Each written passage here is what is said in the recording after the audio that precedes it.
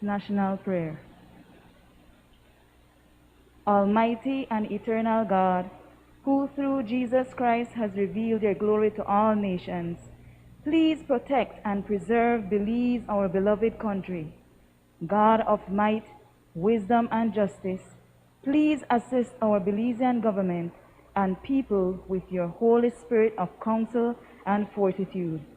Let your light of your divine wisdom direct their plans and endeavors so that with your help we may attain your just objectives. With your guidance, may all our endeavors tend to peace, social justice, liberty, national happiness, the increase of industry, sobriety, and useful knowledge.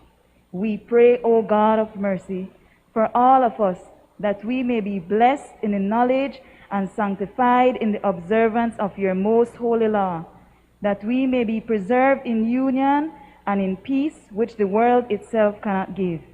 And after enjoying the blessings of this life, please admit us, dear Lord, to that eternal reward that you have prepared for those who love you.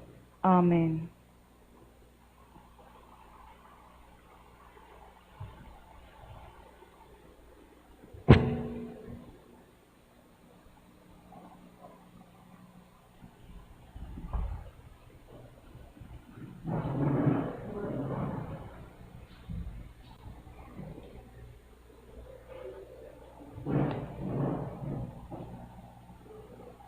Announcement by the Speaker.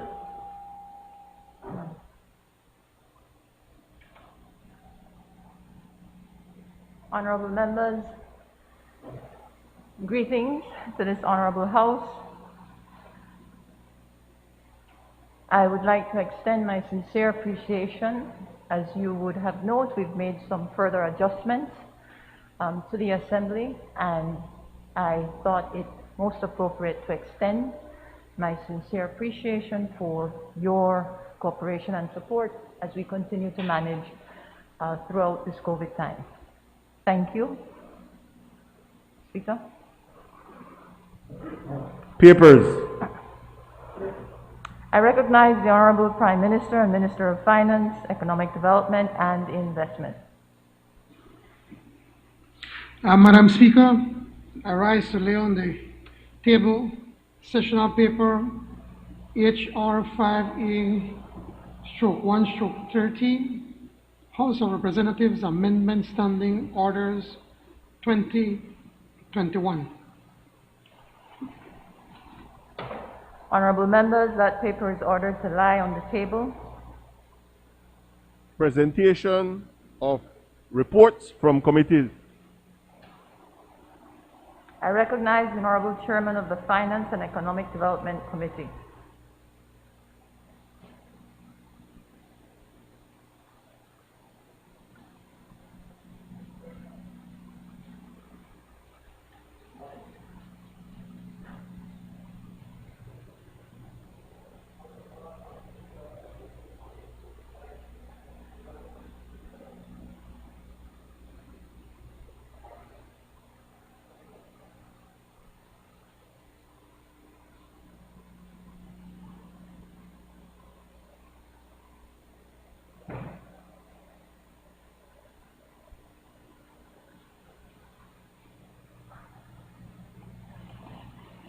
Yeah. Yes, Madam Speaker, first of all, I would like to beg your indulgence since I was absent due to my illness in the last House meeting, to give me an opportunity to thank my supporters of Orange Walk North for their huge support and confidence in the November 11th elections, which brought us the government. I thank them. I thank all my supporters hugely. I also want to thank all of you who had me in your prayers, in your thoughts, in your well wishes while I was trudging through the COVID ordeal. I want to thank all my committee members, my campaigners, my team, my colleagues, my friends, my family. Thank you all. And I want to thank God for life. Having said that, Madam Speaker, I rise to lay on the table sessional papers number HR 6/1/13, report from the Finance and Economic Development Committee on the Central Bank of Belize Amendment Bill 2021. Number HR 7/1/13, report from the Finance and Economic Development Committee on the Finance and Audit Reform Amendment Bill 2021. Honorable members, those reports are ordered to lie on the table. I recognize the Honorable Chairman of the Public Service, Labor, Industry and Trade Committee. Madam Speaker, I rise to lay on the table sessional paper number HR 8/1/13, report from the Public Service, Labor, Industry and Trade Committee on the Public Contracts Commission Bill 2021. Honorable members, that report is ordered to lie on the table. Question to ministers. I recognize the Honorable Member for Mesopotamia. Good morning, Madam Speaker. Thank you. Good morning, colleagues. Will the Prime Minister and Minister of Finance, Economic Development, the member from Orange Walk Central, say what plan is in place to ensure COVID-19 unemployment relief fund and food assistance programs continue for as long as necessary? I recognize the Honorable Prime Minister and Minister of Finance, Economic Development. Thank you, Madam Speaker. I would take it that my friend and colleague, the Honorable Member from Mesopotamia, is asking this question out of genuine concern for the good people out of Mesopotamia. But I have to say, I find it strange that you would ask this question so early in this, as their representative. I see that, Madam Speaker, because this kind of question can tempt me to ask the Honorable Member if he ever questioned his father or his uncle about COVID relief when they were on the other side of the house. But probably unlike us when we were on the other side, he did not have to ask, because even though he was not an elected representative, because him, like so many other UDP supporters, were allowed to distribute pantry in what will soon be revealed in yet another of those many shameful UDP scandals.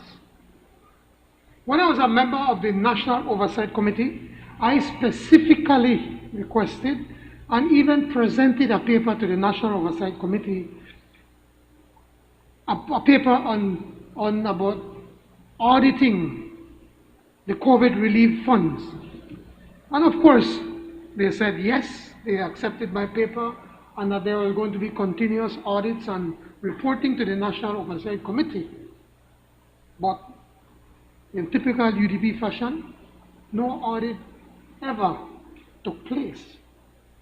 But I need to tell our honorable members from the other side, this government will audit all of the COVID funds that have been spent by the previous government. And it is going to reveal some shameful acts of what happened during that time of crisis. On a point of order, Madam Speaker. What's the point of order?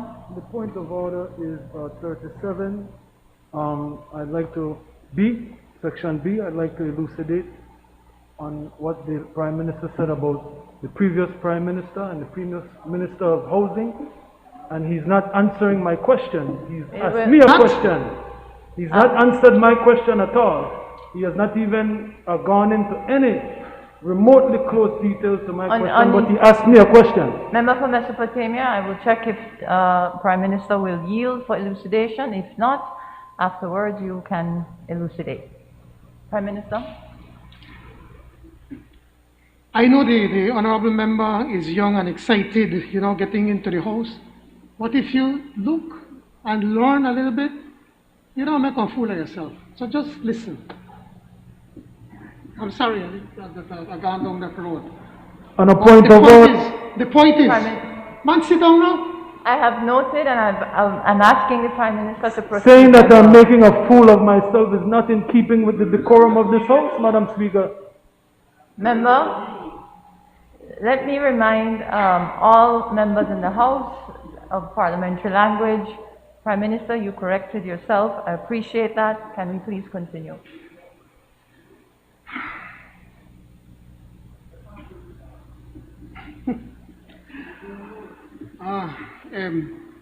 But if you were to just listen a little bit, you will see that I am answering your question. You will note that I have not mentioned the Prime Minister that he stole any money or your uncle. I said the UDP government. I did not name any person in particular. But I think it was your father when we like say what? The hardware ball or the hardware get licked?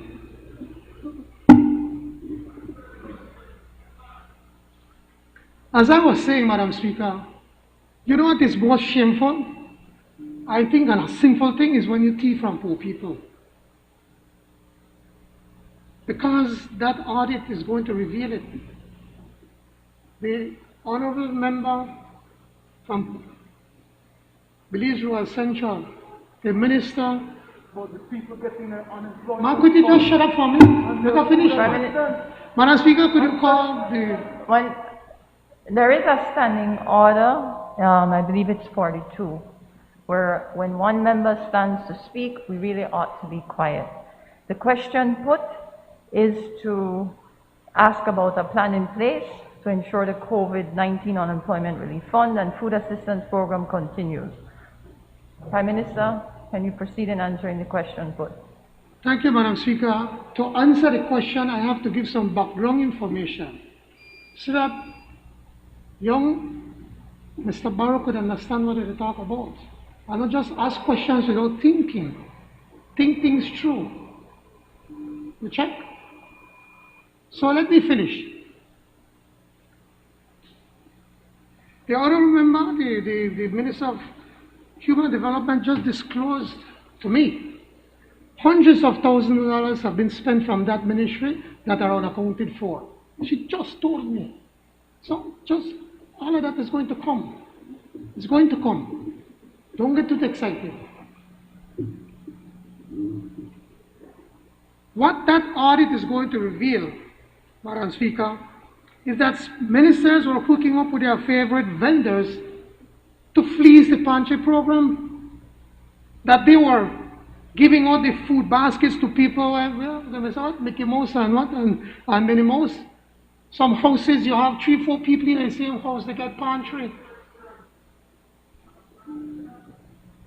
It will reveal that cronies and special friends that were given debit cards with thousands of dollars in money that was supposed to go to poor people, but went to UDP campaigners and their special friends. What is worst, however, is the fact that the money for food assistance was borrowed money, taxpayers' money, money that all of us will have to pay back. Monies that was supposed to be in this program to last until the end of March 2021.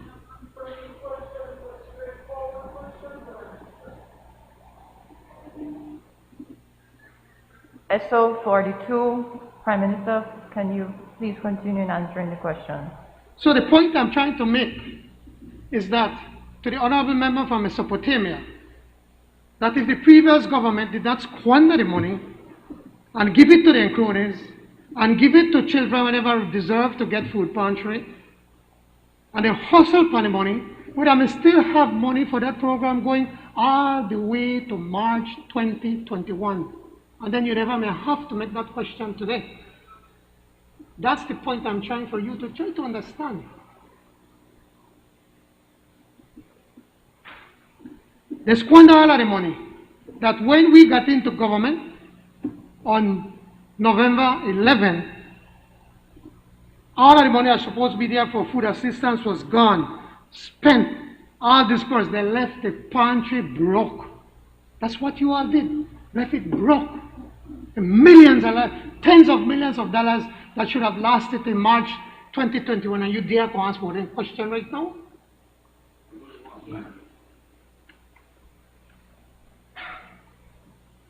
Let me jump. I don't want to get too personal right now. I mean, the honorable gentleman should understand that despite all the money for the crew, despite all of that, that one would bad spend up, we had to find another $7.9 million to keep this pantry grocery bag program to go through until the end of this financial year. $7.9 million that we had to find because I'm gone with all of the money. I know you dare to ask about what you want to do. But don't spend up all of the money. As we speak, Madam Speaker, grocery bag supplies are rolling out. This week, grocery bags are being given out to thousands of needy Belizeans. And this will continue up to the end of March. The previous government, they bankrupted the unemployment assistance program and left the debit card program completely bankrupt. Lots of poor people were conned before the election. Then get in a debit card and tell you not vote for him, and we got the money in the bank for you. Then poor people up and down, they try to get money from the bank, and there was no money because they don't spend all of it. But despite all of that, they got the worst beating in history by the Belizean people. Then sit through the antics on a con that they do from 2008. They finally sit through now. And that's why they vote all out.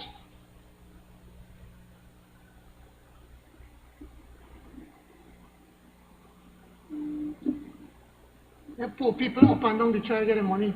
Somebody come ask me, Mr. January, could you forgive me money? I have to tell you the truth.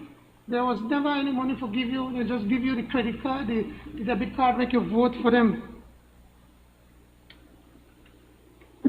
Next week, Madam Speaker, next week we'll start to roll out the Belize COVID-19 cash transfer program. Learn and leave it. This program is being funded through the World Bank, and it will provide assistance for the next 6 months to about 21,000 households. 21,000 households.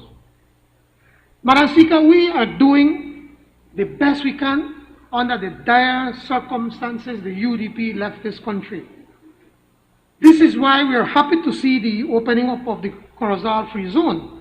This act alone is allowing about 800 families in Corozal to have food on the table at home. And we're opening up smart. We know we have to be careful. COVID is still here. So we're opening up smart with all the proper mask wearing protocols, the proper hygiene protocols, and with physical distancing. Check this out. I remember when we were in the National Oversight Committee, and people are asking that they want to test. They tell you stay home, or you're only going to cough, or you're going to cold. We don't want to test you. If you don't test, you can't contain the spread. Because people don't know if they have COVID. And the numbers started to go up from September. You see that number go up. That by the time we got into government, we had over 5,000 Belizeans infected with COVID. And we knew that what we had to do is follow the science. And test, and test, and test, and test. And by testing people, in 90 days we have brought down the infection rate to under 250 Belizeans. I ask that we focus on the question. Question, Madam Speaker. I have already said what has happened. I do not need help from the other side, members. Thank you. Madam Speaker, I have already said, I gave a background what has happened. I have already also said that we will start the COVID transfer fund that is going to for 20,000 plus Belizean families, and that will go on to the end of June. And I've said what we're doing to be able to control COVID so that people can go back to work. That's the important thing. I was one of the first that said we have to learn to live with COVID. We can't stay locked up all the time. We have to work. And that's what we're doing, and that is what this PUP government is all about. It is about putting people first and finding how we could create opportunities and jobs for the Belizean people. We have done what has to be done to be able to control COVID. We don't solve it, and we can't build no darns. But we do the right thing. We listen to the doctors and the nurses, not the politicians. That's not our job. Now that we listen to the doctors and the nurses and the lab techs and everything, you see how we managed to bring it down? Prime Minister, we don't need to sit down in our room for 3 or 4 hours and then afterwards go for another 4 hours on TV. Let the doctors do that. Madam Speaker, where the UDP failed, we are making progress and starting to fix the problems and the mess that they created because of their greed, their corruption, and their incompetence. Madam Speaker, this PUP government is about the people, and we will do all that we can to assist all the Belizeans who have been suffering because of this COVID crisis and the UDP greed, incompetence, and corruption. We will do what it takes to continue to help people. Thank you, Madam Speaker. I recognize the honourable member for Mesopotamia. Madam Speaker, the Prime Minister is right when he says that I ask the question genuinely. We are in a state of Is that a emergency. follow-up question, Madam Speaker? We are in a state of Honourable emergency. member, I have on my notes you have a second question. Are you doing the elucidation? Madam Speaker, I'm Are doing the you elucidation. standing? Can we quickly get Yes. through, please? So, the Prime Minister asked me about why I never asked the previous Prime Minister and the previous Minister of Housing. I was one of the most vocal lobbyists for the poor people Madam Speaker, is that a of question? Belize. Is that a So, question? the Prime You can only Minister, ask a question, the Madam difference between Point of the order. previous Prime Minister and this Prime Minister is a lack of accountability and transparency. You are not a dictator, sir. You have to account to the Belizean people how you are spending the money. For How you Mesopotamia. are spending the Member for money. And Mesopotamia. that is the order. question that I asked. Point of order, Madam Speaker. Mesopotamia. Yes? Please, Member Madam for Speaker. Freetown. I refer, the member has to appreciate that this is not a club in New York City. This is the House of Representatives. We have rules. And I refer, Madam Speaker, to Standing Order 21. You have no right to, unless the Speaker authorizes you to elucidate on a particular matter, you have no right to do so. What is his point Move of on order? to the next question. What is his point of order? His member for Mesopotamia. I gave the response that you can elucidate because you wanted to clarify a point. You have since clarified that point.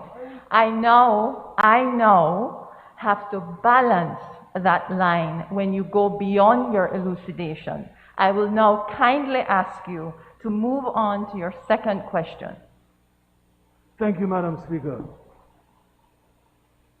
My second question is to the Minister of Housing and Infrastructure, the Honorable Member from Cayo South. Can you say when the construction and distribution of the 10,000 houses you promised in your administration's election manifesto, when will that actually begin? I recognize the Honorable Minister of Infrastructure, Development and Housing.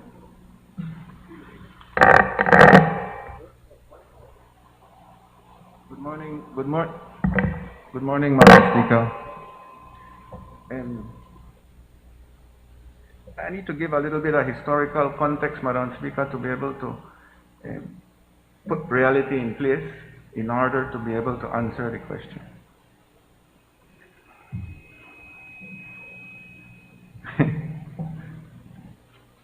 Member from Mesop, how dare you stand in this house with such level of arrogance?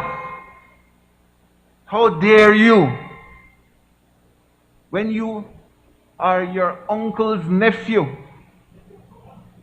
the same uncle that was the past Minister of Housing, the same uncle that left this ministry with absolutely no assets, the same uncle that had no programs in place in the Ministry of Housing, the same uncle that spent over $40 million in 13 years with nothing to show for it,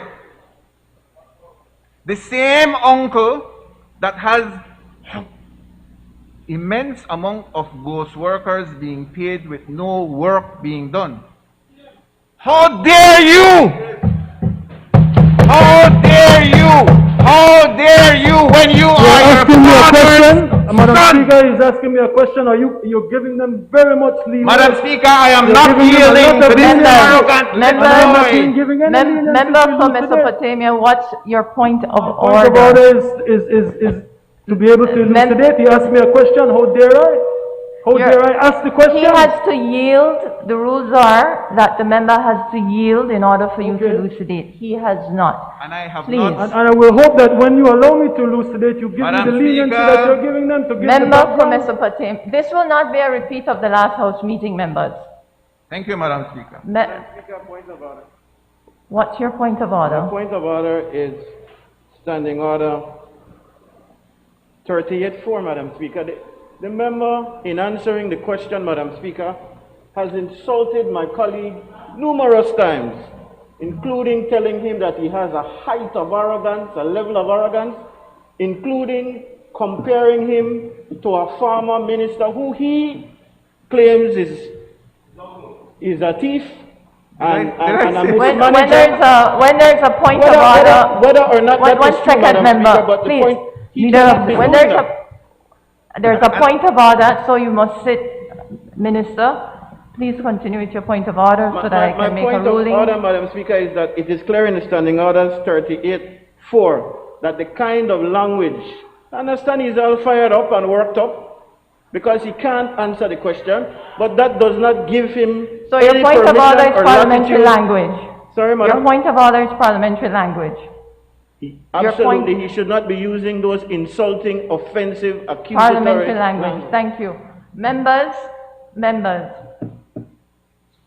I did not think I would have to do this again today, but I will so do. Please, everyone understands the passion on both sides. Let's refrain from using unparliamentary language. There must be, I am certain of it, on both sides, a way to convey our message without descending into that type of language. I will get back to, I have the floor. I will ask that the question put just be strictly answered, so we move on. Speaker, just to try to be helpful, Madam. I have ruled. Remember, I have understand that, ruled. but I have another point that I wish to make, Madam Speaker. Standing Order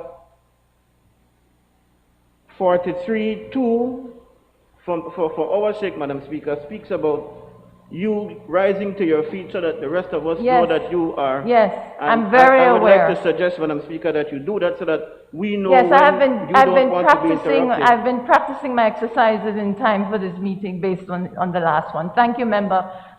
Minister of Infrastructure, please proceed and let's answer the question succinctly so that we can move on.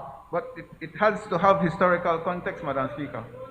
For example, Madam Speaker, the reason that the housing program has not immediately started, one of the major reasons is because the past Prime Minister has us in debt of close to $4.2 billion.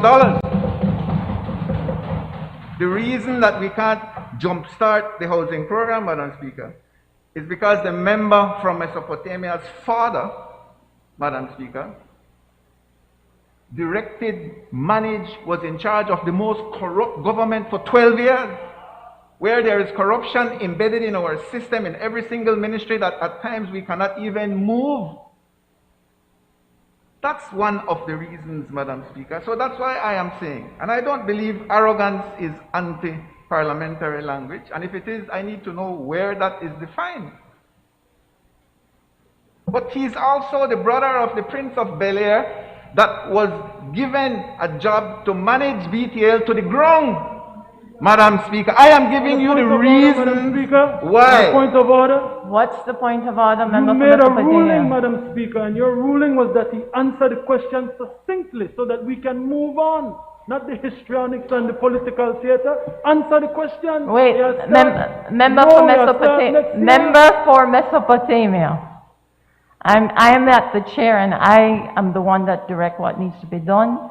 I have asked that it be done succinctly. It is not the first time on either side historical context is given to elaborate on an answer or on a reference. I will ask again, Minister, to please, if we can, wrap up this question, as we do have a third, and we have not yet attended to the rest of the business of the day. Thank you, Madam Speaker. Historical context again. I investigated Briefly. in the western region of the country. Why is it that we can't build houses? Well, it is because of ex-ministers abusing their power to be able to acquire thousands of properties that were supposed to be given out to people. I wonder why I can't build houses in Belama when two ministers over there have worked out a deal that one of their friends can get 16 acres in the most densely populated area of the city. Member, 26 acres. That is one of the reasons we have not been able to start looking at building houses in Belama. On a point of order, 38.5. Again, the member is clearly imputing improper yes. motive. But this is not strange behavior for him. He continues to disregard the standing orders from the Speaker. I've noted that point of order. Madam Speaker, all I have said is factual. I have not made up anything.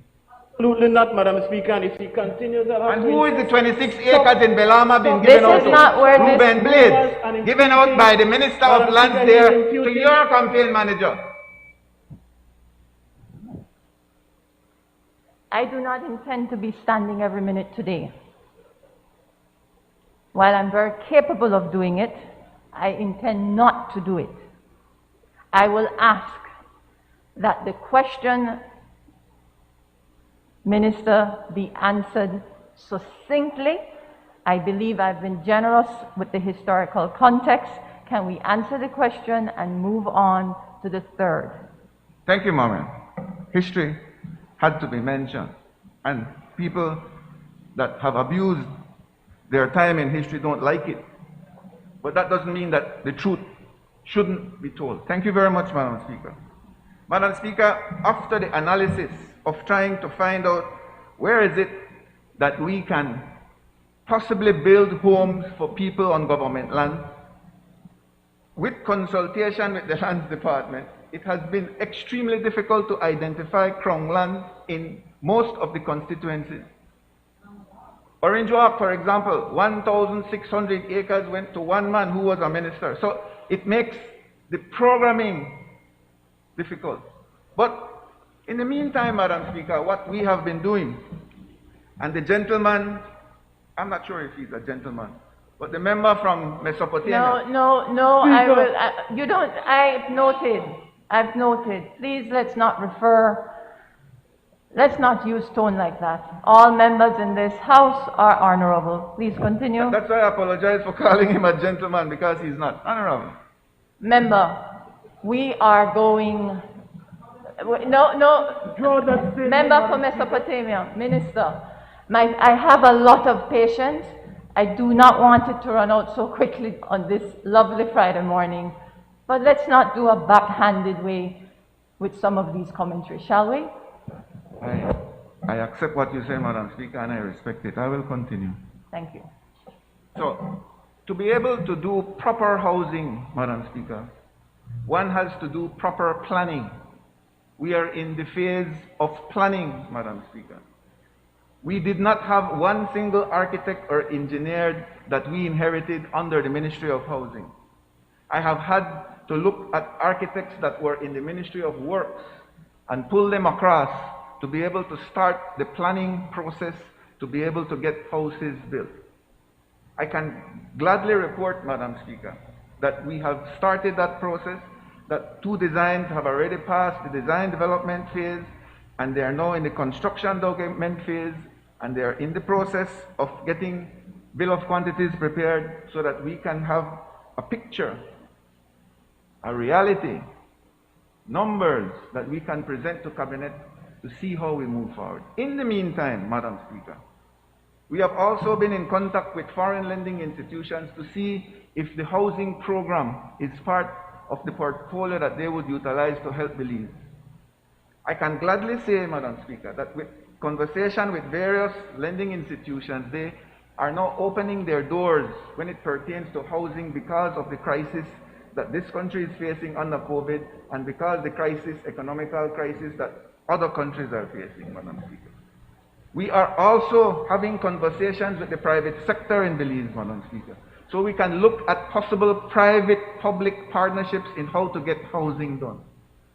We are also speaking specifically to the private sector, Madam Speaker, so that when the houses that we do, which are social program type houses, do not compete with the private sector, we are looking at the private sector to see if we can approach the lending institutions domestically to see if we can achieve better rates so that we can have housing.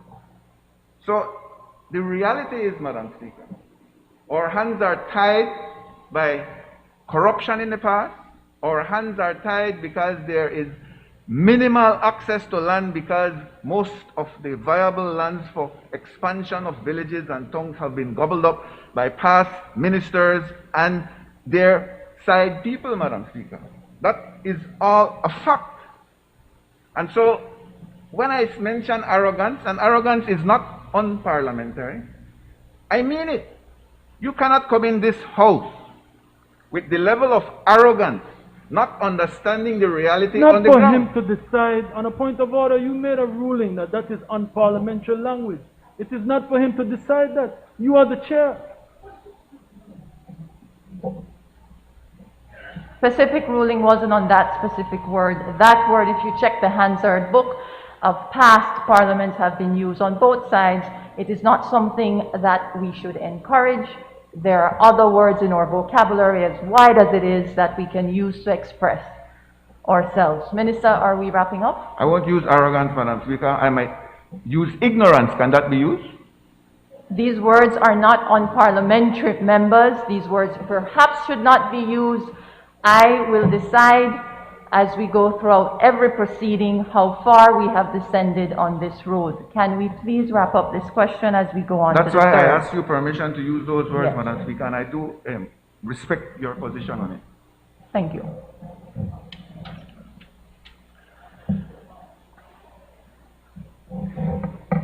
I'd like to leave this house with one thing. The honorable member from Mesopotamia has one experience that none of us have, especially the ones on the other side. I think he needs to give some advice to his members based on his experience so that they never end up having to go through that experience themselves, Madam Speaker. Madam Speaker, where is he going? You asked him to wrap up. You've given him great liberty for historical context. Yes. He's answered the question. Can move on. Thank you, member. Minister, have we concluded? I am trying my best, Madam Speaker, but this jailbird era up is keeping No, me back. no, no, Madam I will Speaker, strike that. Madam Speaker. Members, I'm quite capable of recognizing, I'm very capable of recognizing when the line has been crossed. That will be struck from the records. Minister, I am imploring that you wrap up this question and we do not continue along this line. Madam Speaker, the word that I use is also a fact. I am speaking facts. Drug trafficker. At least I was a drug trafficker. I wasn't a member of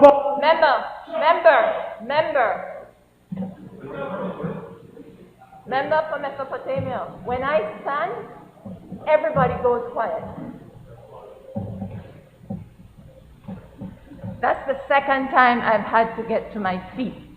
I find it embarrassing, not for me, but for the nation. In this house, we refer to each other as member of your respective constituency, nothing else. That is what we refer to each other as, or how we refer to each other. References that are unparliamentary, such as that one that was used, will be struck from the record. Minister, I will ask you one more time to please wrap up this question so we can proceed. Thank you very much, Madam Speaker. I can use the word member. I cannot use the word honorable. I will leave it there. Honorable member, I recognize the honorable member for Mesopotamia on your third question. So, Mike, Yes. will the Minister of Home Affairs, the member from Caribbean Shores, say what is his plan as the Minister of Police and New Industries to decrease violent crime and increase the conviction rate for murder? I recognize the Honorable Minister of Home Affairs and New Growth Industries. Morning, Madam Speaker. Thank you. Permission to refer to my notes, Madam Speaker? Sure. There is an old saying in Chinese philosophy that a wise man points at the moon and the foolish man examines the finger. There are two things that we must factor in before we attack the issue of crime reduction in 2021. The first is we must face the truth that if the social scientific projection is right, the next wave of the COVID-19 pandemic will show itself in the form of criminal delinquency and socio-economic turbulence. The second is that no matter the size of the egos or the cluelessness of the past ministers holding the national security portfolio, crime reduction is not a ministry-specific portfolio. It requires a collective romancing of the Belizean people to let the law-abiding citizens know that they are in control and that we can do it together as a community. During a commander's meeting, as I shared my vision for the way forward, I was able to share with them that the twin forces of reform and innovation will brand every decision ahead.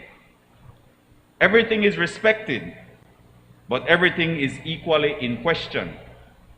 It is time to approach policing with radical and modern thinking that makes companies like Google and Apple great. We are not afraid to apply change, and that change will cause discomfort. But we are sure that it is only with innovation and technology that we can navigate policing through the surely rocky times ahead.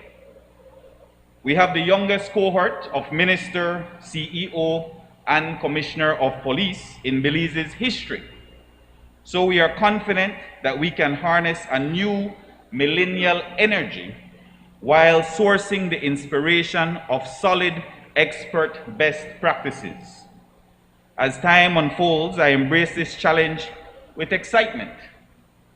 The young generation of Gen Zers navigate a world where innovation and technology are second nature, and it is time that we lose the fear and dive into what the innovation will do to bridge the human disappointment and doubt that has crippled crime fighting in Belize. Even though we hope to be criticized for aiming too high, our mission is one of balance. To be futuristic in our solution approach while applying the past wisdom of what works, but in new ways.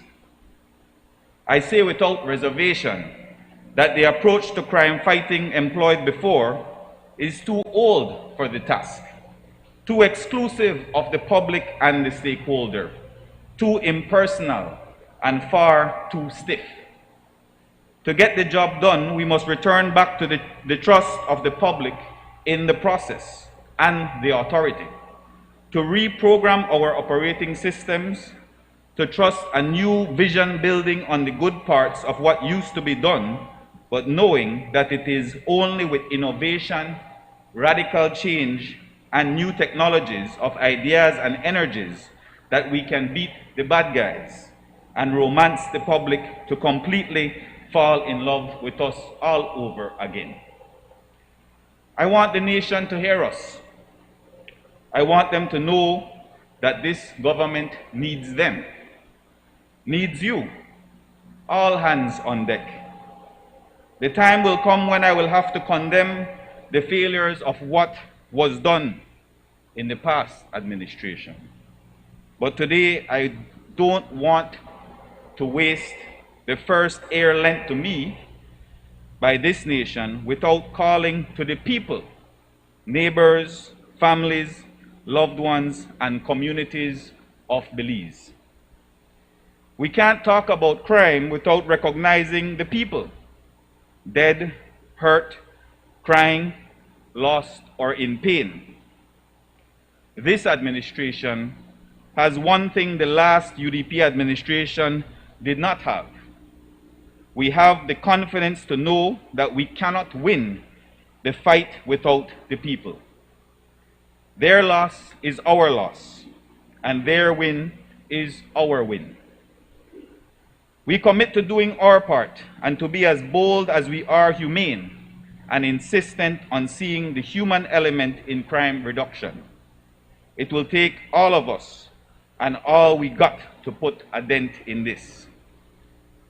Statistics can be cold, and during a choking time of quarantine, coronavirus curfews, and political transitions, those statistics can even be misleading. The public servants who are police officers have been going at it, largely without effectively revolutionary ministerial directive. And the 24% dip in murders meant that 32 more Belizeans are alive than the year before. People are not percentages and excuses. We must approach the issue with the utmost honesty, because the concerns in recent years from the Gale reports and interventions are that the true extent of violent crime, excluding murder, might not be fully represented in the figures. Fatherless daughters, crying mothers, angry teenage boys, families begging for justice, and no space to heal means we have to see people to solve this. We must decide to treat crime reduction as a public health issue rather than simply a police matter. Make it personal and have this dictate both the direction and the support. The public health approach, in which the police work with those in health, education, religious, and social work sectors to address the problem. The results are sure to be identifiable and more durable. We can, with excitement, tell the nation that within the next 2 weeks, we will be launching our national crime fighting strategy. The backbone of this strategy is new, bold, modern, and fully uploaded to the new technological world. The game changer is in the modernization and humanization of the change tools. This will make a big difference as we are excited to design the launch of our innovation and technology platforms.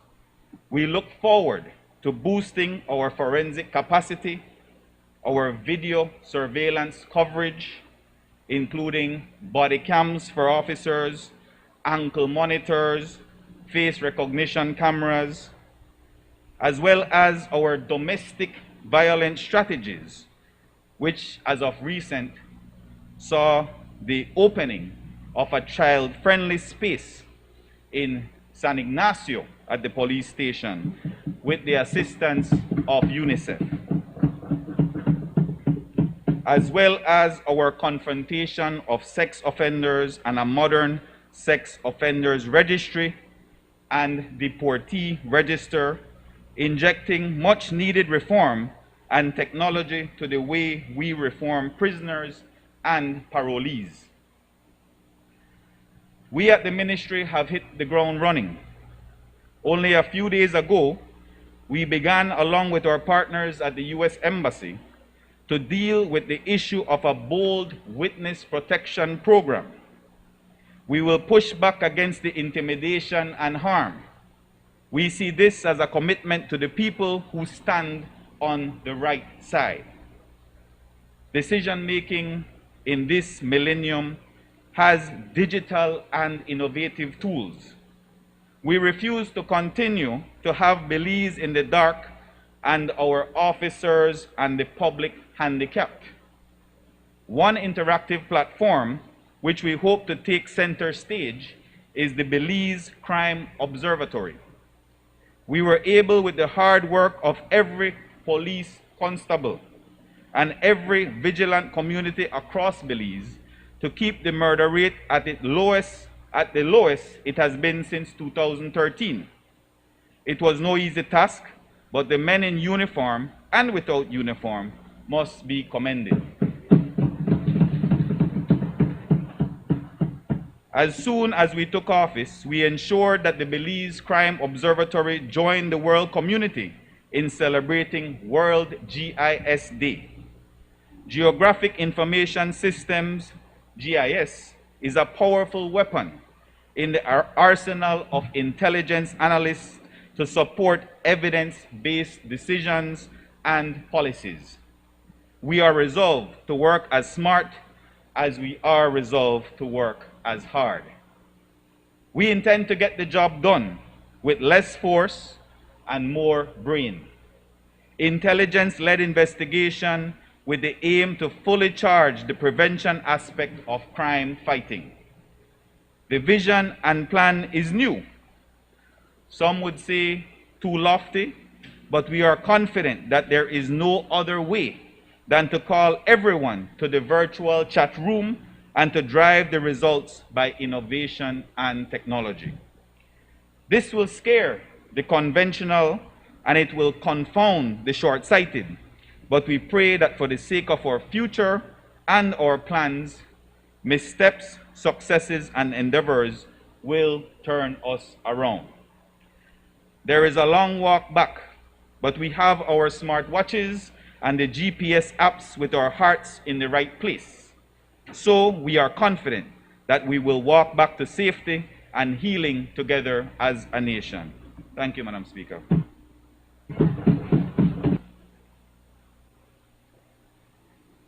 Statement by ministers. I recognize the Honorable Minister of Infrastructure Development and Housing.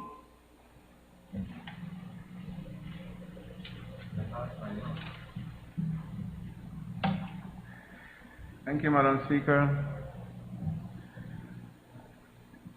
Madam Speaker, today I rise to give a report on the status of Bill, Belize Infrastructure Limited. Again, I have to give a little bit of historical context, but I will try to formulate it in the way that you are comfortable, Madam Speaker.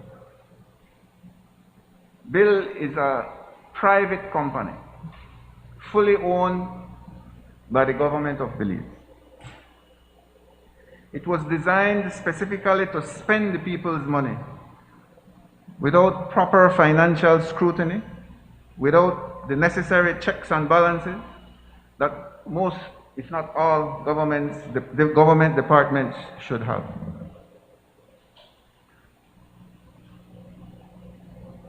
Madam Speaker, Bill was a vehicle used for the misappropriation of public monies without public scrutiny. Madam Speaker, what did we find? We found that over $100 million, because we have not been able to fully identify and certify all the expenses up to date. But as far as we have seen, $100 million has been spent through bill. 80% of the contracts awarded through bill were given to one specific contractor. That contractor, Madam Speaker, goes under the name of IE. But let's understand how this thing worked. There was an incestuous relationship going on, Madam Speaker. A partner, I'll paint the story so you can tell me if this is correct. A partner / employee of IE became the general manager of Bill after the general election. This general manager then, the first thing they did was to rent a luxurious office space in the building beside the offices of IE. And the building is also owned by them or their affiliates. So the first thing that this employee, Matalon building. We're looking at about $45,000 a year. So the first thing that the managing director did was rent from the person that they used to work for adjacent, like on the side over in the two offices. Miss Christy Maestre. Members, when other persons are not here, let's try, if we can, to refrain from using other people's name. They clearly are not in the house to defend themselves. But it's a fact, she's the general manager, and there has been only one general manager. So I can't really pick the order about him, Madam Speaker. So, the person was an employee partner. Government, in its wisdom, decides to create a vehicle that bypasses all accountability, puts this employee partner as the general manager. The first thing she does is rent from the person that she was a partner employee first, a luxurious office space at the Matalon building that either them IE or their affiliates, and the affiliates would only be their brothers, own. That's a fact. Subsequent to renting the office, then all of a sudden, all the contracts, not only the contracts of construction, but the design or the design bill or just the construction or maybe a partnership was awarded to the same company which she came from without the necessary financial scrutiny that is needed.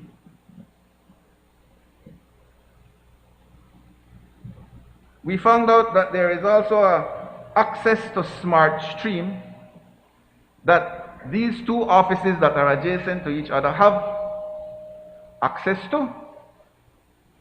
Smart Stream, in my opinion, and maybe the financial secretary can assist us a little bit more, is detailed, confidential, financial information that only the FOs should have access to, or certain financial officers. It should not be left where a contractor has access to it. Because then that contractor, through his agent, could have direct access into how government spends money and how money is flowed and the transaction of money. That was a scary revelation to us, Madam Speaker. Then we have conflicts of interest with people that supply the metal structure from lots of the buildings. They are the agents that supply these structures, and yet they hire them to be the supervisors of the same structures that they sell. We found out in one of the contracts that it really specifies that that should not happen, yet it did. We found out that the general manager made purchases, made decisions that could only be decisions that a board would give permission to do, or the Ministry of Finance would give permission to do. We have subsequently seen documentation of past board members that are not aware of major purchases being done by the general manager. But what was scary, and I would like the auditors, the GST, the Income Tax Department to be aware of, the Financial Intelligence Unit. We asked them for financials of this company. A letter was provided to us stating that they have financials for the year 2019 to 2020, but they saw it in their interest to purge, was the word used. My word would be destroy, but it's the same end result. They found it in their interest to purge and destroy all financials before 2019 because they said they didn't have space. Now, the laws of Belize are quite clear. Any private company should have their financials for the last 6 years. I think, I'm not an accountant, but I believe that was also amended, Madam Speaker, where you have to go back now to 12 years. I'm not exactly sure if it's 6. I know it's 6 for sure, but I distinctly remember seeing some amendment that it goes to 12. But this private company decides that they want to burn it up, they use the word purge.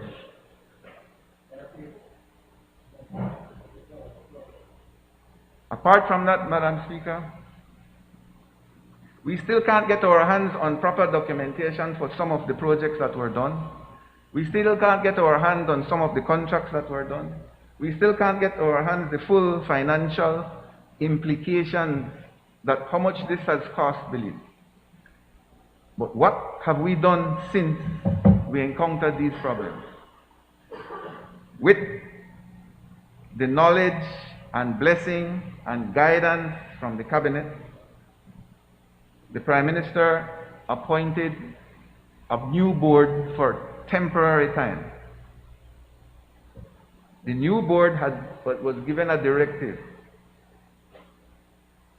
The new board has made certain decisions that cabinet has had no objections to. The new board has found it in the interest of the people of Belize to suspend all business activities that Bill is doing for the next 6 months. The new board of directors have decided that they will suspend the general manager upon a financial investigation of her actions. The new board has appointed the CEOs from the Ministry of Works and Tourism, Infrastructure Development and Housing to be the interim managers for the next 6 months to carry out what is necessary. The new board has been given a directive that an audit be done of all contracts and of the financial affairs of Bill itself.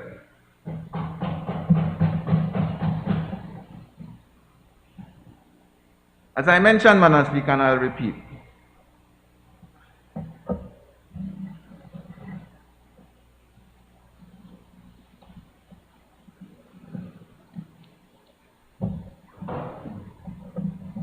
we have a private company that was set up against the rules and regulations of how companies are supposed to be run, against all the financial regulations, against all the checks and balances. But I would like to remind everybody affiliated with any of the projects that once the audit is done, once the investigation is completed, if there is any criminal activity found, be aware that all proceeds of criminal activities can be considered money laundering. I'll repeat. If after the audit of the contract and all the operations of bill goes through the necessary legal procedures, and criminal activity is found to have been committed, all proceeds, profits, and monies derived from those criminal activities deposited in any bank, purchasing of any building, with those criminal proceeds can be considered money laundering. I am alerting all the financial institutions of this country, the FIU, the Income Tax Department, the GST. We spent over $100 million without proper oversight. The people of Belize deserve to know where that money went. So the mandate given to us is a little separate from what I would like to happen, but I am a team player. The mandate given to us is to wind up the operation. I would want to kill Bill.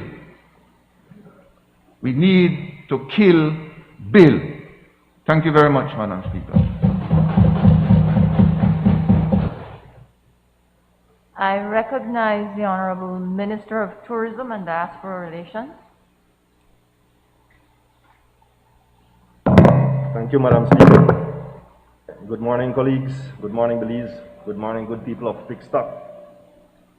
I rise to give a report on some audits done on the Border Management Authority or agency.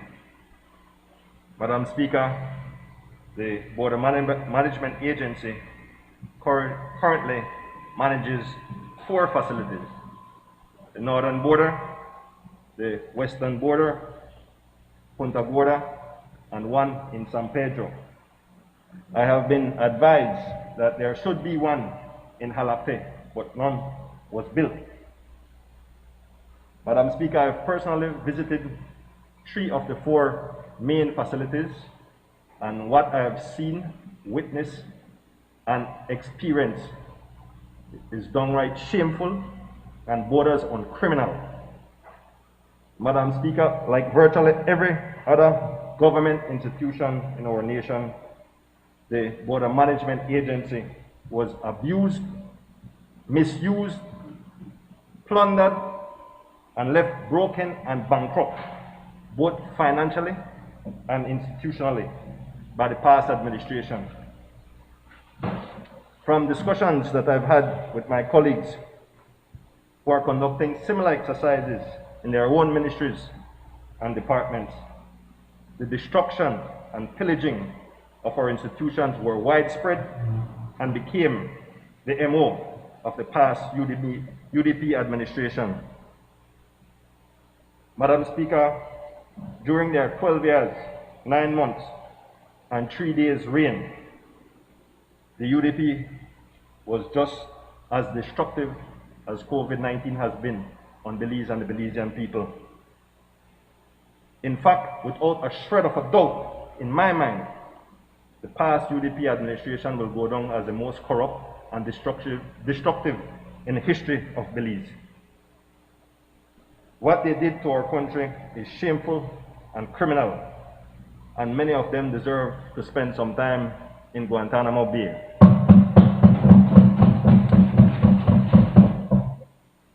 So I'll spend a little time just to go into some of the details that we've found after the audits have been done at the BMA. The first problem is that from my investigations, this fellow here, Shrek, some Shrek, maybe the guys in the West, was the general manager of the Border Management Authority, some UDP crony. See? Mr. Shrek operated without any accountability and transparency. In fact, the former accountant would sign blank checks, and Mr. Shrek would go on spending sprees like the money was his. In fact, I'd ask your permission just to read a letter from the former accountant to Mr. Schreck.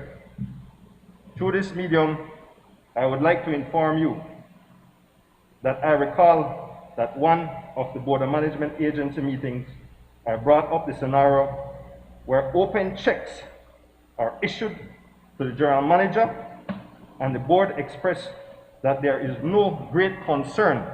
The Board is expressing that they have no great concern of blank checks going to Mr. Schreck. No great concern on their part, since you are the General Manager. However, as accountant, I believe that for each month, all blank checks should be well reconciled sometime in the following month. Unfortunately, I can firmly report that due to the delay in receiving those vouchers issued by you, or in some instances sent to the Honorable Minister Manuel Heredia, are not received at my office on time. For instance, there are vouchers for the month of December that are still pending, and this means I cannot move forward with my workload. Just to tell you what they've been doing at the Board of Management. Also, Madam Speaker, we've done an independent audit, and I'll just read one line from the audit.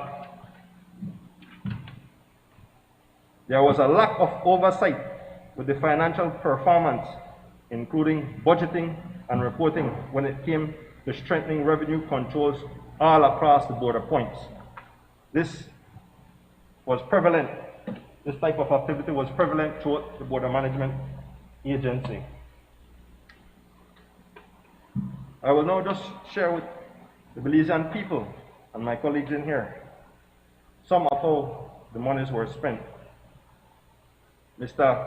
Mike Games, $680,000. Mr. Sergio Nal, $642,000. Mr. Carlos Castro, $378,000. $200,000 which were spent on ACs. The AC almost burnt down the Western facility the other day. Mr. Juan Carlos Chulin, $466,000 for IT work. And I'll just share with you a report from the audit done from an IT expert. As a result, no one knows the originating points of the cables, with a couple of exceptions. Same applies for the network devices such as routers and switches. The routers and switches in the local network are not properly configured and are not documented. Hence, the team found 2 routers in the network located in 2 different buildings. Pretty much what the report is saying, all they did for IT work for $466,000 when Mr. Chulin was called was to plug out the system and plug it back in. That's all for $466,000. Huber Contreras, $473,000. This one big now. Mr. John Oliveira, over $1 million. Valentin Torres, $396,000. Mr. Efrain Gomez, $589,000.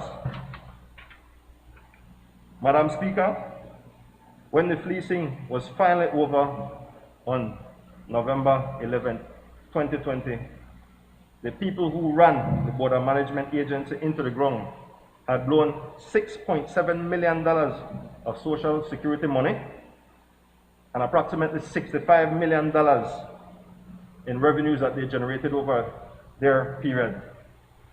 They'd also been helped by government with $13 million to improve the infrastructure on the roads in the facilities. And according to a board member, within 6 months, those roads were broken. Madam Speaker, They also left close to $4 million in debt, with little revenues as a result of the borders being closed, and monthly expenses hovering over $200,000. I can assure you that the border management is virtually bankrupt. But Madam Speaker, I'm not here to cry today. I'm using this time in the Honorable House to educate the Belizean people about the plundering that took place at the Border Management Agency. I also want to assure the Belizean people that we will rebuild the institution stronger and better than ever before. I assure you that we will upgrade the facilities, and those facilities will be a beacon of greatness for years to come. I thank you for your time, Madam Speaker. I recognize the Honorable Minister of Health and Wellness. Good morning. Thank you, Madam Speaker. Madam Speaker, I rise to give a brief update on the pandemic. Madam Speaker, since we were last in this Honorable House, we have made great strides in controlling the spread of COVID in our beautiful country. These successes, Madam Speaker, have enabled us to modify some of our measures and allowed more flexibility to our citizens with regards to movement and commerce. We are not letting our guards down, Madam Speaker. The public health measures are still in effect, and the mandatory use of face masks and physical distancing are not only law, but are now ticketable offenses. We are serious about controlling this pandemic. For historical reference and comparison, Madam Speaker, the number of confirmed cases for the month of November 2020, when we took office, was 3,264. And for the month of January 2021, the number of confirmed cases was reduced to 1,050.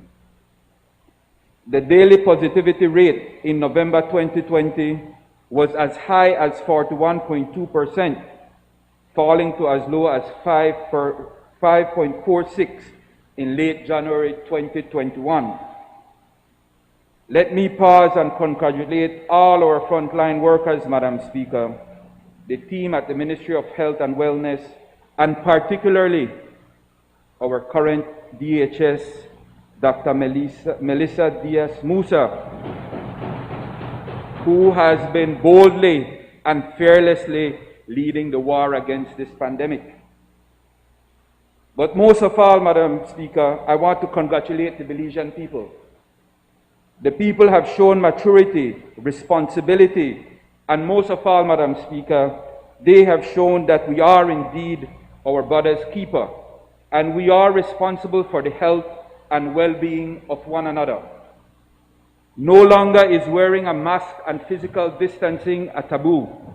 It is now an indication of how much we care for one another. And on that note, Madam Speaker, kindly allow me to update this Honorable House on the status of the COVID-19 vaccines. The COVAX facility has advised us of the intended delivery of 100,800 doses of the AstraZeneca vaccine by the end of the first quarter of this year. This indicative distribution, Madam Speaker, is based on the estimated availability of vaccines from the manufacturers. On the 29th of January 2021, the European Medicines Agency, EMA, granted conditional marketing authorization for AstraZeneca vaccines to be used in European countries. The next awaited step is for the World Health Organization emergency use listing for the AstraZeneca vaccine. Apart from the COVAX facility, Madam Speaker, the CARICOM Secretariat has advised us of the opportunity to procure 81,697 doses of vaccines through the African Medical Supplies Platform. This is an opportunity offered to CARICOM member states, and we have expressed our interest to CARICOM through the Ministry of Foreign Affairs. Madam Speaker, as well, I am pleased to report that today, through the Ministry of Foreign Affairs, we have indicated to the Russian Federal Republic our acceptance of a donation of 20,000 doses of the Sputnik 5 vaccine. And in this regard, Madam Speaker, I wish to thank the Honorable Her Excellency the Ambassador of Panama to Belize, Marta Boza, for helping us with these linkages. Madam Speaker, we will continue to source vaccines from manufacturing companies who can deliver safe and effective vaccines in a timely manner. The Ministry of Health and Wellness, Madam Speaker, along with the representatives from professional and business associations, trade unions, civil society organizations, health professionals from the private sector, the United Nations Agency, and the government ministries in Belize are working together for a successful vaccination campaign against COVID-19. The Ministry of Health and Wellness, in collaboration with the Attorney General's Ministry, is revising the Public Health Act to make the necessary amendments to facilitate the importation and use of the vaccine in Belize. The priority groups to be vaccinated, Madam Speaker, are healthcare workers from public and private health sector, followed by the elderly population and the population with risk factors. The complete details of the vaccination roadmap will be shared and publicized for the common good. Notwithstanding the progress we are making, the Ministry of Health and Wellness shall be using this time that we have in this lowering of numbers to prepare our medical institutions to confront a third wave. As you know, Madam Speaker, countries such as Barbados, Trinidad and Tobago, and recently Cuba have shut down to curb the spread of the pandemic. Madam Speaker, we at the Ministry of Health and Wellness are serious about safeguarding the health of our people.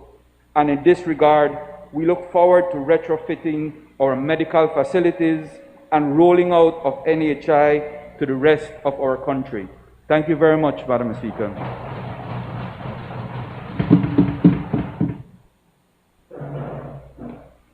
Motion relating to the business or sitting of the House.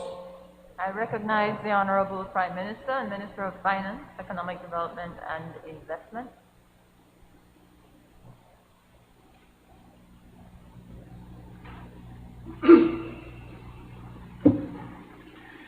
Madam Speaker, I move that at its rising today, the House adjourn to a date to be fixed by the Speaker.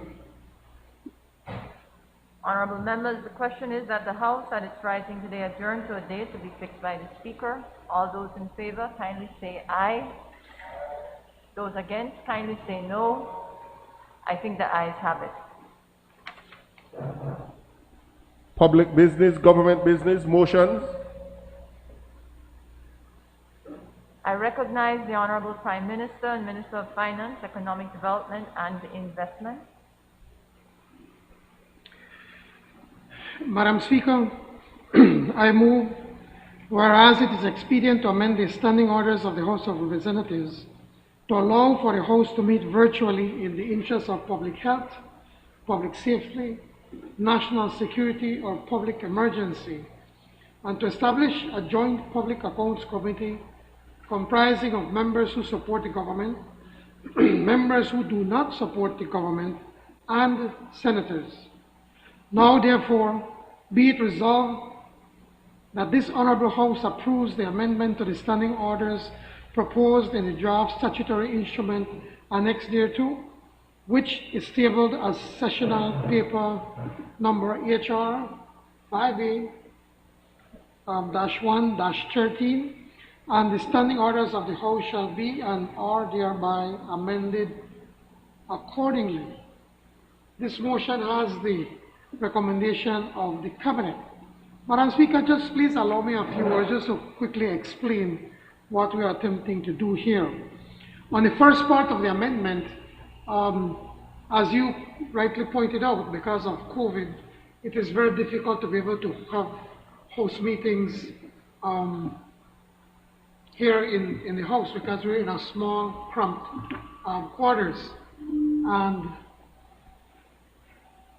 many people ask, well, why don't you just meet virtually, use Zoom or Teams or whatever it is that you want to use? And we have to explain to them that the standing orders never envisioned for a day that you can hold house meetings virtually. This is something that's not new to Belize. It's been doing in some of the other countries, especially like in the Caribbean. And so basically we're not inventing the wheel. Basically we're just moving with the times and give you, Madam Speaker, and your staff the proper tools to decide how best we can hold house meetings and also I meant with the Senate safely and to protect each and every one of us instead of having all these glass or plexiglass around us and keeping our masks and doing everything possible to try to protect one another. The second part of the amendment, which is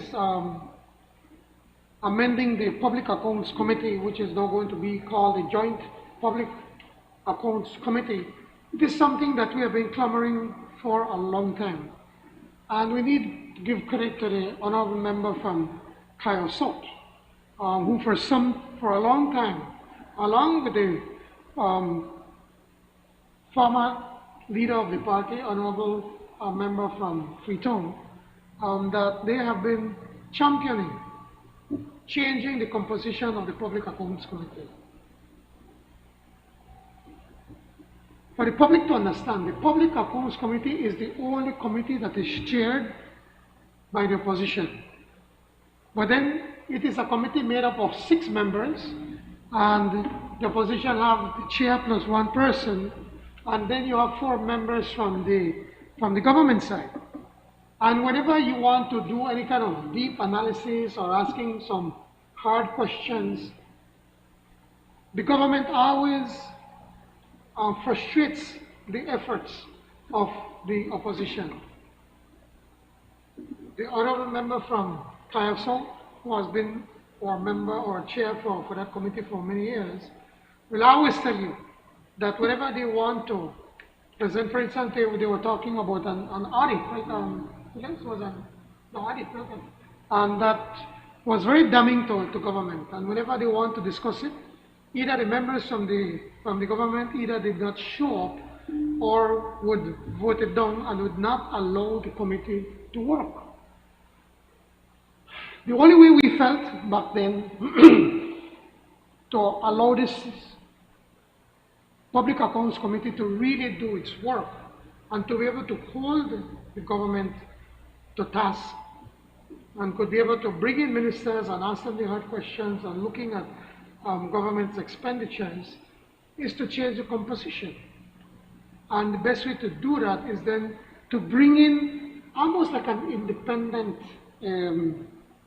referee to be able to join the committee. And it was felt that the best way to do that is then to invite the senators to join. But we don't want to bring senators from either the government side or the opposition, because then we're going to be doing the same thing. And it was felt that the best way we can achieve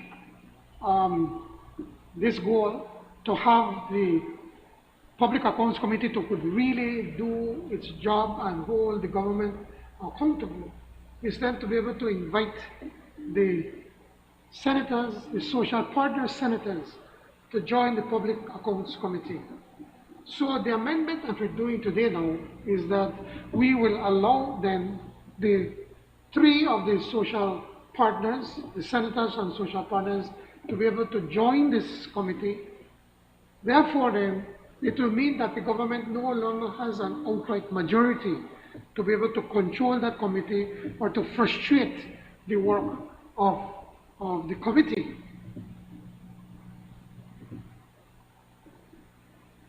So that, in effect, what we are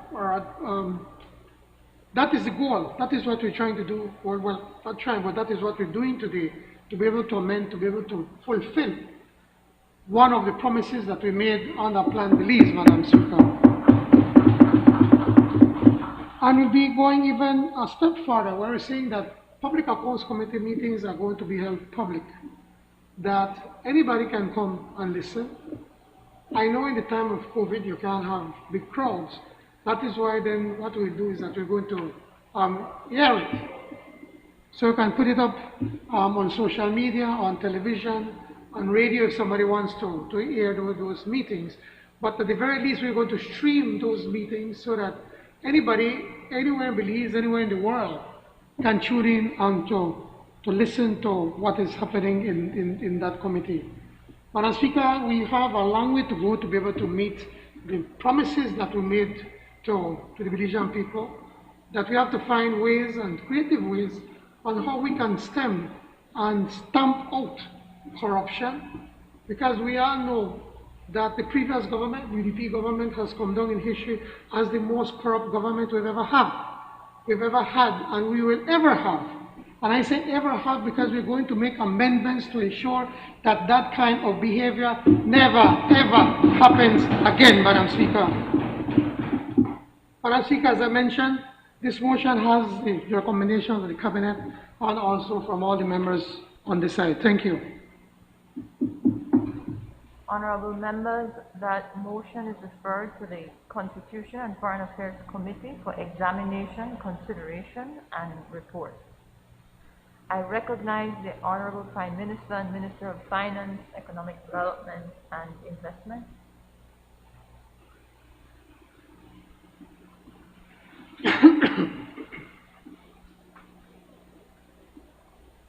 Madam Speaker, I move whereas Section 3.1 of the National Assembly Staff Act, Chapter 14, Substantive Laws of Belize, Revised Edition 2011, establishes a National Assembly Staff Committee consisting of the Speaker of the House of Representatives, or in his or her absence, in this case her absence, the Deputy Speaker, 3 members of the House of Representatives, the President of the Senate, and 1 other member of the Senate nominated by the Senate, and 1 member of the staff of the National Assembly, or 1 other person who is not a member of staff of the National Assembly, nominated by the staff of the National Assembly. And whereas Section 3.1b of the National Assembly Staff Act, Chapter 14, Substantive Laws of Belize, Revised Edition 2011, provides that the 3 members of the House of Representatives forming part of the National Assembly Staff Committee shall be nominated by the House. Now, therefore, be it resolved that this Honorable House hereby nominate the Honorable Luis Alex Balona, the Honorable Jorge Espat, and the Honorable Tracy Panton to be members of the National Assembly Staff Committee. This motion has the recommendation of the Cabinet. You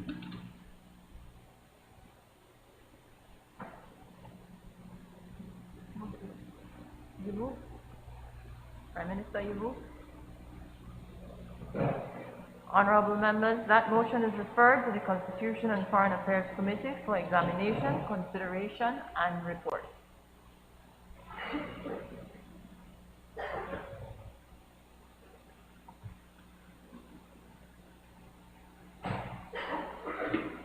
Madam Speaker, in accordance with Standing Order 12.8, I move that the proceedings on the order paper may be entered upon and proceeded with at this day's sitting at any hour do oppose. Honorable members, the question is that the proceeding on the order paper may be entered upon and proceeded with at this day's sitting at any hour do oppose. All those in favor kindly say aye. Those against kindly say no. I think the ayes have it. Bills for second reading. I recognize the Honorable Prime Minister, Minister of Finance, Economic Development and Investment. Madam Speaker, I move that the second reading of the General Revenue Supplementary Appropriation 2020-2021, number 6, Bill 2021, be deferred to a further date. Madam Speaker, please allow me to explain why is it important for us to defer this bill. This bill has to do with the approving another $7.5 million to finish the Eleanor Hall building, the Eleanor Hall building contract. It seems that the construction, and just like the troubles that the Minister of, the Honourable Member from Cayo South has had to get to the bottom of the things in bill. Well, this also has to do with bill. And we are also having a lot of problems in trying to put the facts together.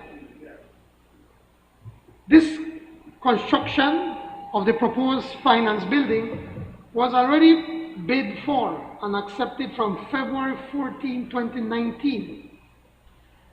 And the contract was signed on March 15, 2019 between the government of Belize through Bill and the joint venture Medina's Construction and guess who?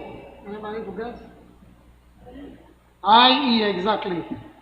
And International Environments. Now please note, Madam Speaker, the original cost for this contract, or the original contract was for $12,697,392.65. I don't know how to get to the 65 cents, but even the 65 cents they collect. But then there was an addendum to the contract for variations, and the Minister of Infrastructure Development could tell you that variations is something that the former Ministry of Works love to use variations for everything. So there are variations under this contract which increased the sum to up to $14,547,186.06. At least they could have dropped it 6 cents, but even the 6 cents and the collect. Now there's another contract in connection with the building for the direct purchase from some John Reed and Sons, a UK company, for the steel frame, roof and gutter system for the building, for the total sum of $5,521,406.26.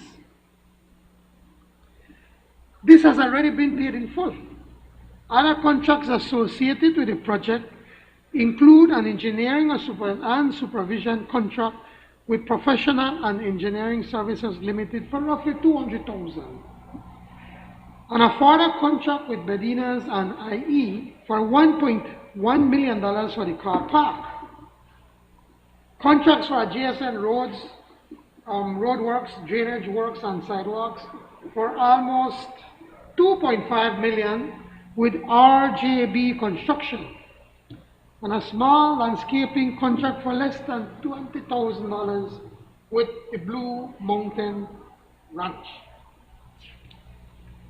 And boom, we have one building with our cost with $25 million. Start from $12.6 million, and now they want $25 million to finish the Eleanor Hall building. What is interesting or very important to note that in connection with government's expenditures to date on the building project, a total of... On a point of order, Madam What's the Speaker. point of order? The Prime Minister introduced this bill in the last House meeting, and he gave an explanation of why we needed to do this, supplementary number 6. And now, Madam Speaker, he's merely rising to defer it, but yet he's engaging in the debate, and I am afraid, Madam Speaker, that you will not give us a chance to counter what he has said today. We will have to wait for the debate. So he's now clearly anticipating the debate. He is the one who is saying he will defer it. So he should not put on this whole speech or debate. Leader of Opposition, point well taken. The motion was to defer. I believe you're given context for the reasons for the deferral. Prime Minister, can we continue? Madam Speaker, good try, Leader of the Opposition. But I need to explain why is it that I'm deferring this bill, Madam Speaker. So again, in connection with government's expenditure to date, and don't spend $17.15 million, which was transferred to bill, the infamous bill, in fiscal year 2019-2020, of which the vast majority was used towards the construction of the building. Now, only $5 billion was approved in the financial year 2019-2020 General Appropriation Revenue Act. The remaining 12.15 million constitute unauthorized expenditures not yet submitted to the House for approval. In fiscal year 2020-2021, up to the end of December 2020, another $8.1 million was transferred to Bill. Again, most of it was used towards the building project. Similarly, only $5 million has been approved in the financial year 2020-2021 General Revenue Appropriation Act. The remaining $3.1 billion constitute additional unauthorized expenditures not yet submitted to this House for approval. I need to explain why are they deferring. Madam Speaker, the Cabinet feels that we have an obligation to investigate what has happened here. Do we have value for money? Why is it? Why is it that the former Prime Minister approved monies without the approval of the National Assembly, knowing full well that this is in contravention of the Finance and Audit Reform Act? An act, did I point out, that he amended, I think it's around 2009, 2010, he amended that act to make his very action that he has done a criminal action. Why did he do that? He changed the act, PUP, making spending unauthorized money a criminal act, and here he has been doing it on the bill. Why is it that in almost all of the contracts that Belize Infrastructure Limited issued, the name of IE, International Contractors, International Environment, appears? What, 80%? Yeah, about 80% of the contracts that Bill issued, i.e. somewhere there, they hand in the cookie jar. But then two hand in the cookie jar. What is this special relationship? And the member from Kyle South call it an incestuous relationship. And I'll try to find another word. I kind of want to repeat the same word that they use. And they come with chummy, inseparable, intimate, but none of them describe it best than the word that you use, Minister of Infrastructure Development. This incestuous relationship between Bill and IE. Madam Speaker, we, and certainly me, I don't have any issue with Medina's construction. They are a reputable construction company. Prime Minister, are we debating or anticipating? I am presenting the facts as to why is it that we withdrew. We're going to defer the bill. Why we're deferring. That's all I'm doing right now. If they want to debate it, then please be my guest. But what I'm trying to point out, why is it that we're deferring it?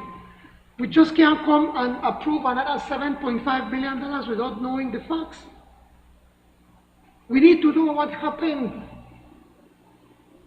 And that is why this government, the cabinet, decided to suspend the contract, the entire contract, pending an investigation. We will be asking the Public Contracts Commission, which we are going to debate later on and pass and put into law, that will be working with the Contractor General, to investigate the Eleanor Hall building contract. We have to ensure that we are getting value for money.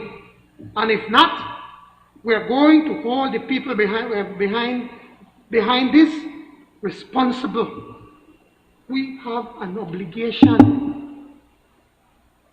No, we have a moral obligation to find out how a contract that started out with $12,697,392.65 is now costing the Belizean taxpayers, at a time when they left us next to bankrupt, $25 million. How is it that this building, expensive, high-end hotels, I'm told cost probably about $250 a square foot. This office building is going to cost the Belizean people $431.65 per square feet. Madam Speaker, we need answers. That is why we are deferring this motion. Thank you. This bill, Madam Speaker. Thus, the question is that the second reading of the General Revenue Supplementary Appropriation 2020-2021, number 6 Bill 2021 be deferred to a further date. All those in favor kindly say aye. Those against kindly say no. I think the ayes have it. I recognize the Honorable Prime Minister and Minister of Finance, Economic Development and Investment.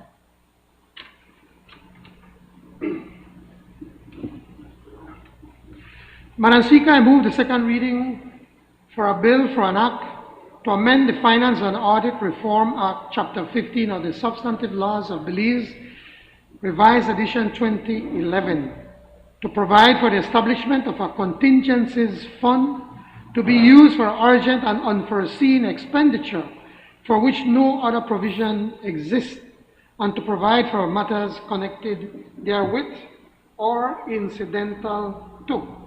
Again, Madam Speaker, as I mentioned at the previous House meeting, this is the first time that any government is taking these steps to provide for a contingencies fund.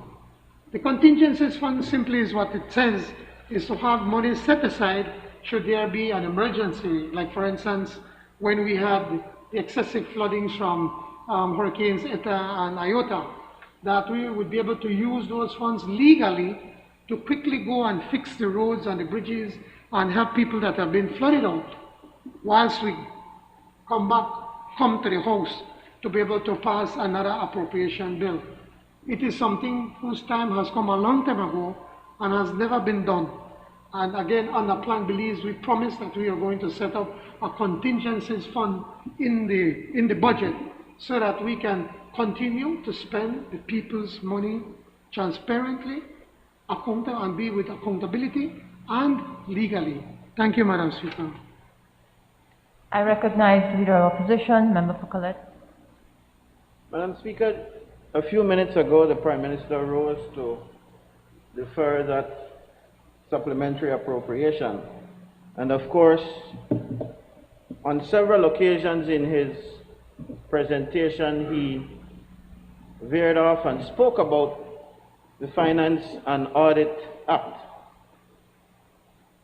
And so I think it is fair game, Madam Speaker, since we are now talking about amending this act, to comment on what he seems to be attempting to do with deferring that bill.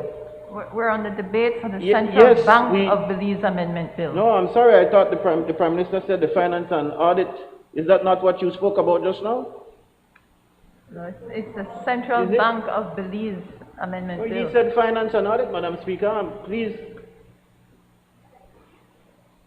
My papers in front of me refer to amending the Central Bank of Belize Act, Chapter 262 of the Substantive Laws of Belize. Well, the Prime Minister read the wrong thing, Madam Speaker. So, which is it, Madam Speaker? Which is on the Central Bank Amendment Bill. That's the. But even the remarks that the Prime Minister gave, the explanatory Madam Speaker, yes, position was on a different bill. Madam Speaker, the leader of the opposition is right. I jumped into talking about the amending the contingencies bill when actually we're supposed to be talking about the Central Bank Act of Belize. So you are right. Sorry, it's correct? Okay. We are referring to members. The debate is on the Central Bank of Belize Amendment Bill, which does involve the matter of a contingencies fund. Are we all clear on that? We are not debating the Finance and Audit Reform Act. That is not up for debate. What is also not up for debate is the General Revenue Supplementary Appropriation 2020-2021. Madam Speaker, if that is the case, then maybe the Prime Minister wants a shot at giving his explanation as to why the Central Bank bill is forthcoming. Allow me 1 second, member, to get some clarification from clerk.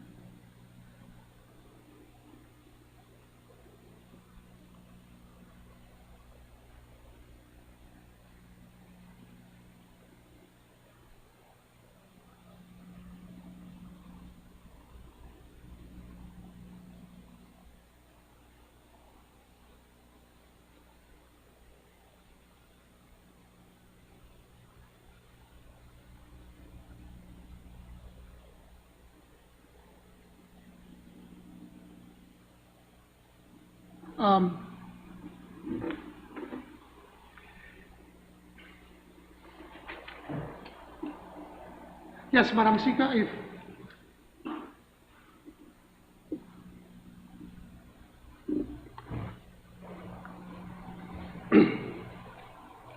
yes, Madam Speaker, yes, what Senator. I read on the act to amend the central bank, I read the Finance and Audit Reform Act. Actually, it was a bill for an act to amend the Central Bank Act, the Central Bank of Belize Act, Chapter 262 of the Substantive Laws of Belize, Revised Edition 2011, to provide for emergency programs and facilities in unusual exigent economic, financial, or systemic circumstances, and to provide for matters there connected and therewith or incidental to. It is also providing, and that's why I think that's what caused the confusion, creating funds for emergencies. And so you are right, but at the same time, it is also creating the same thing what we're doing for the budget in setting up the contingency fund. What we want to do this time around is to give the Central Bank of Belize the opportunity that during extraordinary times like now, they can have access to a pool of money to be able to provide funding during difficult times like right now. Now, the bill seeks to empower the central bank to provide for emergency programs and facilities in unusual and exigent economic, financial, or systemic circumstances. Right now, we have a few hundreds of millions of dollars right now where people can't pay simply because they're not working, their hotels are not operating, businesses are closing down. Now, we know that if all of these people were to default at the same time, it is going to create a massive financial problem for the system, for our country.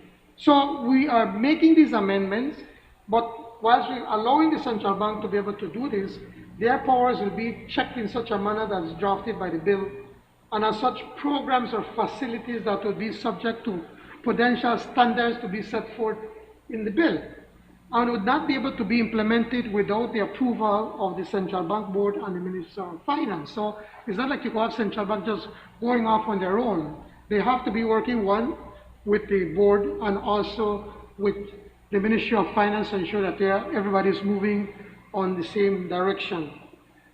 In effect, Madam Speaker, by way of explanation, what we're trying to do right here is to make money cheaper. As I mentioned the last time around, we're seeing a strange thing happening right now in the financial system. Liquidity is increasing, and you believe then that the interest rates are going down, but interest rates are going up. And that's not going to help people that haven't been able to pay their loans. So by making these changes, then it would allow the central bank then to be able to make monies available, cheaper money, to the businesses who, through no fault of theirs, are in dire straits. So I want to make it clear, this is no money whereby you are a friend with a friend of the minister or the government or anything, and you could go and borrow money. It's not with that. It is just doing with companies that will produce foreign currency and jobs, and that they can demonstrate that they were a viable company before COVID-19, and that now, because through no fault of theirs, they're at the verge or at the brink of bankruptcy.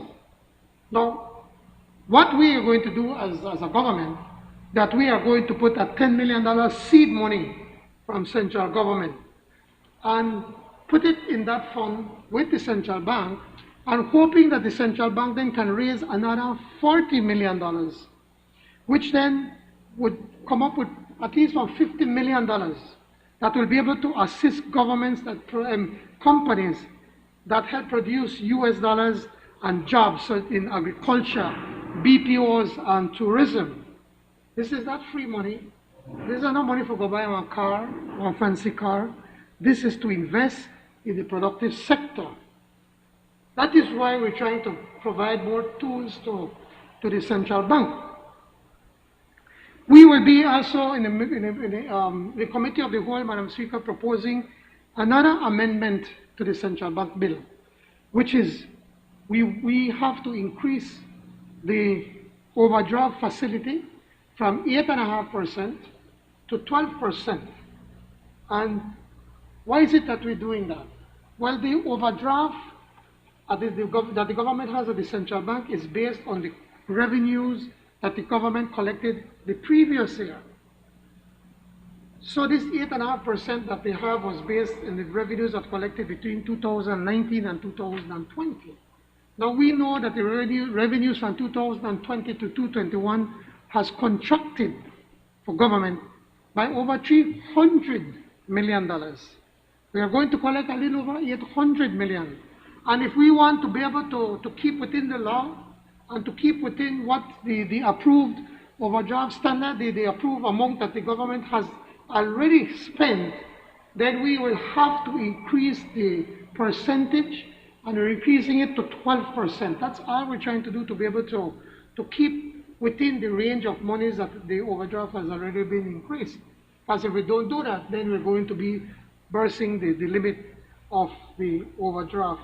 Madam Speaker, again, this is simply trying to find new and innovative ways in trying to help the private sector, the productive sector, during a difficult time, and also for the government to be able to stay within the range of monies that they've been using in the overdraft facility at the central bank. And I hope that both sides of this House will be able to support these amendments. Thank you, Madam Speaker. I recognize the Leader of Opposition and Member for Colette, and I thank you, Leader of Opposition, for your patience in us clearing up that mix-up just now. We are on the Central Bank of Belize Amendment Bill. My notes does have that we go on the Finance and Audit Reform Amendment Bill following. Thank you very much, Madam Speaker. I was just merely trying to ensure that the Prime Minister could give his explanation before the Central Bank Bill was done, and that has been accomplished. Thank you. Madam Speaker, every student of economics, very early on, even in high school now we teach economics, and you learn of the role of the central bank. And the most important role of the central bank is to regulate. That is the main function of the central bank.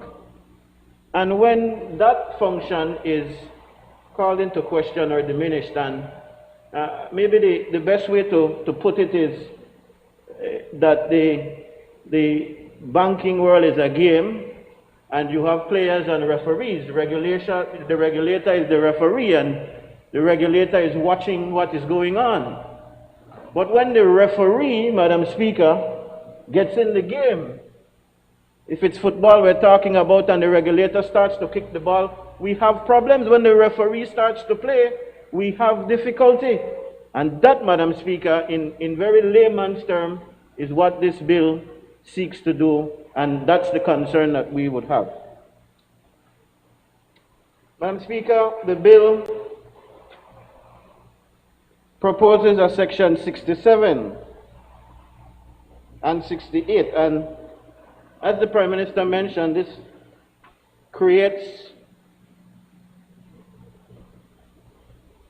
the ability for the central bank to create programs and facilities.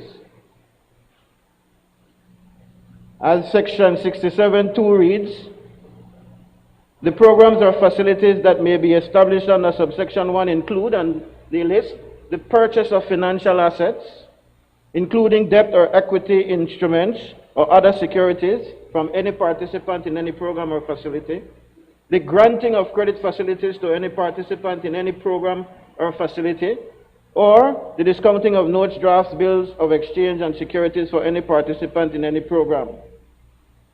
In effect, Madam Speaker, this is the central bank getting into the game. We expect that when there are exigent situations, that those in the banking sector will try to make a move to make things easier. But that, Madam Speaker, is the job of the private sector, the commercial banks that are in the game. And when it is, we propose this kind of thing, it is the central bank getting into a realm that it does not belong in. So that is one of our first complaints. The Prime Minister just now, Madam Speaker, said it's not going to be the kind of thing where anybody can go in and borrow. You have to be a reputable company. Well, why not, Madam Speaker? Why not create the kind of mechanism?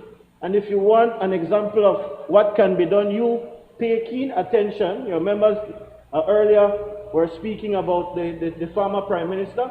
What would the former Prime Minister do in a case like this? There is an example.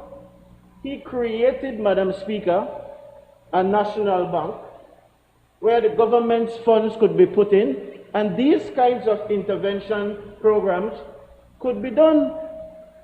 So if the Prime Minister has money to interject, that's a way that it could be done, and we can keep the regulators separate from those who ought to be regulated. It's as simple as that, Madam Speaker. The other difficulty we have with what you're proposing, Mr. Minister of Finance, is that, and this is what baffles me, and you remember, Madam Speaker, that they spent a good part of the last House meeting. In fact, we hear it even now. They pontificate about good governance, and you will see it in several of these bills that we are debating today, where, as I said in the last House meeting when they presented that good governance motion, that it was mere talk. It was not that we did not support good governance, but good governance and the People's United Party simply do not go together. It is oxymoronic. One of the principles, the pillars, if you will, Madam Speaker, of their good governance platform, I have a copy here. It's not worth the paper it is printing on, but it's not only that. As I said, they had the Governor General saying, everybody for win, and then they brought a motion here, put it in print again and print, and it's nonsense if you're not serious about good governance. And their bill today, Madam Speaker, does just that. Let's look at one of those pillars. Removing ministerial interference. And then what does Section 5 of the same Section 67 says? 67.5, sorry. Says the board shall not establish any emergency program, and the Prime Minister in his explanation just now alluded to that. He said, the board shall not establish any emergency program or facility under the section without the prior approval of the Minister. Now, when he explained just now, Madam Speaker, he made you believe that the central bank somehow operates separate from the board of the central bank. Well, I can't understand how that is the case. Central bank is controlled by the board. But they're saying in this section, this section 5, Madam Speaker, that any of these programs which are designed according to him, according to them, to assist companies, as he put it, not individuals, not a slush fund, as he put it. This is the central bank getting involved directly with assisting companies, but any of those projects that they put forward first needs to be approved by the Minister. It's a slap in the face to everything that they proclaimed in that motion, especially having to do with ministerial authority. We will see again, as I've said, Madam Speaker, other areas today in these bills that they are proposing where that is the case. Why give the power to the Minister to determine what programs the central bank will run if this is genuinely your issue of trying to help to solve the financial crunch that we're going through? Why not allow the central bank board? And this is a concern that we see even when we try to give full authority to the central bank. What we see happening in the banking system many a times, Madam Speaker, is that the central bank and its board, when I speak of them as one and the same, the central bank, responding more to what the commercial banks are proposing, and we saw this last year as they prepared to try to assist their customers with the crunch that was happening. The commercial banks wanted to do something, and the central bank assisted in putting that together, but they should have the authority, if that's the case, to make these suggestions and to do more on their own without being tugged along by the commercial banks, and certainly completely independent of the Minister of Finance, because that is completely what we don't want to see happen. If we cannot see a clear distinction between the central government and the government of Belize, then there is a problem. And then, Madam Speaker, there is this new amendment that is being proposed. You see, they say it should come in the committee of the whole because it did not meet its way to the standing committee that dealt with this bill. I think we met on Wednesday. But as the Prime Minister explained, and of course he appeals for bipartisan support on this matter, Madam Speaker, I'm sorry again, the difficulty we would have with this, because the measures that he proposes, lowering the threshold rate and also doing away with the time frame for repayment, that's what will be accomplished by this amendment. And for a government, and again, they can come in as much sheep's clothing as they want to don, but it is the same corrupted People's United Party that is in government again, and the Belizean people are seeing this. So when the Prime Minister is now saying, please allow us to make this amendment that is going to allow us not to pay in the scheduled time, the overdraft as you put it, give it an additional amount of time beyond, because I think, allow me, Madam Speaker, to just reference my notes quickly. The mask doesn't allow me to get into my phone as quickly as I would want to.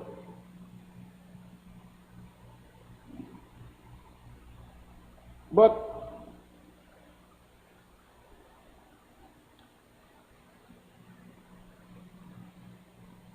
when he makes this kind of shift, whereas before we used to have those outstanding advances at the end of the financial year be repaid no later than 3 months. This is what the amendment changes. It can now be stretched out. So there is no financial accountability. They will stretch this out, and knowing the People's United Party, Madam Speaker, it will eventually end us up in further financial issues. So I'm sorry, Madam Speaker, from our end, it is very difficult to support this, understanding fully well that we are in a financial crunch and that the government needs to be creative in order to try to find ways of getting us out. But let us use the mechanisms as they are established and use them properly. Let us not have the referee play the game. And let us not put trust in politicians, but especially not the People's United Party, who have demonstrated repeatedly that they don't stand for good governance, despite all of this rhetoric that we hear now going on and on and on from them. So from our end, Madam Speaker, we cannot support this bill. Thank you. I recognize Member for Albert.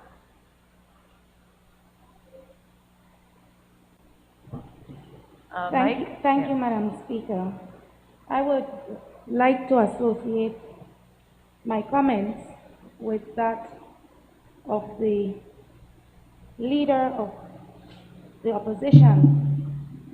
It appears to me that the proposed amendments, and while we do understand the absolute importance of finding creative and innovative ways to put more liquidity in the system, that the amendment seems to chip away at the already weak autonomy of the Central Bank of Belize. and more it is appearing that the central bank is becoming merely a functionary of the Ministry of Finance, and I think we want to guard against that, Madam Speaker, if we are going to achieve the objectives stated in the amendment bill. The lines are indeed blurred, and the central bank should be and should continue to be the regulator. I do not believe, Madam Speaker, it would be prudent for the bank to get involved in the market. And as the leader of the opposition rightly points out, there's a vehicle for that. The National Bank of believes if that becomes necessary. But the relationship that the central bank has always maintained with the financial institutions and the commercial banks allows for that kind of cooperation.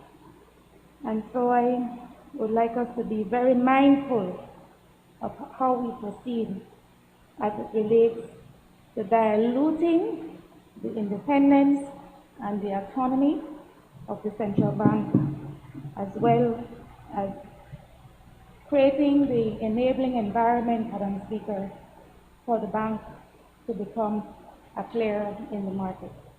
I thank you. I recognize the member for Dangriga.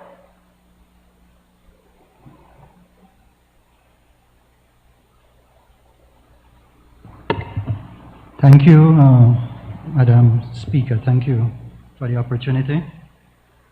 And this is a teachable moment, Madam Speaker. And I am pleased to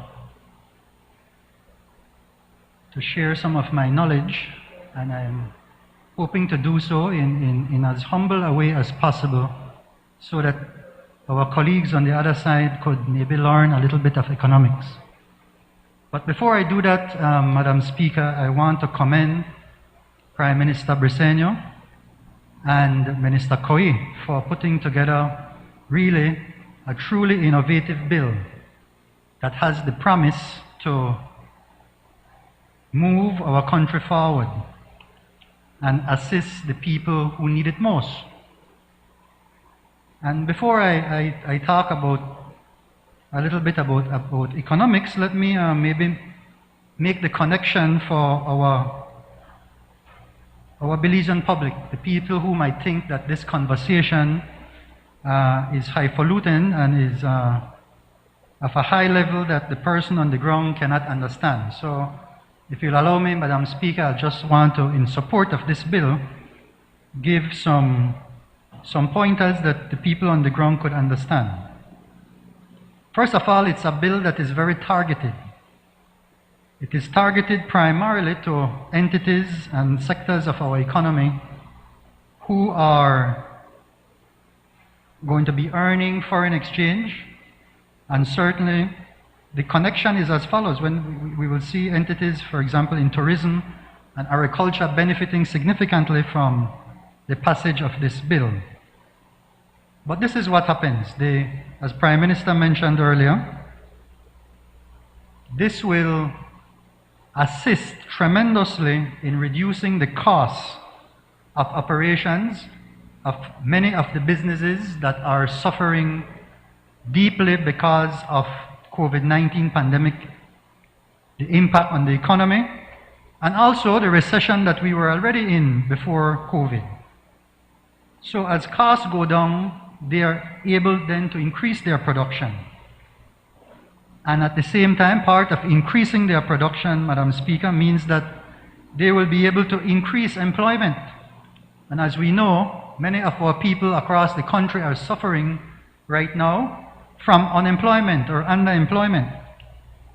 This will give them an opportunity to go back into the workplace and earn the necessary income to take care of their families and the needs that they have. Again, it's targeted so that we can increase our foreign exchange. Increasing our foreign exchange means that we strengthen our Belize dollar.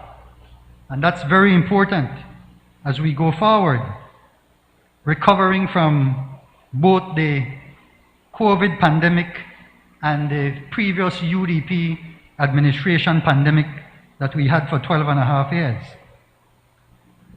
This leads then to the stabilization of our economy, and in fact that is something that is very important for this new PUP administration led by Prime Minister Briceño. But let me make some comments with reference to what was just said by our colleagues on the other side. It might require leader of the opposition a little more than Economics 101, probably to comprehend what is happening here. And I am happy to share a little bit with you. You see, this is not something that is novel to us. If you go and do a little research, you will find that the United States Federal Reserve has in fact done very similar measures as the United States Congress has passed laws, particularly when you have unusual and exigent economic, financial, and systemic circumstances as we face today. And these are usually cases that are clear. For example, the 2008 Great Recession was one of the times in which this was done. And now again, because of the pandemic, it has also been done, where the central bank, in the case of the United States, the Federal Reserve, has been able to lend directly into the private sector, of course utilizing the financial structure to be able to do so. And so it is not a case of the referee, as was alluded to, taking one side or the other in the game. On the contrary, it is a situation where the game has stopped. There has been a tornado inside of the football field, and now the referee must get up and try and help the players to stand up again, or they get injured. So in this case, if the referee doesn't do something to help, the referee becomes a part of the problem. And this is what we're doing here. It requires, by the way, this is not Economics 101. This would be a course in public sector finance that you would take in your fourth year, right? A 400 level course where you learn about monetary policy, or an international economics course where you will learn about these types of instruments that and methods in which the central bank can intervene in the economy in a positive way, so as to make sure that you get your economy back on track. And that is what is happening. With respect to the overdraft, it's very simple math, you know. This one now is not Econ 101. This is arithmetic that you would take in Infant 1 or Infant 2. It says, for example, let me round it down. Let us say that government's revenue was $100 million, right? And you have an 8.5% rule that says that that is the maximum that you can have in overdraft. Well, that would translate to $8.5 million. These are not real numbers, Madam Speaker. I'm breaking it down, as you might find when you go to one of our very nice primary schools and teacher is explaining things, right? So that means that if all of a sudden now your revenues drop to 50 million, half, right? That if you were to keep your overdraft, it would mean only 4.25 million that you can have, right?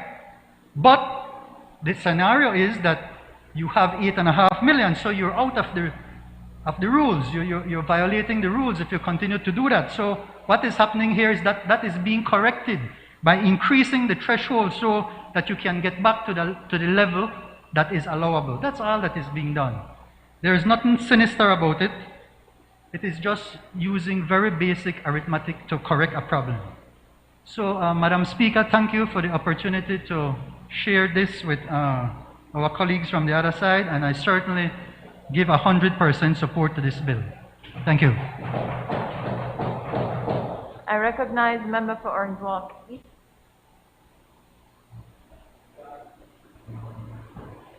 I rise to give my support to this very important bill, and I will be very brief.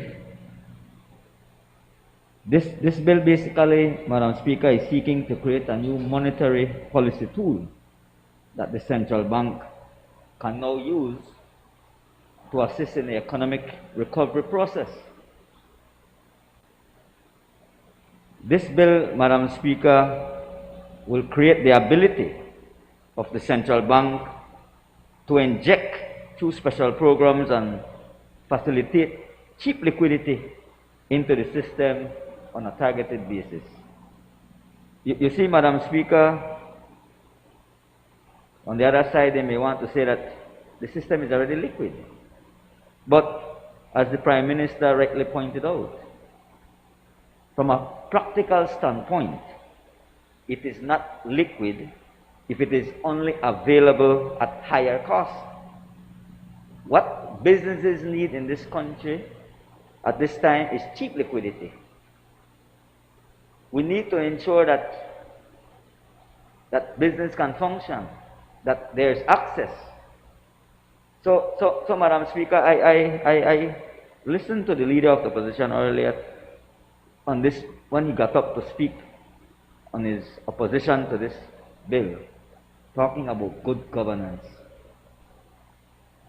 I think I need to remind the members of the other side of the House that on November 11th, the people of this country voted out the UDP because of the level of bad governance that was leading this country. This bill, Madam Speaker, seeks to move this economic, build up this economic situation we are facing right now. And I fully support the Prime Minister and in the Ministry of Finance to ensure that we can move this country forward. Thank you. I recognize member for Belize Rural South.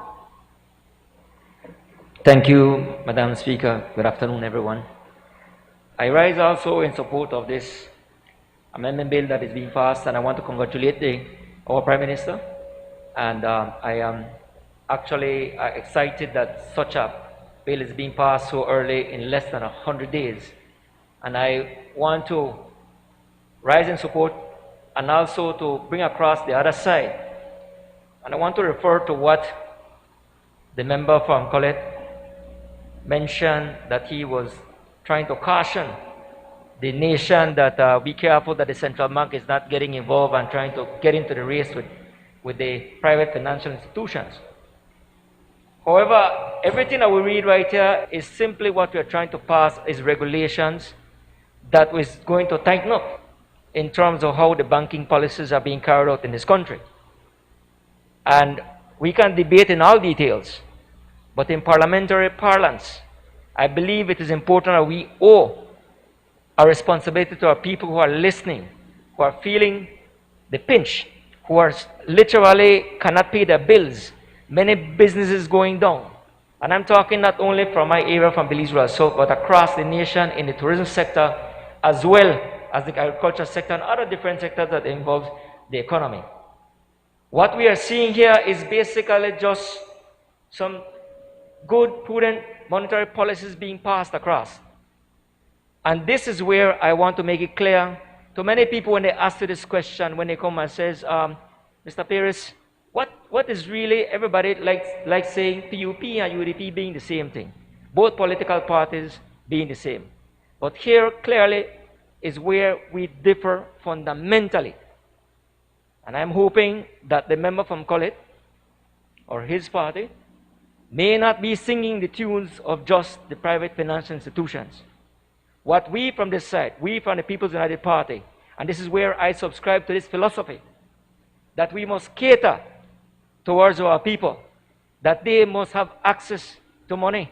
I have always, it's been so irritating every time in the previous years that they were referred to poor programs. These sort of things is what just leaves people down to the bottom, where the poor, I hate using those words, but really with this right now, access to cheap money, as the Prime Minister says, but better rates so that our people can receive the funds faster. Right now, the liquidity, the money is stuck in the banks in excess of $300 million. You can sit down and watch it rack up. And all of these programs that we're doing in assisting people, giving poverty alleviation, is just going back right back into the bank. And we're engaging in just a vicious cycle where the funds just go back and stuck again in the bank and leave everybody with nobody, with nothing in their hands, only to pay bills, struggling to pay bills. This motion, this bill that is being passed right now, I support it because what it will do is for people to really ignite back this economy, not only in tourism, but really in agriculture and everything else. So this is a clear thing that I'm hoping that this is not really where the central bank is getting involved in here, but rather to just tweak it out and to just make adjustments so that the regulations can be put in place and the banks will be able to allow easily and less red tape and let the money out and let's kickstart this economy. Thank you very much, Madam Speaker. I recognize the member for Mesopotamia. Madam Speaker, thank you. I'd like to associate myself with the position of the Leader of the Opposition and my colleague from Albert that we cannot support this bill because I understand the member from Dangriga is a PhD and a doctorate, but I don't know him to be a banker. And the role that the member from Belize Rural South just described is not the role of the central bank. The central bank is a regulator. The central bank should not play in the market. When the players are hurt, the referee should not go and take care of any of the players. That is for the coaches and teams to do. So we have to allow the commercial banks to do their job, and it's very dangerous when the central bank, who is to regulate the commercial bank, now takes part in commercial banking activities. Furthermore, I heard the Prime Minister say the other day that the central bank is an autonomous body when he was asked about a certain approval that the central bank gave. And when you look at their good governance platform, again, I cannot support this bill because they're looking to take away that autonomy from the central bank by giving ministerial discretion in order to deal with the things that they claim to treat. So for that, I cannot support this motion. Thank you, Madam Speaker. I recognize the member for Toledo West.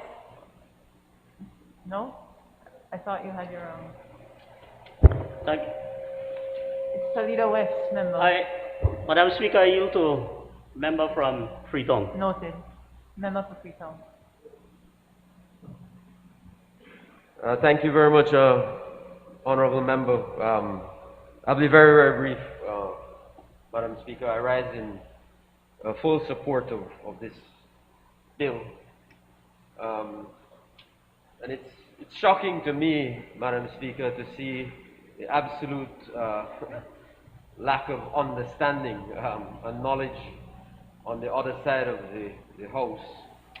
We have the Leader of the Opposition who served as Deputy Prime Minister for, I believe, a decade or maybe less, certainly for several years. And the member for Albert was the Minister for Trade and Investment.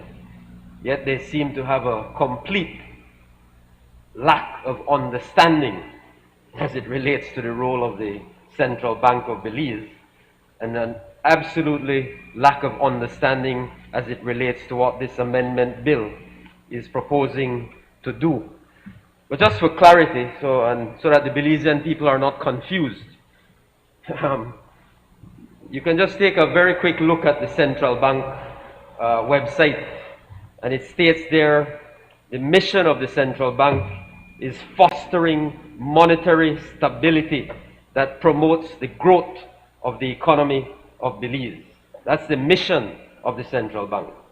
And if you read a little further on, it sets out the role and objectives of the Central Bank. And I'll just read them very quickly. Provide economic advice to the government of Belize.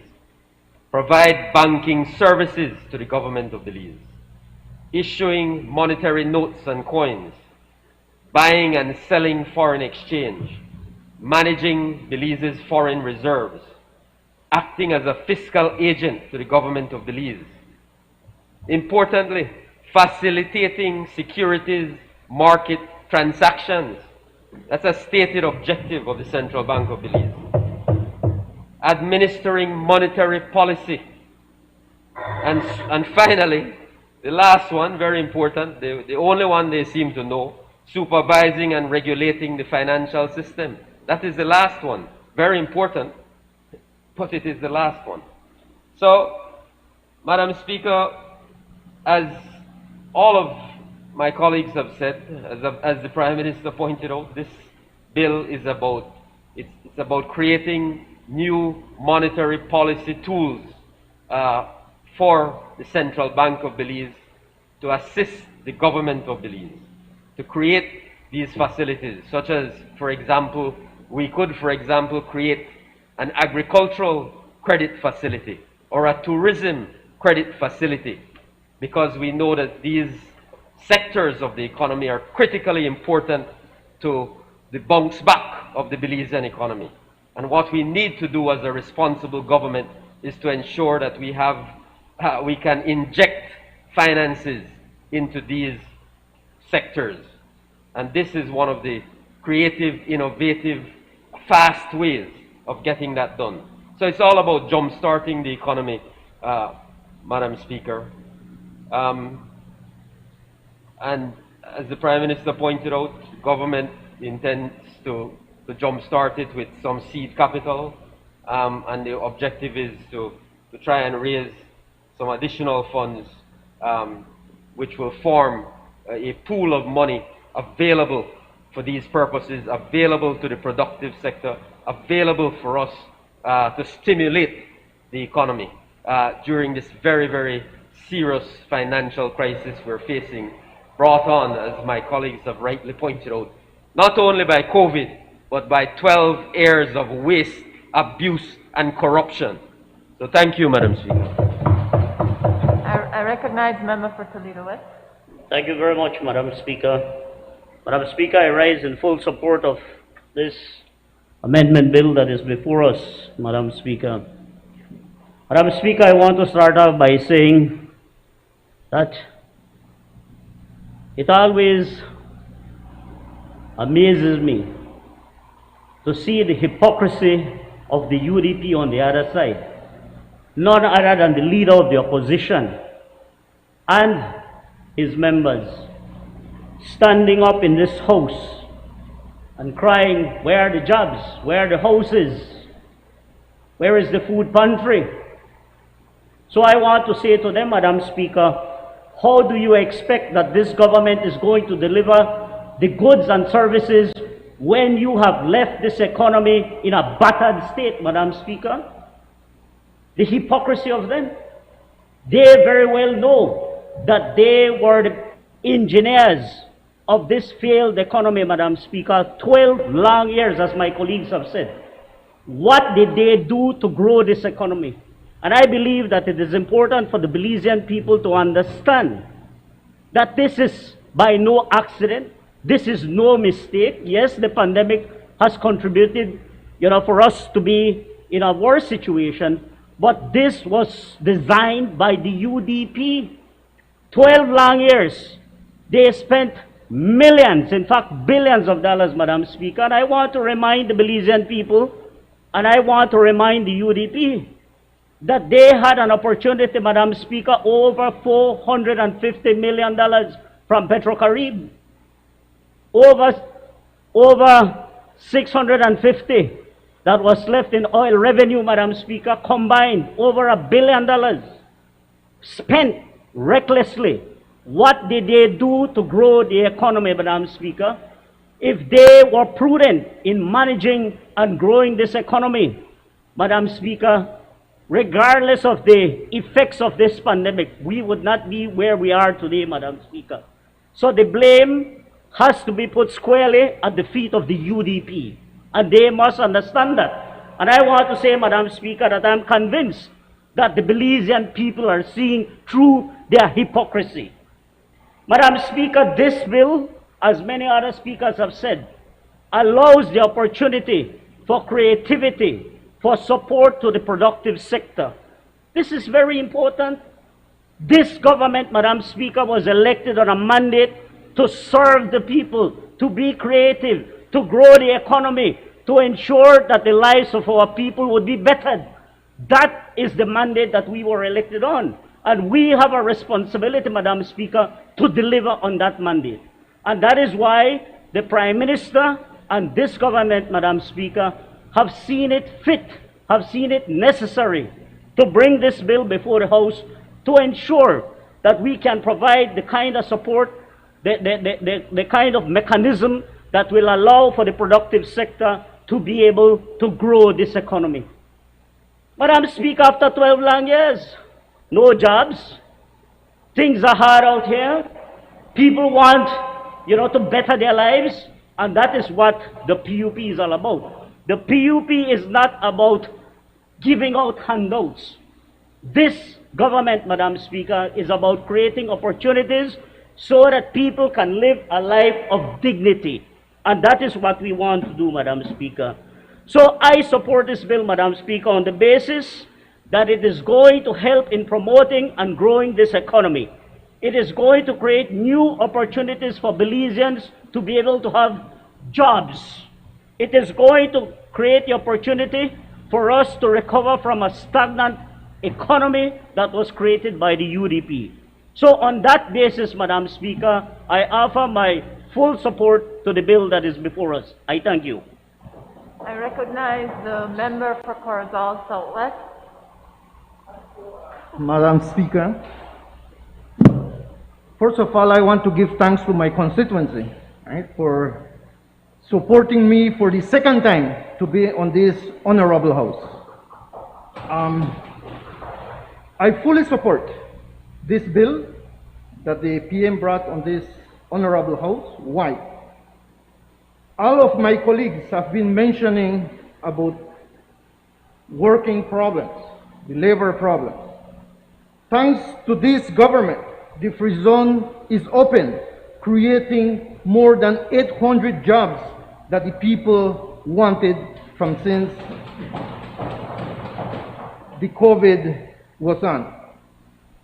Going more to that, I want to give thanks to the minister responsible for roads. The sugar industry was passing a terrible problem with sugar roads for the past 13 years. And all of us know how much money and millions of dollars that the UDP spend unnecessary on certain things that I don't want to mention. But I know the Belizean people know exactly where that money went. I will mention one, like what happened in Cayo with the ex-minister Montero. All of us have been seeing that on the TV. Bulldozers, equipments have been removed from his property. So that's a big shame. When the farmers needed that help on the sugar roads and nothing happened. So I give thanks to this government that now we are working every day for all of them.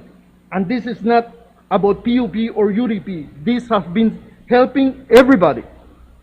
The second one I want to mention, I heard about land. This is very important to me and to my people of Concepcion.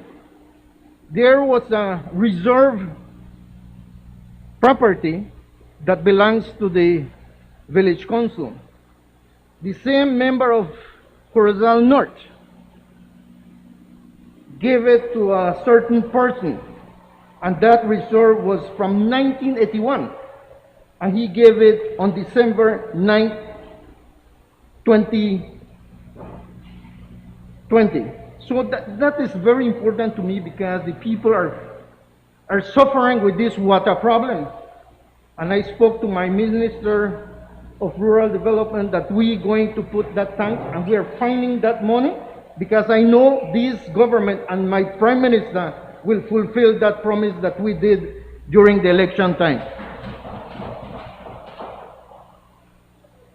I came in 2012 and I begged to the UDP a police station in Libertad, a police station in San Narciso. Now we met last week with the Minister of Caribbean Shores and the Compol. And we are working on that police station because what is happening right now in my constituency. And I give thanks to the Minister that he is taking care of that. And we're going to continue working because I know this government, a part of what we get, we know we're going to do better because we enter here to work for the people. We enter here to serve the people. That's why the people put us again in this honorable house. My fellow Ken farmers, especially from Corozal Southwest, I know this government, we did a campaign about a marketing committee. I know the honorable from Orange Walk South will fulfill that promise, and we are sure that we are going to work for the betterment of sugarcane farmers. Thank you, Madam Speaker. God bless. I recognize the member for, I'm sorry, we had a hand up first, and then I recognize the member for Kaya West. Thank you, Madam Speaker. I rise to give my full support on this bill, and I would like to thank our Prime Minister, Honorable John Briceño. Thank him to give us the example to find the means and ways to get our economy going in these desperate times, Madam Speaker. Madam Speaker, we were elected to make sure we give an example to our country, to our people. This party will make the difference, Madam Speaker. We have been neglected, and I would like to thank, Madam Speaker, my constituency of Kaya West for giving me the opportunity to be in this honorable house. And I mean, on a point of order, Madam Speaker. Member, we have a point of order. It would seem that they're starting a trend now where they're commenting on what the government is doing for their constituency rather than speaking on the bill. The members are completely off track from what the matter of this bill is, Madam Speaker. Thank you, member. Members, member for Kaya West, you can continue. We are on the Central Bank Amendment Bill, so comments must be restricted to that. Thank you, Madam Speaker. Just to continue, Madam Speaker, I would like to state, and I would like to mention, and in full support with my colleague from Dangriga, stating that this is just a simple math, as he has mentioned. It's nothing of the ordinary. We are here just to regularize the system and the fundings that are there at a low interest rate, Madam Speaker, for our business sector. And that is something that will put the public sector to work, Madam Speaker.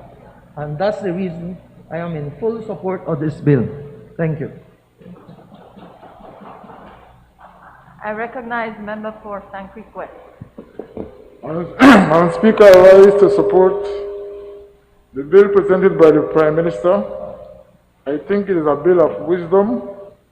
As we approach our 100 days in office, the Prime Minister is making it clear that we will not sit back and play the blame game.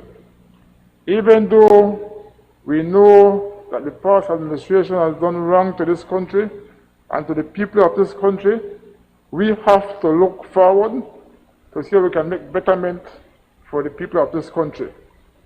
I come from a constituency of production, of productivity, where we have the citrus industry, the shrimp industry, and by large, the tourism industry. And all of them are hurting. And I applaud the PM for finding a way to find cheaper financing, that these people can be able to recover and bring back their business. I was in Kaya over the last couple of days, and I stayed at a hotel, and I was the only guest at the hotel, Madam Speaker. That is a clear indication that every sector in this country is hurting, and we as a government must find a way to make life better for our people. While the hotels and the big businesses are suffering, even the ordinary man and woman in my constituency alone, almost maybe 75% of the people working in the tourism industry does not have a job today. Every single day I get several phone calls, and people are dire in need of jobs. So Prime Minister and the Ministry of Finance, I think it is the best approach to jumpstart this economy. I support this bill 100%. I recognize the member for Cayo Central. Thank you. Thank you, Madam Speaker.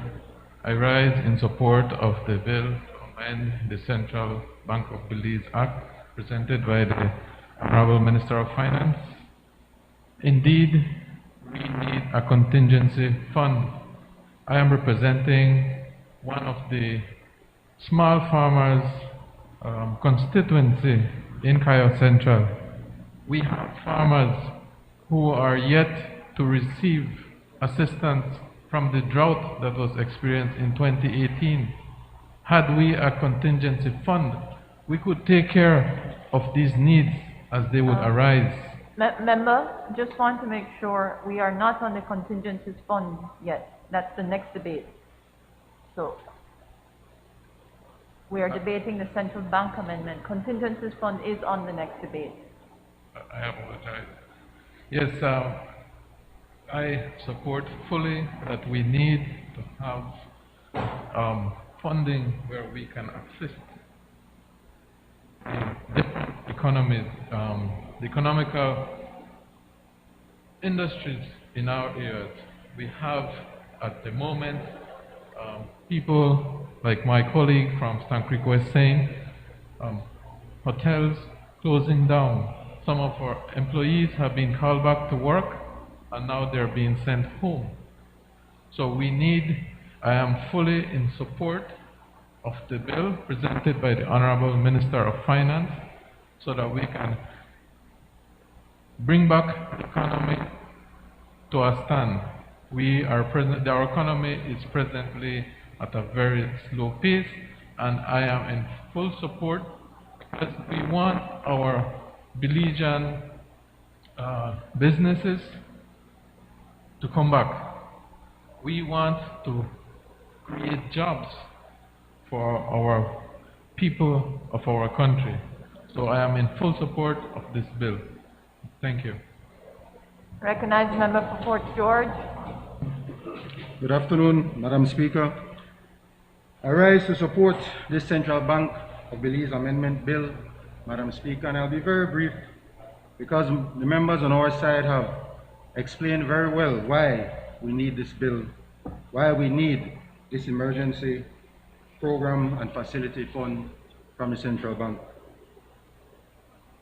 Madam Speaker, the Honorable Minister of Education explained very clearly the role and function of central banks in countries and in economies. And it read from the Central Bank of Belize website, which explained very clearly their roles, its role and function. So I'm amazed, Madam Speaker, that the Leader of the Opposition and the members from that side, and I have to say the Leader of Opposition and I studied economics at the same time at sixth form, but he must have been absent in class when macroeconomic policy was being taught, Madam Speaker, because he completely missed the point. He completely missed the point, Madam Speaker, of the role and function of central banks. And he wasn't here when the Minister of Education was reading from the Central Bank website its role and function. But I just wanted to explain very clearly a cursory look into the role and function of central banks would provide. Carry out the nation's monetary policy, control its monetary supply, maintain low inflation, steady GDP growth, and listen to this one, Leader of the Opposition, influence interest rates, and participate in open market operations to control the cost of borrowing and lending throughout an economy. Madam Speaker, if I can just read from the bill itself a couple of points. It says, in unusual and exigent economic, financial, or systemic circumstances, the bank may, through banks, financial institutions, statutory corporations, or other similar bodies, establish emergency programs. So the analogy about the referee getting involved in the game was totally off, Madam Speaker. They totally missed the point about what this bill is trying to establish. We have an economic crisis at hand, Madam Speaker. We need this financing, these programs, to be able to save the Belizean economy. I find it incredible that the other side would vote against a bill like this, because voting against this bill is a vote against jobs, Madam Speaker. Voting against this bill is a vote against economic growth, Madam Speaker. A vote against this bill is a vote to create more economic instability. And that is what the opposition is doing today by saying that they will not support this bill. And I find it incredible. And go back to their constituencies and explain to them why they voted against this bill this morning or this afternoon. Because they are voting against people, Madam Speaker. And that is the reality. I fully support this bill, Madam Speaker, and I hope that this House will as well. Thank you. I recognize Member for Corzal North. Madam Speaker, thank you. I register my opposition to this amendment bill, Central Bank Amendment Bill 2021. Madam Speaker, if I may lay it out in plain and simple terms, I think a widespread discussion has been said about the role of central bank, and I think it has been displayed as a central bank being a referee.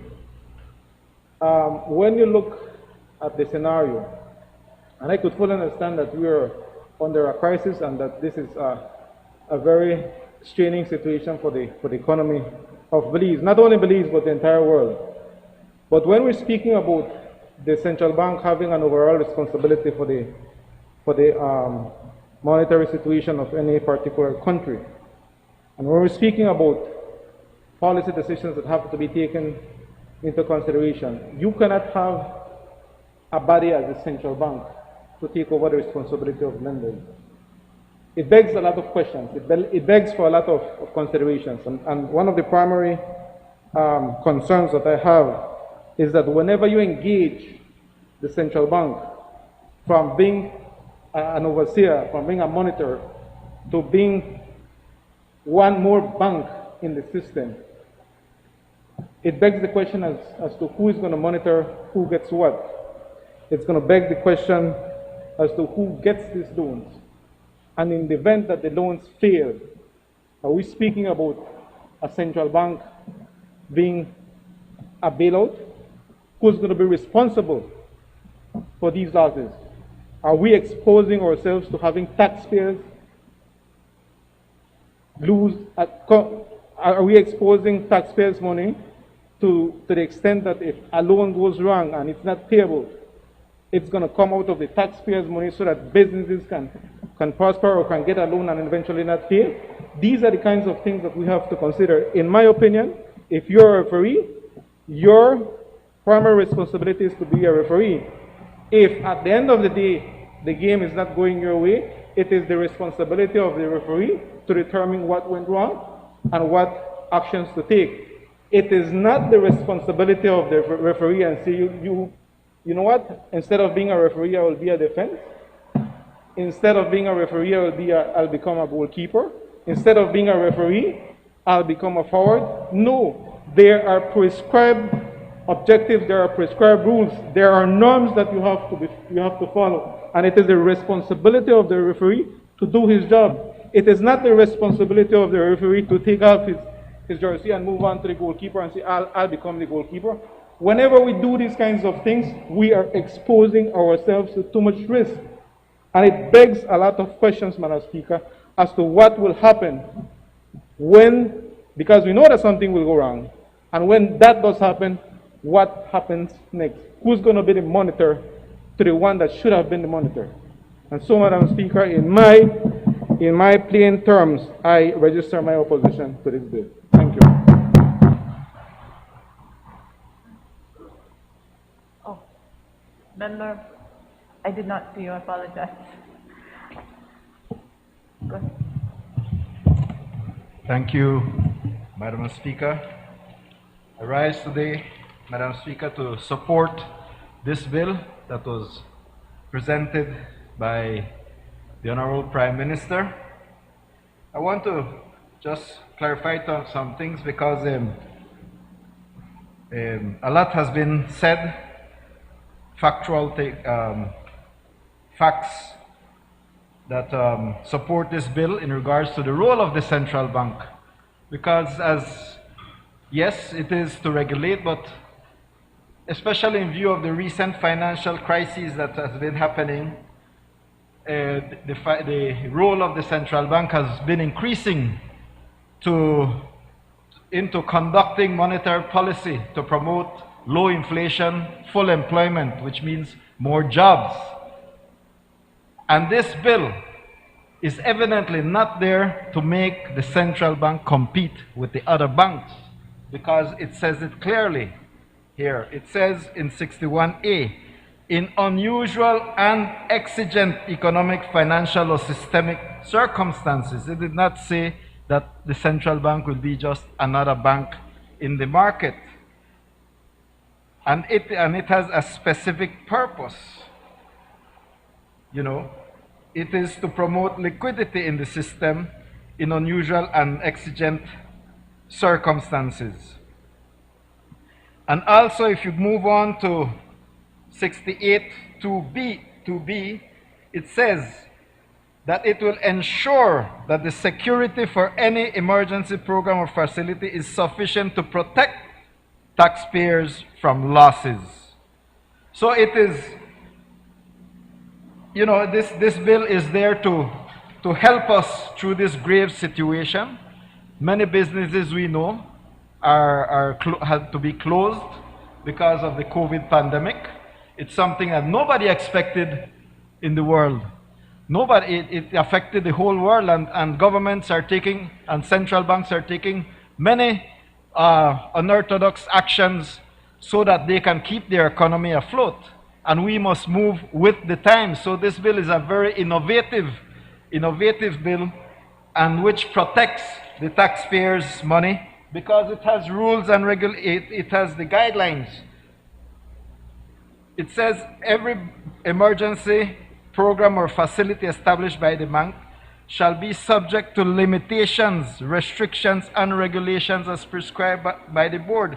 So there are controls, there are checks and controls that make this bill one that is earmarked for emergency situations, for exigent situations. And so, Madam Speaker, we are looking towards fostering the economy, helping those that need to be brought up so that they can the businesses can get back on their feet and create jobs. Our people are suffering out there. We have a 30% unemployment rate according to recent statistics. And then if you take into account the underemployed, that figure is hovering around 50%, Madam Speaker. And these are critical times. And as this bill describes it, these are exigent economic times that we are, crises that we are facing. And therefore it is our imperative as a government to look for new ways in which we can move this economy forward and get jobs for our people, get our people working, open our businesses, and make sure that our economy gets back to growth and production. Thank you, Madam Speaker. Recognize recognize the Honorable Prime Minister. Thank you, Madam Speaker. First, I need to start off by thanking the colleagues, my colleagues from this side, for all of them to showing their support and attempting to explain more clearly what this amendment is attempting to do. And it's really disappointing that the opposition would have decided to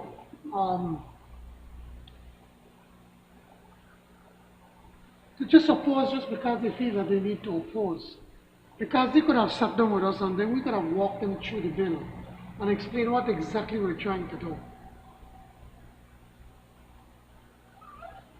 I don't want to be mean or personal, but it's either they did not take their time to read and to understand, or they're just trying to confuse people and saying that about what if you're a referee and you can. The first thing I want to make very clear, we are not inventing the wheel. We are simply doing what the Federal Reserve Bank did in 2008 in the United States, where they had to change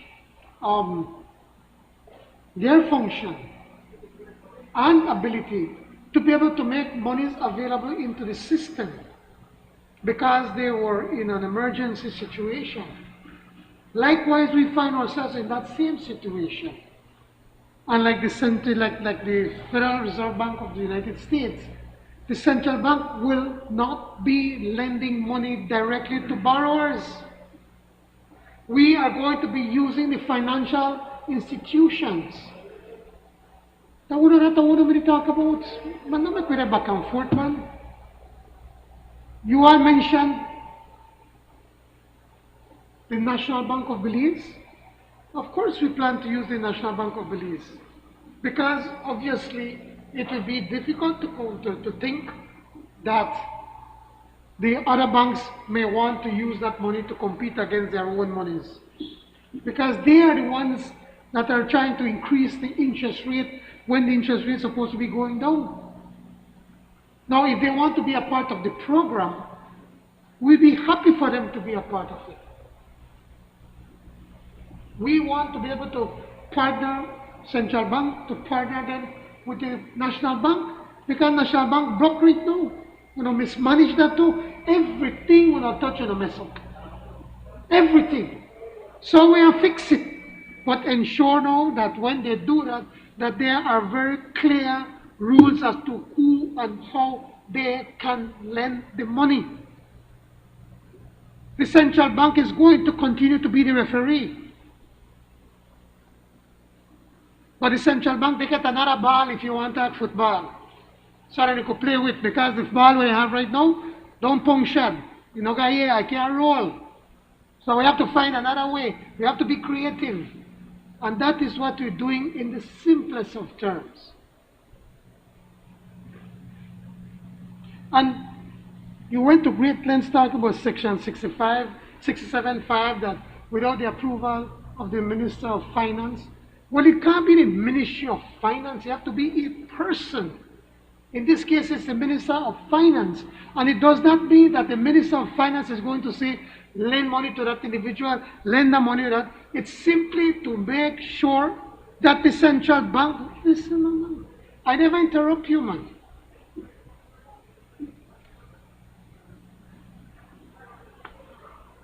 I'll not interrupt you, man. We're on the point of closing the debate. There really ought not to be this back and forth. Yes, member. Madam Speaker, you cannot be dismissive, Mr. Member from Collett. Don't try to be dismissive. Point of order, Madam Speaker. The standing orders are very clear. When a member is speaking, he or she shall not be interrupted, Madam Speaker, and the member from Collett is being, disruptive. So please. If we can all, members today, adhere to that standing order, we certainly do not do that often. Prime Minister, please continue with the closure of the debate. Thank you, Madam Speaker. So, there has to be a person, not an office that has to give the directive whether they agree with what the central bank is doing. The Minister of Finance will not be directing who they can lend to or who they could lend to. It simply has to do to make sure that the central bank monetary policy is going along with the monetary policy of the government, of what the government is attempting to do.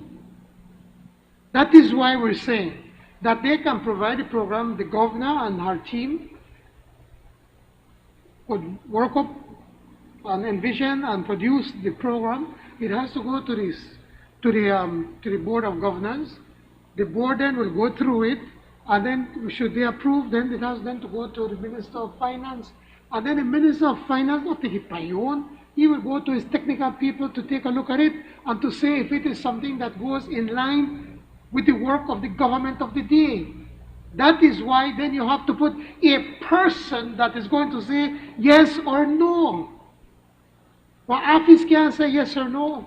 That is why they're putting the ministry, they're saying the Minister of Finance. So again, I'd like to correct the honorable member from Albert that the central bank is not going to be lending directly to lenders. They are going to be working with the lending institutions.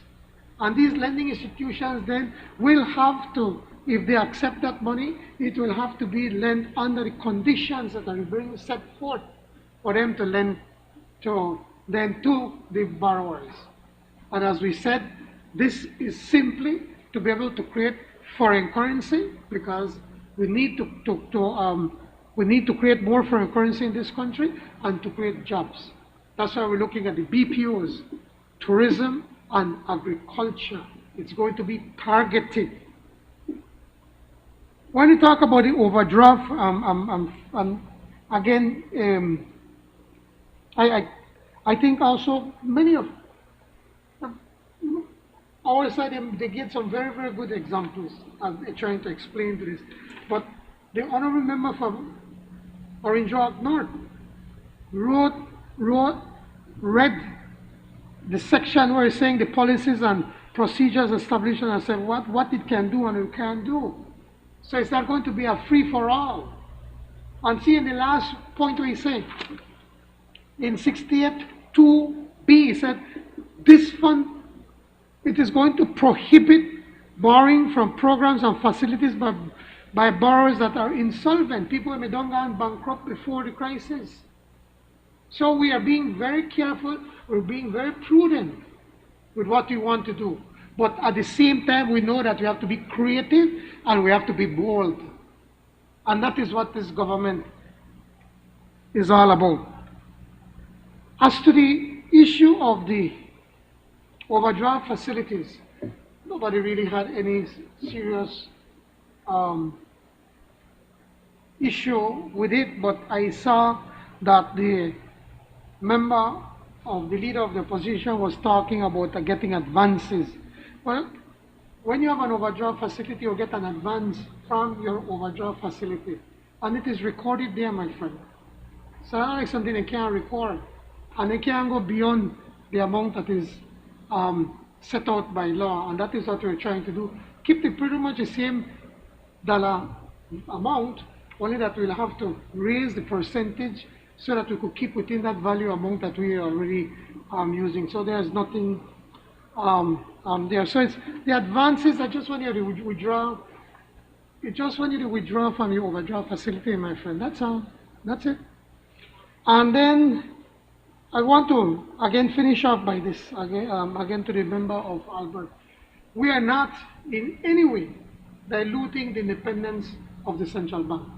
We are not telling the central bank what is it and who they can lend and who not for lend. It has nothing to do with that. It's simply that we are giving more tools, more creative tools to the central bank to be able to assist us in trying to rescue this economy that was wrecked by the UDP way before COVID. Madam Speaker, I once again urge the members from the opposition to join us and support these amendments. Thank you, Madam Speaker. Honorable members, the question is that the bill for an act to amend the Central Bank of Belize Act, Chapter 262 of the Substantive Laws of Belize, Revised Edition 2011, to provide for emergency programs and facilities in unusual and exigent economic, financial, or systemic circumstances, and to provide for matters connected therewith or incidental thereto, be read a second time. All those in favor kindly say aye. Those against kindly say no. I think the ayes have it.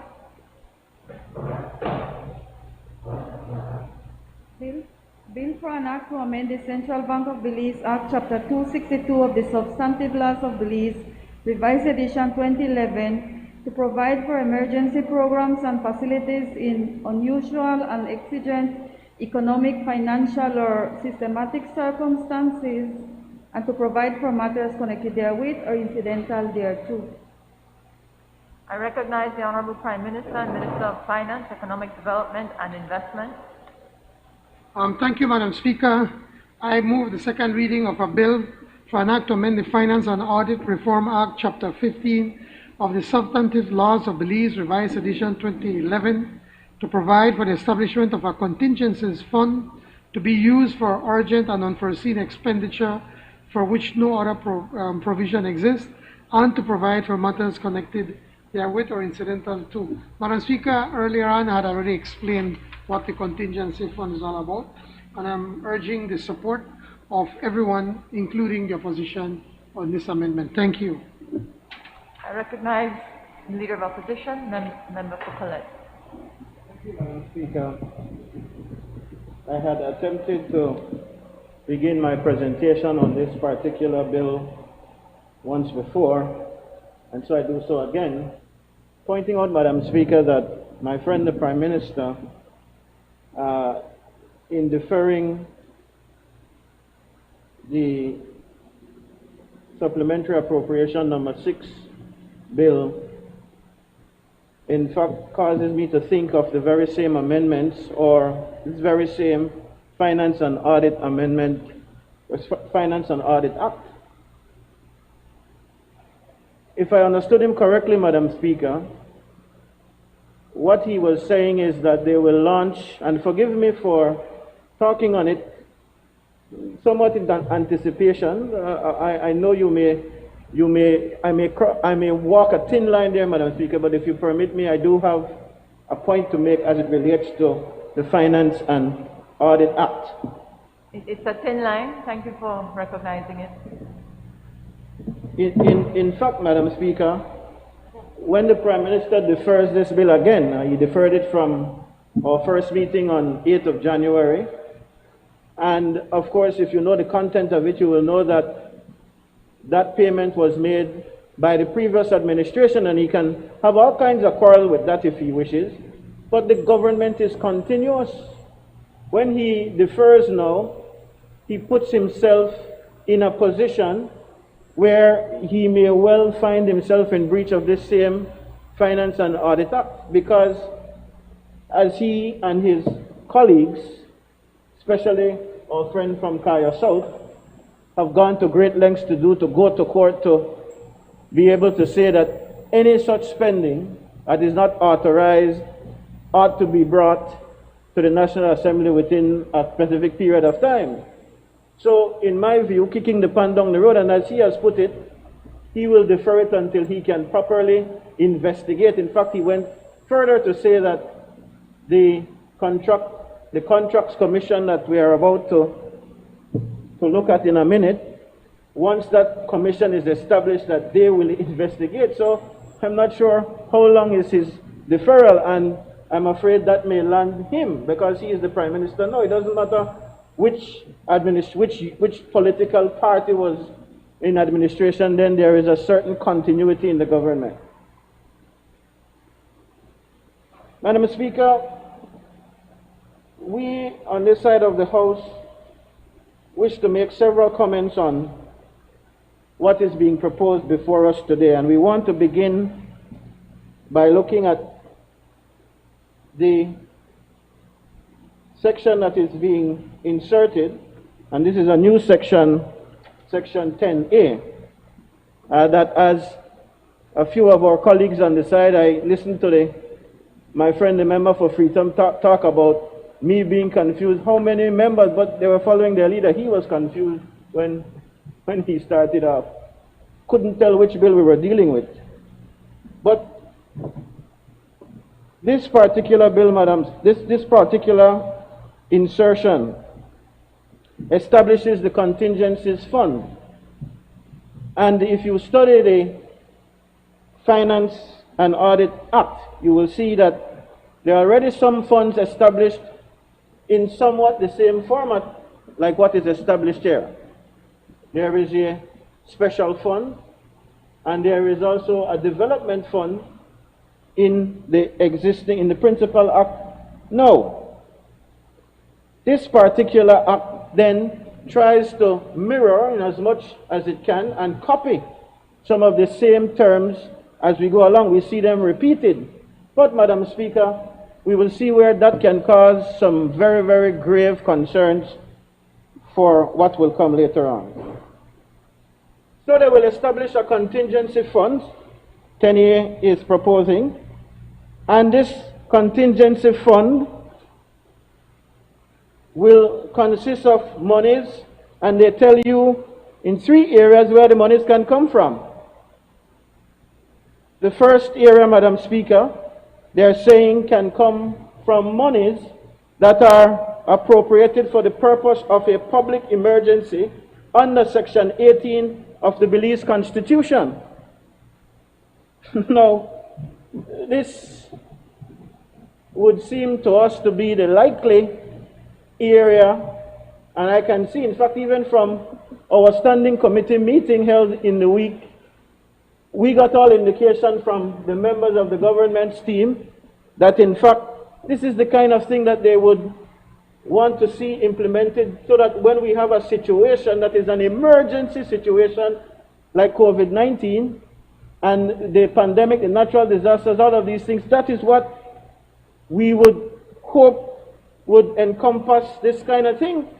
But then, Madam Speaker, we are forced to call to memory the fact that that administration, in fact, absolutely refuses. It is almost as a matter of trying to, I don't know, look pretty while we're in dire straits. They refuse to engage, Madam Speaker, and call a state of emergency. In fact, we see where, as the opposition has long outlined, we have had press conferences, we have put in a press release that, in fact, we think that they abuse the legislation under which they declare these curfews at night, because by the Constitution, they ought to declare a state of emergency to properly put in place these curfews. My friend, the member from Mesop, is big on making this point. So they are not in all of this. They have absolutely refused, Madam Speaker, to utilize public emergency under Section 18 of the Belize Constitution. And for the benefit of the Belizean people who may not know, and I think we always should pay very keen attention whenever the words constitution or constitutionality or breaching the constitution, anytime you hear constitution, pay attention, because it is the supreme law of the land. Section 18 of the Constitution outlines, Madam Speaker, when it is such a public emergency ought to be declared. And there are 3 areas. One, Madam Speaker, is when we're engaged in war. And clearly, we're not there, although it would seem that the Prime Minister and his team sometimes is engaged in war with the opposition. Even though we try to extend the olive branch of friendship every chance we get, they are in a war, Madam Speaker, to try to paint all the problems that we are experiencing because of COVID and all of this. They try to create a war anyway, that's aside. So that's one, we're clearly not there. The second one, Madam Speaker, is when there is a forced proclamation by the GG declaring a state of emergency, and this is the one which they ought to be using, but they have not engaged it. And you will see where this will be problematic in a minute, Madam Speaker, because this whole bill then leads itself to corruption, and I will paint that picture for you, Madam Speaker, if you permit me slowly. But let me just give, for the benefit of the Belizean people, the third incidents where they would trigger a state of emergency. If there was some forced resolution of the National Assembly and the democratic institutions were restricted by subversion. That's what the Constitution says, but clearly that's not the case. As bad as it is, Madam Speaker, and I know you have the very difficult job of marshalling the order in this House, we are not at that stage. We are very much democratic, and we are very pleased with that. But they have not utilized that second trigger, Madam Speaker, to create the kind of emergency situation that their new contingency fund, section 10, you would imagine 10A, sorry, you'd imagine that is what they would use to trigger, to appropriate monies to this fund, but they not do that. A1, 2A speaks about that public emergency under the Constitution, section 18. And A2 speaks about any other urgent and unforeseen expenditure. And here is where, Madam Speaker, we on this side of this House absolutely believe that there are going to be problems. Again, Madam Speaker, given the history of the People's United Party and that political party's name being oxymoronic from the truth, or with the truth, being oxymoronic with good government, being oxymoronic with transparency, they don't go together, Madam Speaker. So they are saying the contingency fund can be made up if there is an appropriated sum because there is a state of emergency. They don't declare any.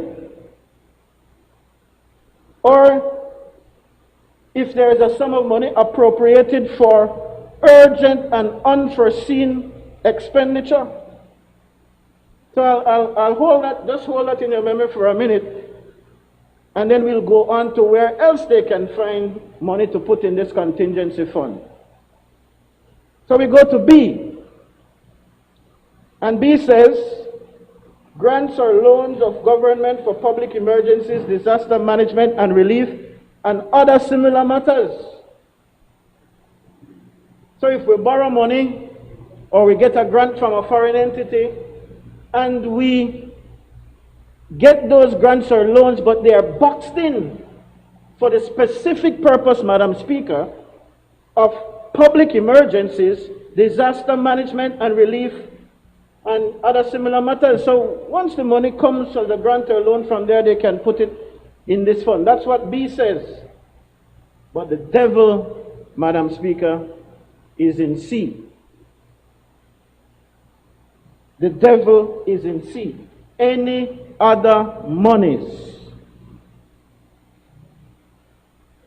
Remember I said, Madam Speaker, that this section 10A, the establishment that seeks to establish a contingency fund, is merely mirroring or copying the special fund and the development fund that you will find in the actual Principal Act at section 10. Well, look at what section 10 does when it gets to C. Because they're talking about this, but remember, a development fund as established under the Finance and Audit Act, or the special fund, as my friend from Freetown pointed out to us in the committee, these funds have a specific purpose. So you can't play games.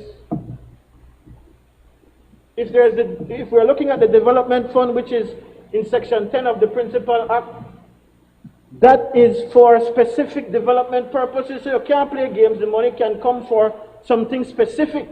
But in this one, and especially given section, what is it? 2A2, where a lot of discussion will be seen later on to be given to a minister to declare an urgent and unforeseen expenditure, or whatever that is. That is where mischief comes in, as I said, Madam Speaker. Look at what the Principal Act says about the development fund. It talks about money being appropriated for special development purposes. It talks about grants or loans for those same development purposes. And it outlines, it has a C, it has a D, it has a E. And in all of those, Madam Speaker, you get a specific kind of money. C says money is received from the proceeds of a loan. D says money is received by way of interest. Da da da. E says money is earned by or received in reimbursement. So there is specific talk about where monies can come from to go into this fund. But when we look at the proposal, Madam Speaker, for the contingency fund, they get cute. And they put in there, what's the term, how do they put it? Any other monies. Now, Madam Speaker, why is this dangerous? It's dangerous because it is clear that this administration, as I pointed out, do not intend to declare states of emergencies under Section 18 of the Constitution. So where they intend to appropriate money, Madam Speaker, is in Section 10A, 2, Roman numeral 2, any other urgent and unforeseen expenditure. That's where they intend to, they either appropriate it there. They can't use any of the grants or loans or government for public emergencies because those are very much boxed in. But what stops the government from at C saying, we will allocate monies? We could get a grant, and we see how they have well diverted grants from foreign countries, Madam Speaker. My friend, the member from Freetown, would know all about that business because when he was Attorney General, there was some big diverting going on. You see these people who come back here, Madam Speaker, like they're so holy and righteous, and they presided over the raping of the economy of this country. Point of order, Madam Speaker. What's the point of order? This man loves listening to himself, man. He just rumble on and rumble on and rumble on, repeating the same Madam thing Speaker, can you, over and over. Can and you my call people are a hungry, standing man. order? Wait 1 second. People want to go eat too, you know. Finish up, man. Did you repeat yourself? What's the point of order? Member, what's the point of order? Prime Minister, are we clear? A hungry man. Man don't want top down. Leader of Opposition, you can continue. When we refer to members, we refer to them by their constituency, please. Thank you, Madam Speaker, but it is, I did refer to him as the member for Freetown, but it is factual. It is, and I didn't cast any undue aspersion. It is factual that our friend from Freetown was the Attorney General when the rest of the cabinet did not know about grants that came from Venezuela and from Taiwan, and that these monies were diverted to pay the private UHS. That is factual. I didn't invent that. That's not casting aspersion. So I don't understand why the Prime Minister is getting all hot. But my point is, Madam Speaker, we have seen where they have taken these grants and loans. And what C does basically, it says that yes, you can use grants and loans as long as they are not earmarked for public emergencies, disaster management and relief. Let's say Taiwan decides, or another friendly nation of Belize decides to give a grant for general purposes, not necessarily for disaster management and relief or such matters. They can then decide to put that in this contingency fund, Madam Speaker, and then they can remove it, because if you read down at 3, it says, the contingencies fund shall not form a part of the consolidated revenue fund and shall be kept in a separate account with the Accountant General. So they will remove that money They can divert any kind of grant, any kind of loan, as long as it's not earmarked for this, and put it, Madam Speaker, in the contingencies fund.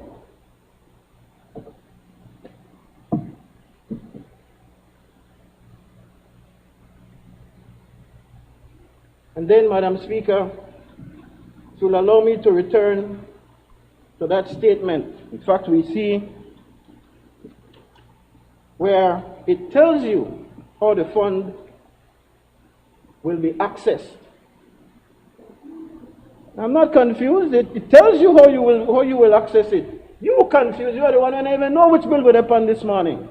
Talk about confusion and incompetence.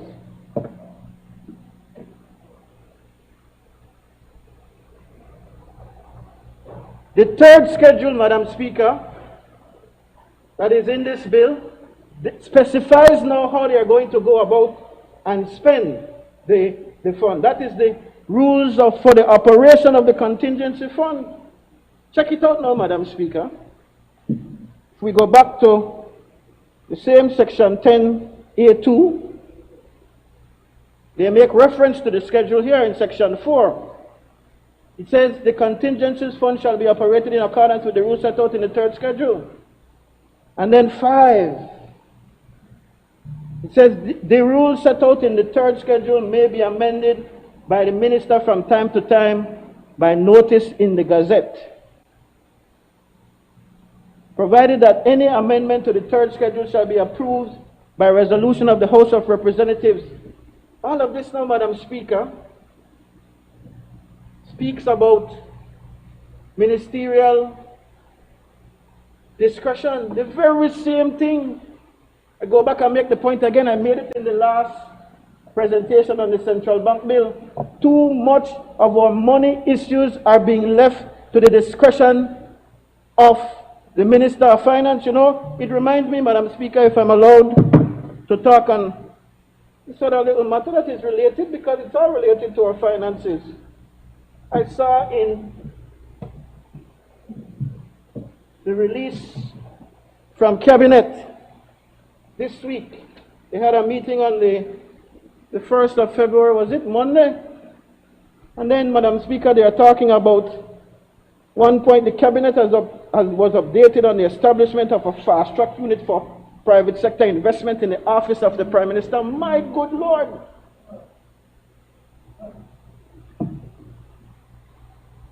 I say it again, good governance, honesty, transparency, because I watch as the Prime Minister pontificates. Pontificate about being honest and good governance. Remember the last time he was responsible for these kind of development investment programs? When he was Minister of Natural Resources, Madam Speaker, and the U.S. ambassador had to put on the record that he took bribes from oil companies for giving them PSAs, Madam Speaker. It is not me casting those aspersions. I am merely, Madam Speaker, pointing out. Of order, Madam Speaker, the member from Khaled, apart from being repetitive, he is also, violating Standing Order 48.5, Madam Speaker. No member shall impute improper motives to any other member of either chamber. It is improper for him, Madam Speaker, to be making those statements. Thank you. Madam Speaker, I did not accuse the Prime Minister. I am merely reporting what the U.S. Ambassador, Robert Dita, I think was his name at the time, put in his private report that was later leaked. Madam Speaker. That is fact. That's a point of order, Madam Speaker. He's violating 38.5. Member, you just referred to a report that was leaked. If a report is leaked, it is not necessarily an official report for public consumption. I suggest you move on with your... Madam Speaker, I will move on, but it is not that we do not trust the genuineness of such a report, because it is factual. The U.S. has not said that it was not. Anyway, I will move on, Madam Speaker. Thank you. But my point is to have this kind of ministerial discretion and then to hear them pontificate in their good governance motion that came up in this house. And we see it every chance we get now. They're trying to push all of these things within the first 100 days to make it look like they're so rosy in cleanliness, Madam Speaker, and righteousness. Please and people, do not forget. They have not forgotten you. They give you a lead chance again, but immediately we are seeing where you are. When members are speaking, please, standing out of order to continue with the debate, member. Madam Speaker, then there is section. Let's look at the third schedule. The third schedule is now how they plan for this to be spent.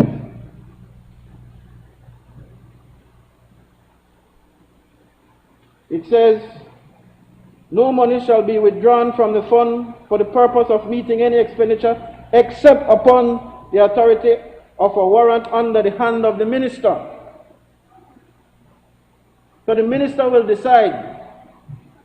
And we had already learned, Madam Speaker, that the minister may, on any given day, on a weekend, today is Friday, the minister might go home tonight, knock your head and decide, you know what, we have urgent and unforeseen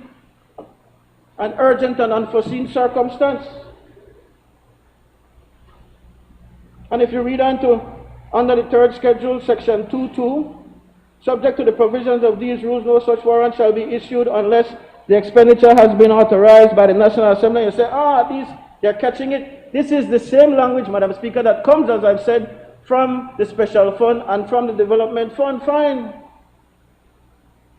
Except that they're not talking about those specifics, Madam Speaker. What they're talking about is now something that is discretionary. Who is it that is going to determine what is an urgent and unforeseen circumstance? That is the big question. And there is where they can plug in money, borrow it from wherever and plug it in. In fact, the elections are coming up, municipal elections. They may well determine tonight, as I've said, there is an urgent, unforeseen. Now, only the minister could tell you what that is about. And then the Prime Minister can get some money from somewhere and plug it in and say, this is for urgent and unforeseen situations. And they will be then able to access these monies.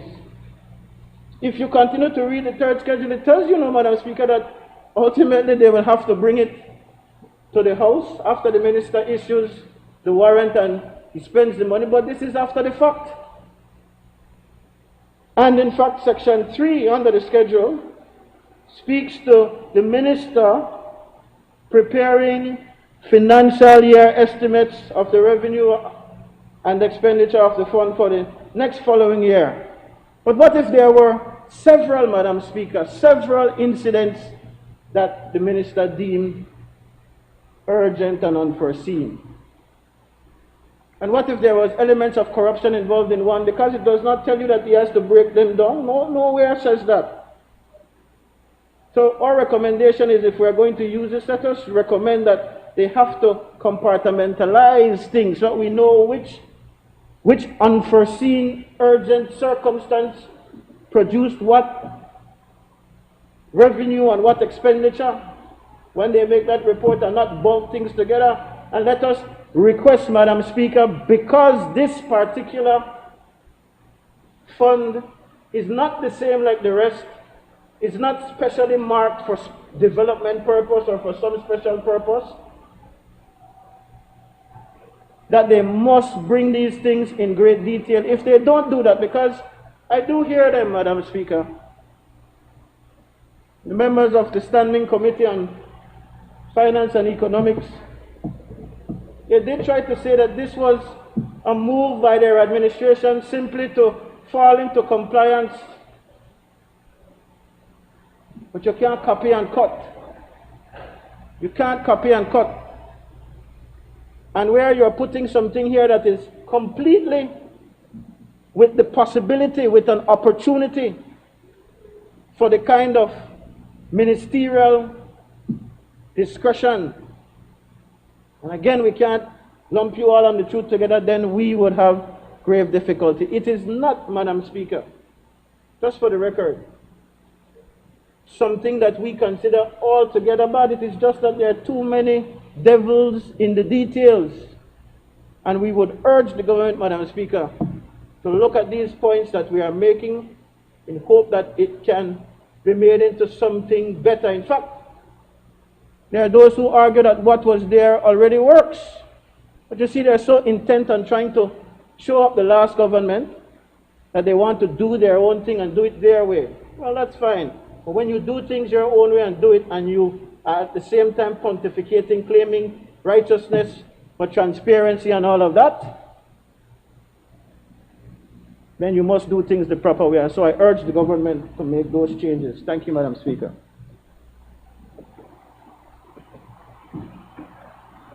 Recognized Prime Minister. Thank you, Madam Speaker.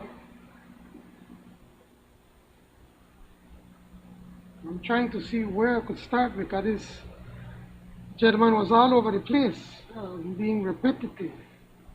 I'd like to refer about that political party, when he's talking about corruption, that was settled on November 11th, man. You get the worst beating you ever got as a party.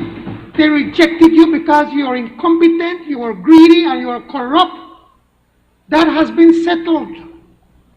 Stop referring back to where we talk about 2008. Talk about what has just happened a few months ago. That has been settled, punto final. Don't bring it up again. Because you're spitting in the air and it's falling on your face when you talk about corruption. A lot more things will come out, trust me. Madam Speaker,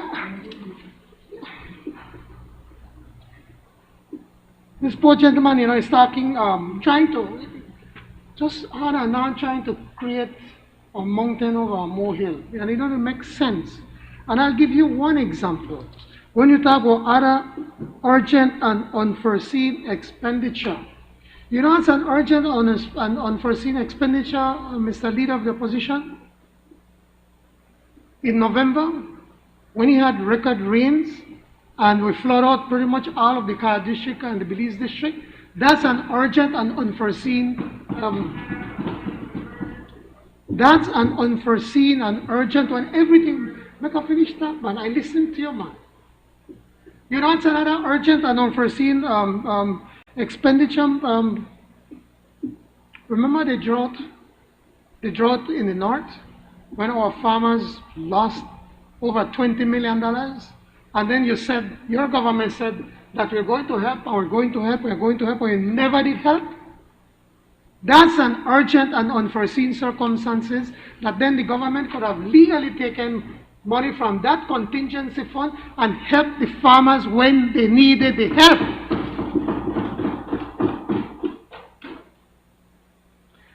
And then we talk about any other monies as if insisting as, well, we are take money and we are hiding. But what he does not point out too, that all of this has to be reported at the next House meeting. So how you hide it? How you hide it? If every month we're saying we're going to have regular House meetings, we have to report it at the next House meeting by law. Now, not like what your Prime Minister has done, spent millions of dollars and still not reported to the House. Actually, you're talking about them taking our former Prime Minister to court. Well, your Prime Minister is the only Prime Minister in this country that has been taken to the Supreme Court of Belize and found guilty. Guilty. He has been found, not nobody from this side. It's your Prime Minister. And there are cases where he'll go to court and he'll be found guilty again. No. Closing the debate, members. You always bring up this issue about the minister. You said the rules, as you pointed out in Section 10.3.5. They say the rules set out in the third schedule may be amended by the minister from time to time by notice published in the Gazette. What? I mean, somebody have to do it, or office can't do it. It's a person. And whenever the Minister of Finance make that change, he has to report it, he has to make it public. It's not going to be secret. It's going to be published so that the entire country can see what are the changes that is being recommended by the government at that time. But the Minister of Finance, who is responsible for the contingency fund, would then have to publish it. Somebody have to be held responsible to publish it.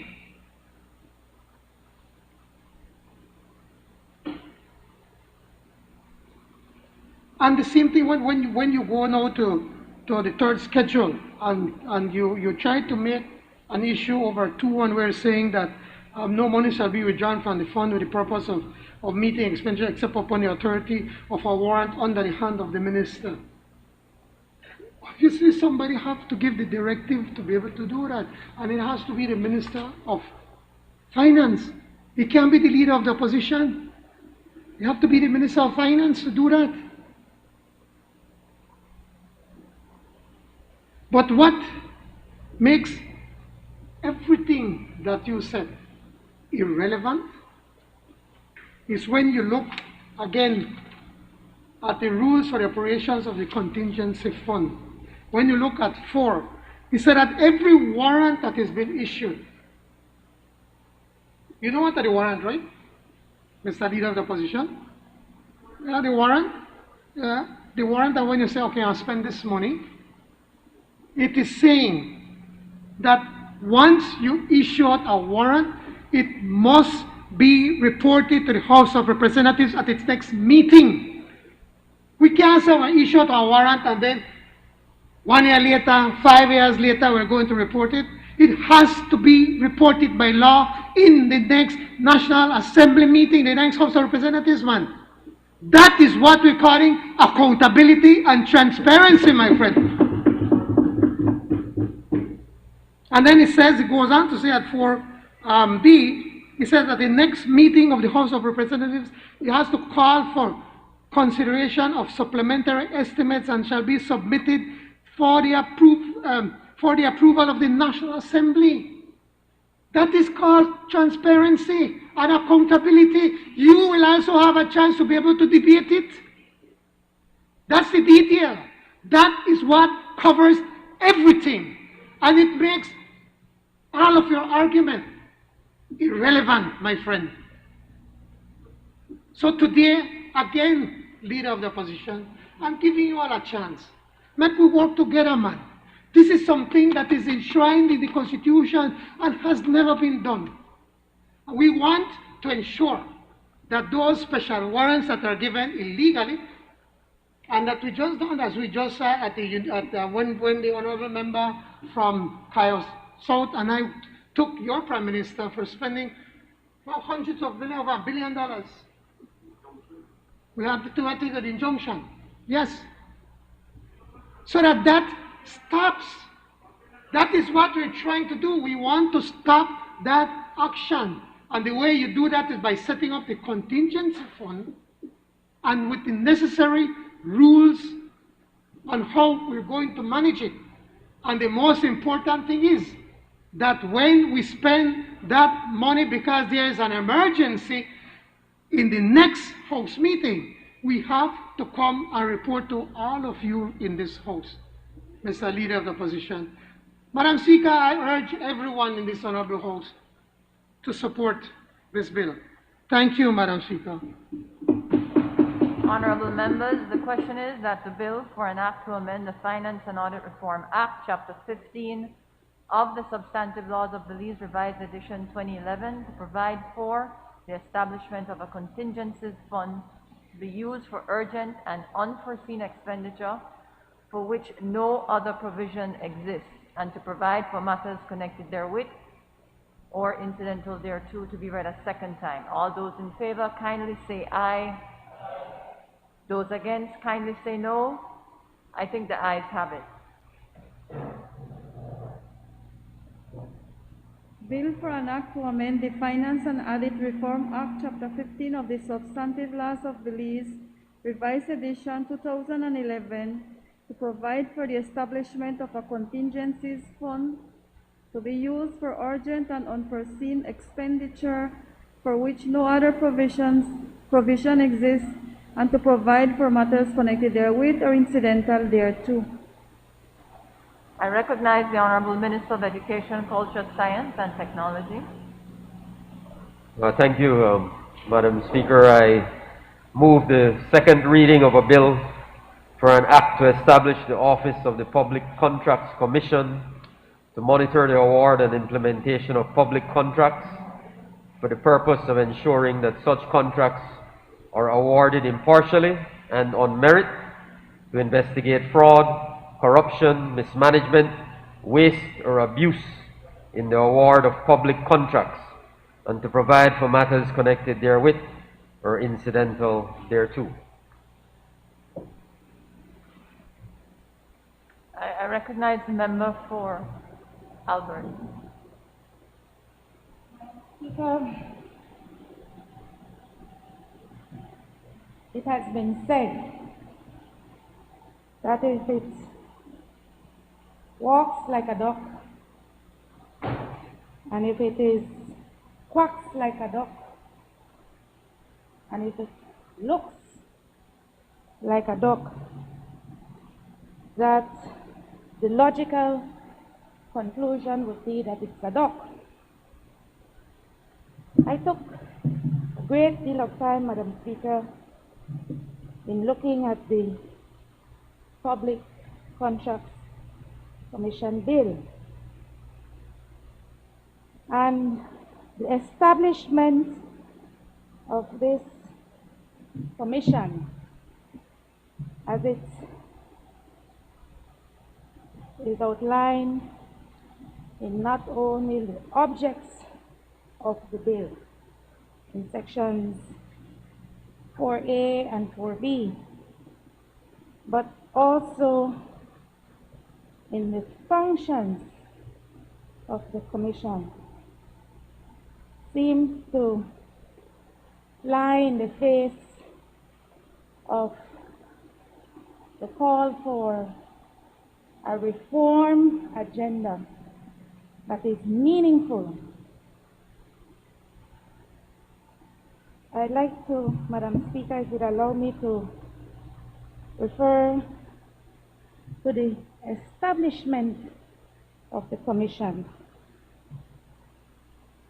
We are moving, Madam Speaker, effectively from having a constitutionally appointed professional who has the technical capacity to review and award contracts or services to the commission that will be appointed, Madam Speaker, by the government itself under the Contractor General Act, Madam Speaker.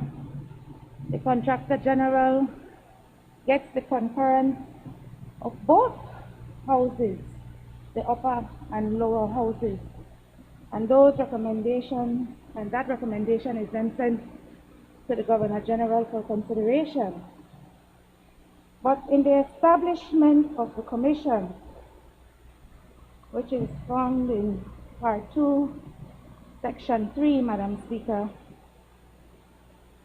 the commission will be appointed primarily by the government itself. We will have a member that is designated, Madam Speaker, in 3.2a by the Minister responsible for finance, who will serve as chair. There will be a person designated by the Minister responsible for the public service.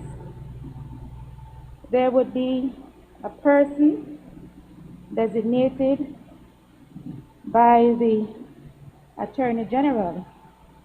Those are the three government appointees. And then there will be a member of the National Assembly that would be recommended by the leader of the opposition, and one civil society senator selected from among the civil society senators on a yearly rotation. This commission then, Madam Speaker, will effectively be run by the government. And I had to ask myself, is this not the asking the rat to mind the cheese?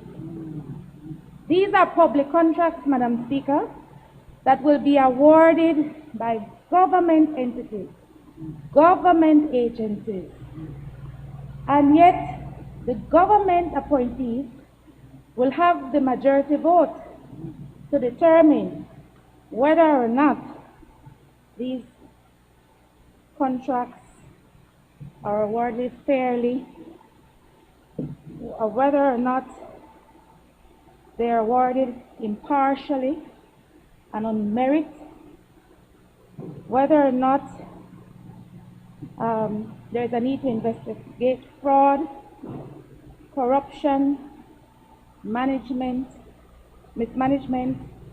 or abuse in the awards of these public contracts. And when you look at Schedule 1, Madam Speaker, which speaks to the tenure for the commission, all of the commissioners who is not required to have any special skill or knowledge or expertise as outlined in the Contractor General Office. All these commissioners will have a 3-year tenure on this commission, with the exception of the social partner, which will go at it on a yearly rotation. I also take issue, Madam Speaker, with the fact that what the spirit or the intention, or what I thought was the spirit or intention of the Act would have been, was to strengthen the function and the role of the Contractor General, and for the Commission to serve somewhat as a guiding body. But in fact, the Contractor General has now been reduced to a, for lack of a better term, Madam Speaker, a glorified secretary to the Commission. And this constitutional appointed post is just being dismissed by the repeal of the Act. From where I sit, Madam Speaker, that doesn't seem like good governance to me. If we truly want to ensure that the rat is not minding the cheese, Madam Speaker, this commission, the majority holding on this commission would be our social partners, so that they can keep our government in check, so that we can apply the right checks and balances, if you will, to the regulations. And then, Madam Speaker, the Commission would be able to make its own rules and regulations, play as you go sort of atmosphere. There is no harm, Madam Speaker, in adding a Schedule 4, so that the rules of engagement, how the Commission will be governed, how the commission will be held in itself accountable can be determined well before the commission is appointed. But as it says here in the bill, Madam Speaker, the rules will be made up by the commissioners themselves as they do the work that is expected, would be expected of them as outlined in section 4A and B, and as it relates to their functions as it's outlined in section 5, part 1, part 2 of the bill. Part 2 of the bill. Madam Speaker, I ask myself, how will we talk about the overseeing the activities of the sector committees? I had raised this matter in our House Committee meeting. There is no definition in the Act, Madam Speaker, for how sector committees will be defined, how sector committees will be convened, how sector committees will be engaged. It seems we were in quite a rush to put this bill together. There are lots that have been said, and there's a lot that has not been said. You see, when the Commission has the right to do, it is also my understanding that the Commission has the right to undo. But that is not expressly stated in the provisions of this Act.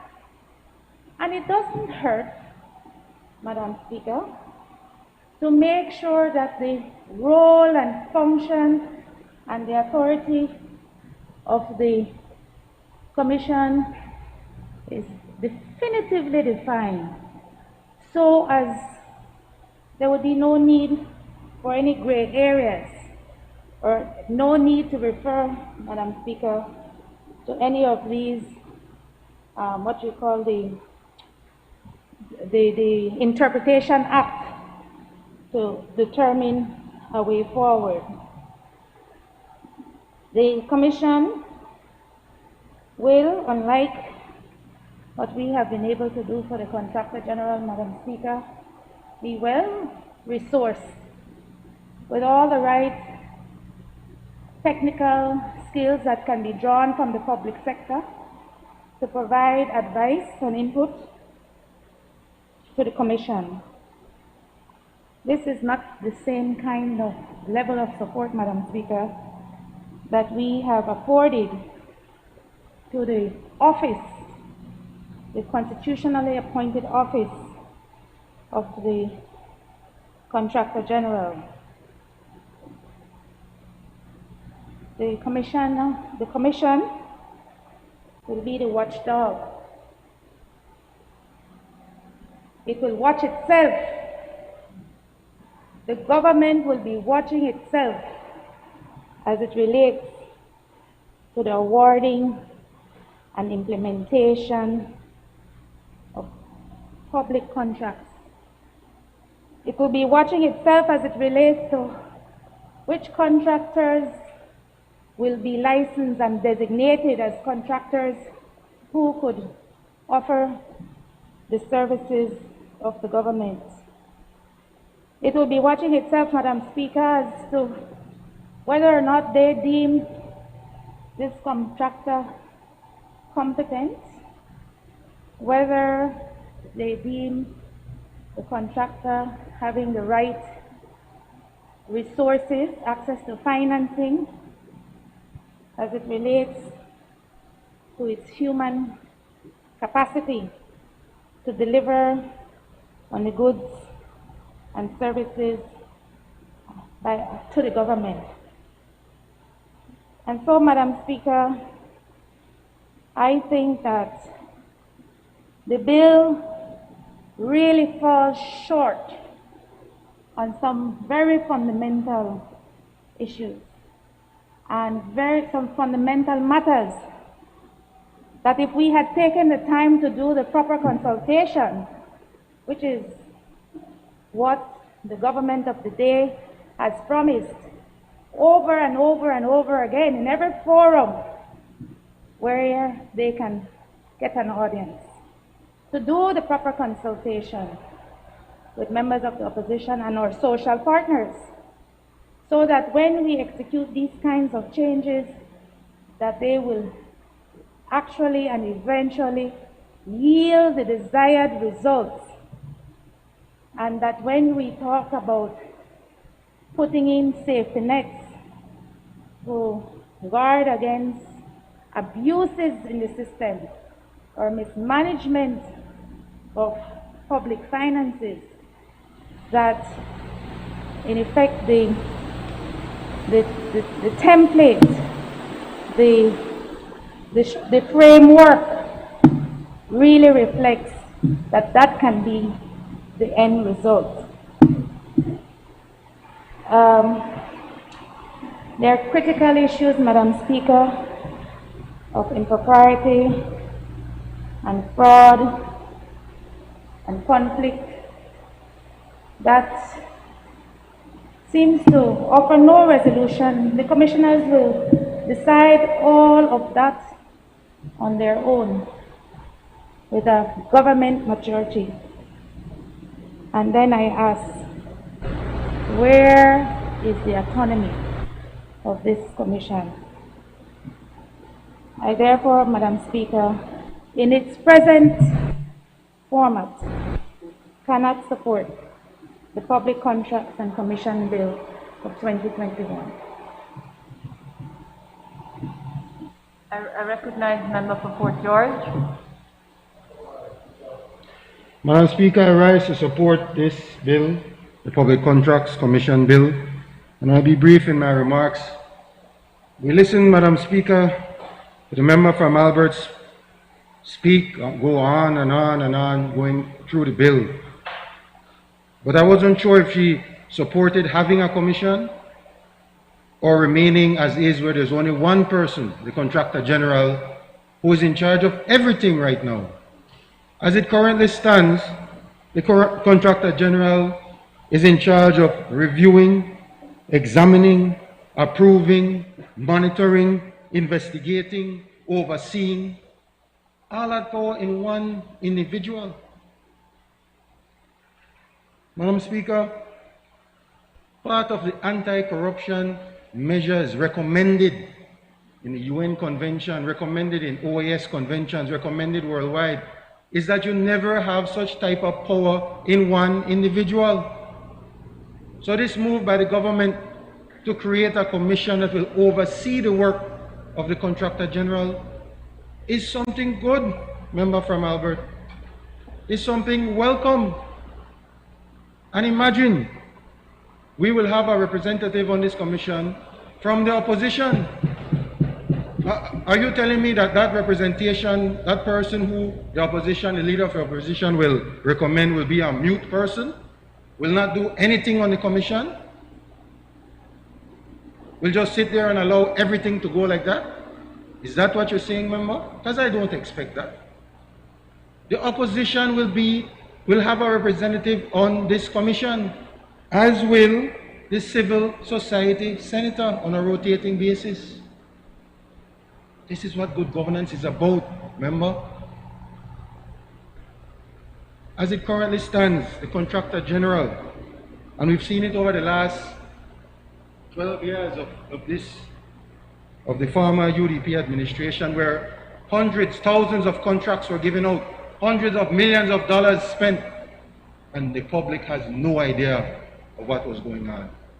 No idea of the bidding process that was involved.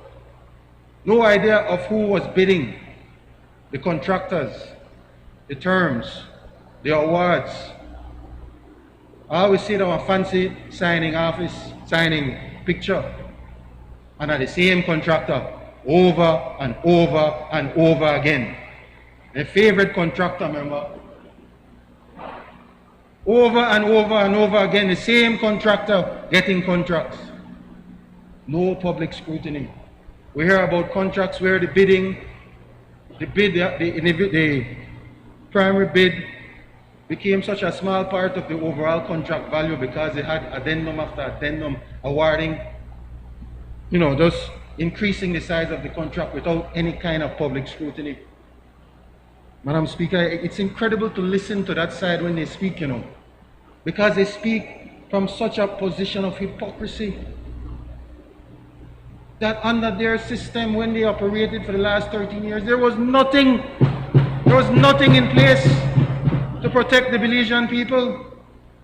We hear about spending, unauthorized spending, and then they're upset about a contingencies fund because they want to know what the money will be used for.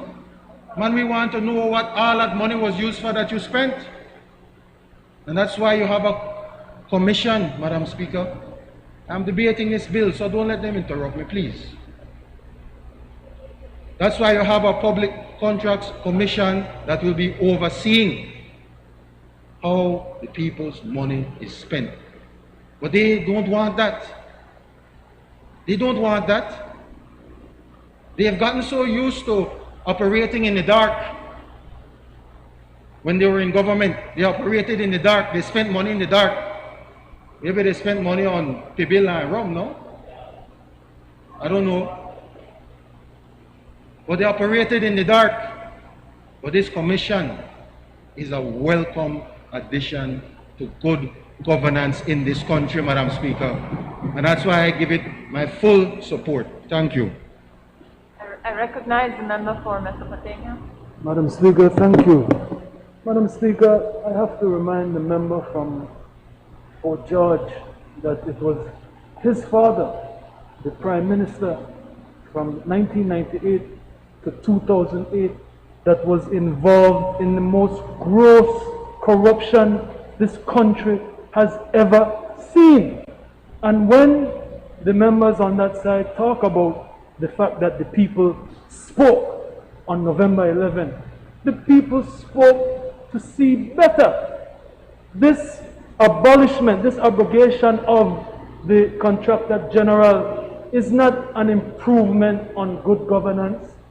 This is deregulating contracts, because now you are going to tell me that we don't have qualified professionals that are apolitical and can conduct the business affairs without favor and without any type of preference.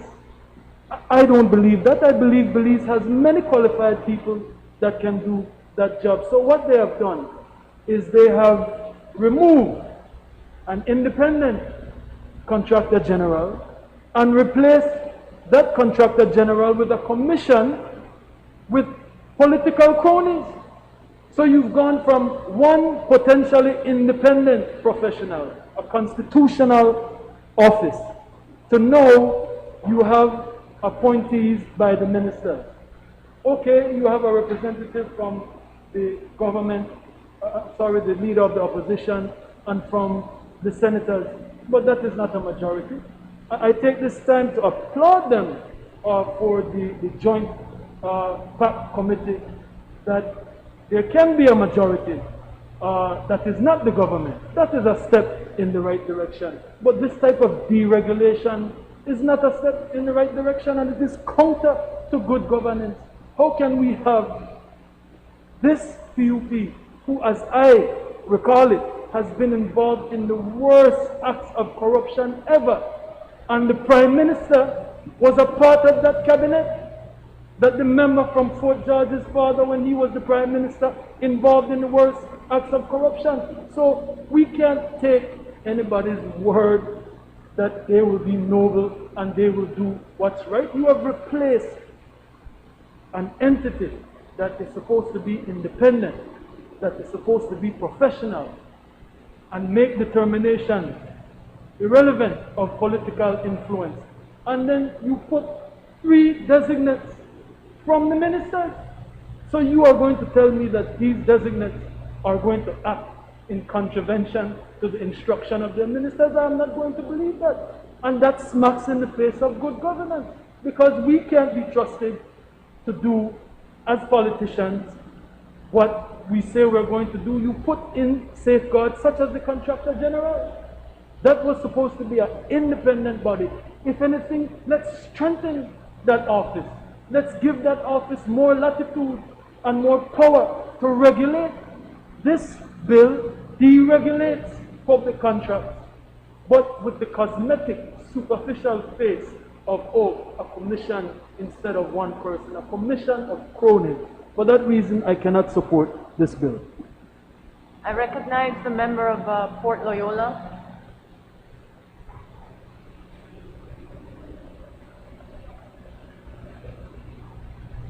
Can we check, 1 second, member, can we check the mic, please?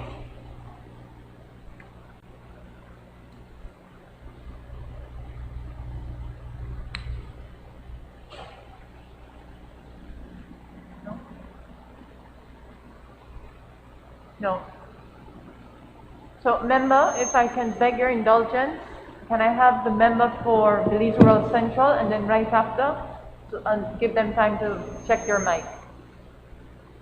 Madam Speaker, only to add, I completely go along with and fully support the remarks of the member for Fort George, but I would like to make a clarification that I would not want the Belizean public to feel that there wasn't a full opportunity for intervention and explanations and questions on this bill. At committee level, we listened very carefully, very respectfully and assiduously to the member for Albert and also the other side. We took time to go through everything that was raised, and I believe that we conducted our work in that committee in a very professional way, and we gave full opportunity to be heard. And I want to make the point, Madam Speaker, that what has been proposed here is not a step backward. It is very much a step forward in terms of the good governance. We believe that the opportunity for everyone to be heard when it comes to public contracts can only inure to the benefit and be good for the people of this country.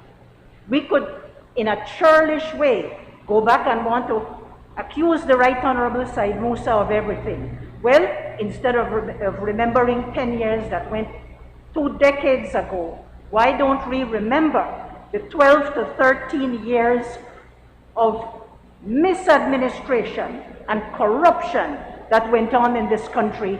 Let us make it better, giving everyone the opportunity to be heard. And yes, it may be another tier of oversight, but I believe it can only be good for the Belizean people in terms of how our money is spent and the accountability that we require now, because if we are going to signal a new day, then we must put our money where our mouth is.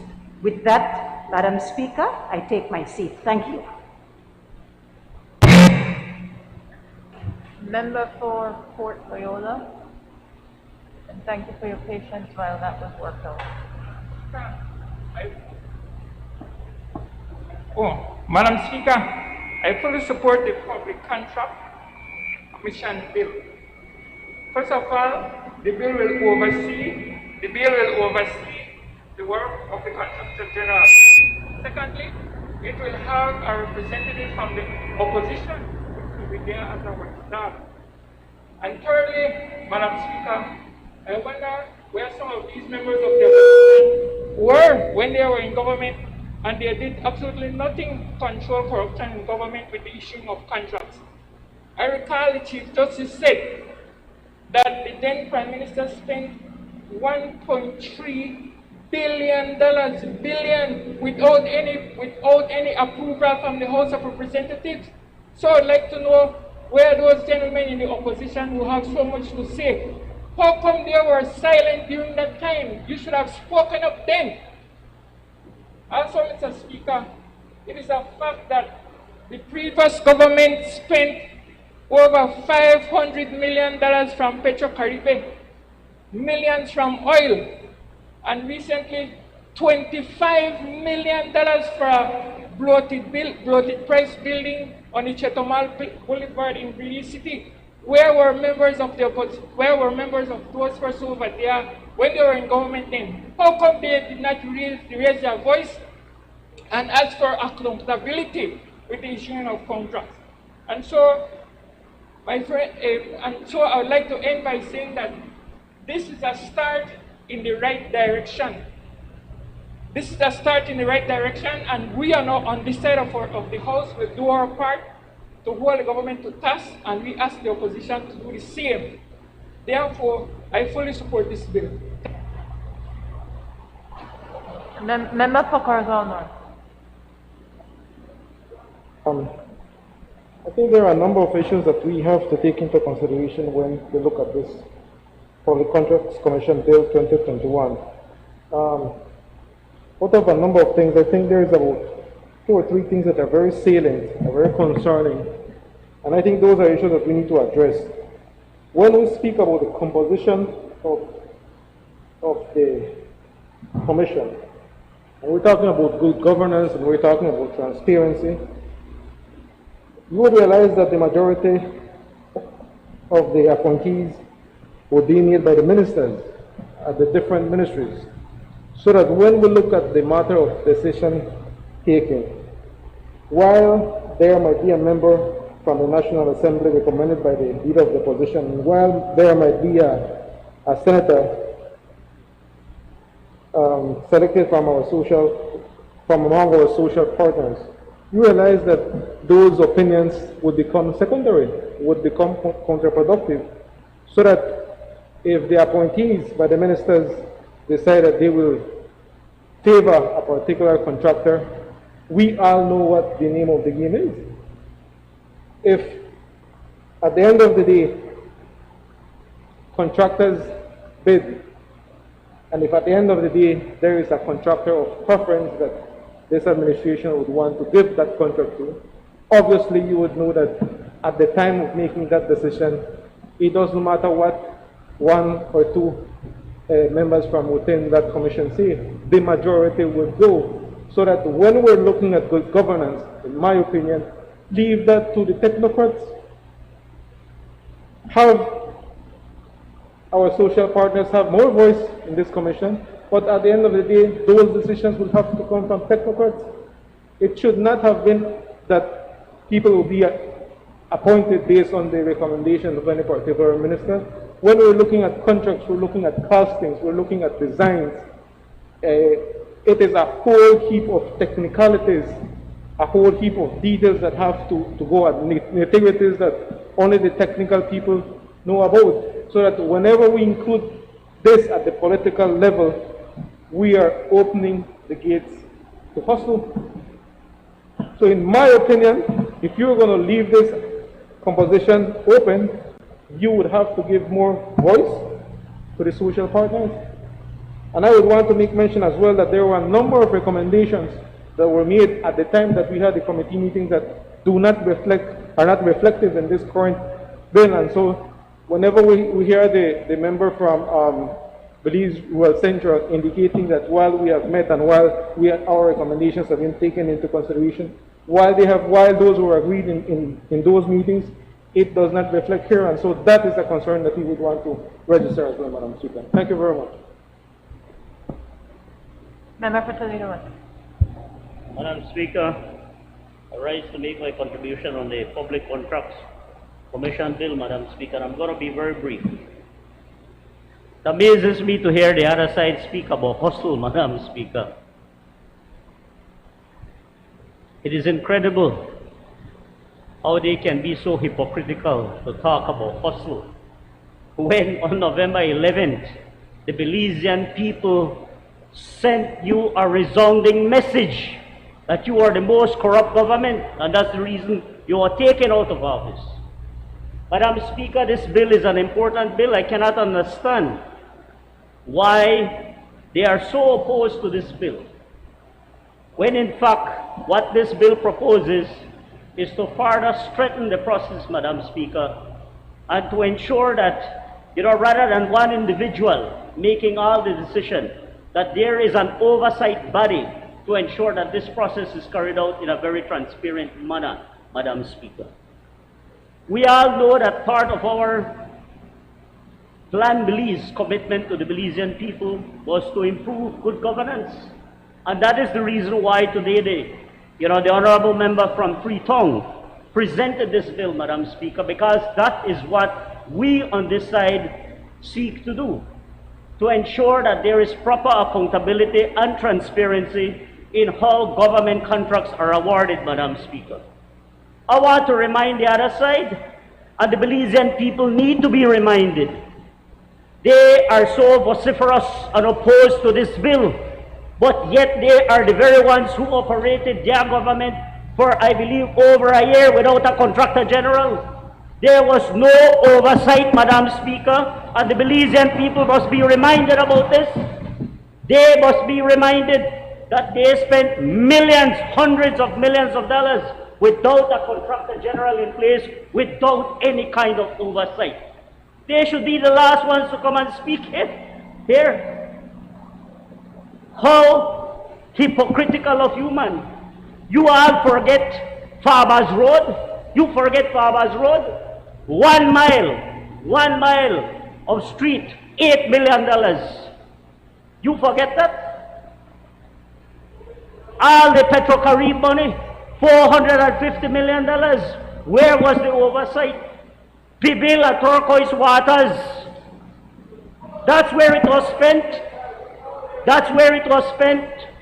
So how hypocritical of you to today come and oppose this, when what we are doing is strengthening the process to ensure, and it amazes me, you seem to be lost, that the bill seeks to empower the opposition to give you an opportunity to have a say, man. But it seems to me that you have now relegated yourself to just oppose for opposing sake. Madam Speaker, this bill seeks to improve the way contracts are awarded, the way contracts are supervised, the way contracts are accounted for, Madam Speaker.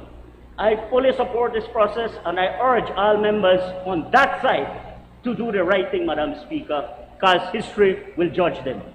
I recognize Leader of Opposition Member for Colette. Thank you very much, Madam Speaker. Firstly, let me start on a positive note. And let me congratulate my friend, the member for Belize Rural Central, on what she said as she rose to intervene, Madam Speaker. She spoke about the fact that there was a very successful, or what she deemed to be successful, meeting of the Public Service, Labor, Industry and Trade Committee, which considered the Public Contracts Commission bill. I can tell you, Madam Speaker, that indeed in that meeting, although I'm not a member, that indeed they gave great consideration to, or at least they gave time to members, and if I'm not mistaken, even others who may have had. In fact, I did see the current Contractor General at least waiting. Not sure if he was eventually called in, but there were technical experts. There were the people from the Surgeon's office, the drafters, if you will, Madam Speaker. There were members. So yes, the reason I know that it was a very long meeting in terms of getting people's input in is because we had a meeting scheduled to follow that meeting that did not start until an hour later. So the prescribed time plus an hour or so is what really occupied the space for that particular meeting. Now you would think, Madam Speaker, to give her that, they listened, But if you'd think that after an hour and 15 minutes or an hour and a half or however long the meeting was, that after listening to the concerns that they would have come back, Madam Speaker, to this Honorable House with some kind of recommendation for amendment. How is it that you take all the time, you come back here and you say, wow, we did such a wonderful job with the legislation, we listened to everybody, but on points that clearly showed flaws in the bill, there was no change. Just to show you, Madam Speaker, I will begin with the simplest of points, to show you a very basic flaw. Now, my party, the members on this side will not support this bill in its current form, and we will get into the details of that in a minute. But let me just use this one simple example that really does not speak to the kind of politics that is being played or could be played here at all. If you look at the section that speaks to the makeup of the commission, and I'll come back to all of this, but just this one simple point. C, it talks about one civil society senator selected from among the civil society senators on a yearly rotation. And then, Madam Speaker, we look at Schedule 1. My colleague, the member for Albert, pointed it out. Let's turn to Schedule 1, where it tells you how long the appointments are for. It says for 3 years, so this is basic. It's basic. If we are going to have the social partner, the senators from the social partners be appointed, and you are rotating yearly, how can their tenure be for 3 years under Schedule 1? It's sloppiness, Madam Speaker, and it goes to show you that they're not really intent on creating a good bill at all. They are intent on rushing something, ramming it down the throat of Belizeans to say, see, we pound your chest and say, we are good government. When in fact, it is a joke. I listened to my friend from Fort George speak about the fact that we should be happy, our friend from Toledo West, likewise, you should be happy, Mr. Leader of the Opposition and the Opposition, because you're now getting an opportunity to be a part of this, whereas before you did not have a part. You should be happy, they say. Well, Madam Speaker, this is again wolf in sheep's clothing when it comes to good governance, because under the current makeup, what is being proposed here, Madam Speaker, what we will see is a political football being played with contracts in this country. But they also accuse heavily the past administration, Madam Speaker, about what we did in our time. Let's look at that. And I will point out another flaw in their setup before I get into the politics of things. They say that, the UDP never may have a contractor general for 1 year or 2 years or whatever the case may be. What they will not tell you, Madam Speaker, is that there was a reason why that was not done.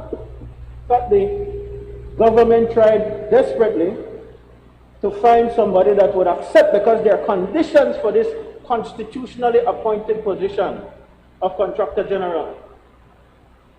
The Contractor General will become, what do they call them? PEP, politically exposed persons. And there were people who were not willing to do that, that fit the competency bill that we were looking for. But notice that in their configuration of the commission, nothing, absolutely nothing is spoken now about politically exposed persons. Another flaw in this bill, if you are going to put those persons responsible for contracts in this country, then they must be deemed PEPs, and they must be under the same kind of scrutiny that the Contractor General, but this bill is silent on that. And the reason why these persons are deemed PEP, Madam Speaker, or the Contractor General in particular, since that is the particular office that we are seeking to diminish, and I say diminish, and I'll get to that in a minute. They are now replacing it with a group of people, some of whom will be politically exposed persons, and Why do I say that? Because the makeup of the way it is being proposed, Madam Speaker, suggests that it will be made up of people from the House of Representatives, because there will be somebody from the opposition side, a member of the National Assembly recommended by the leader of the opposition. That is a PEP.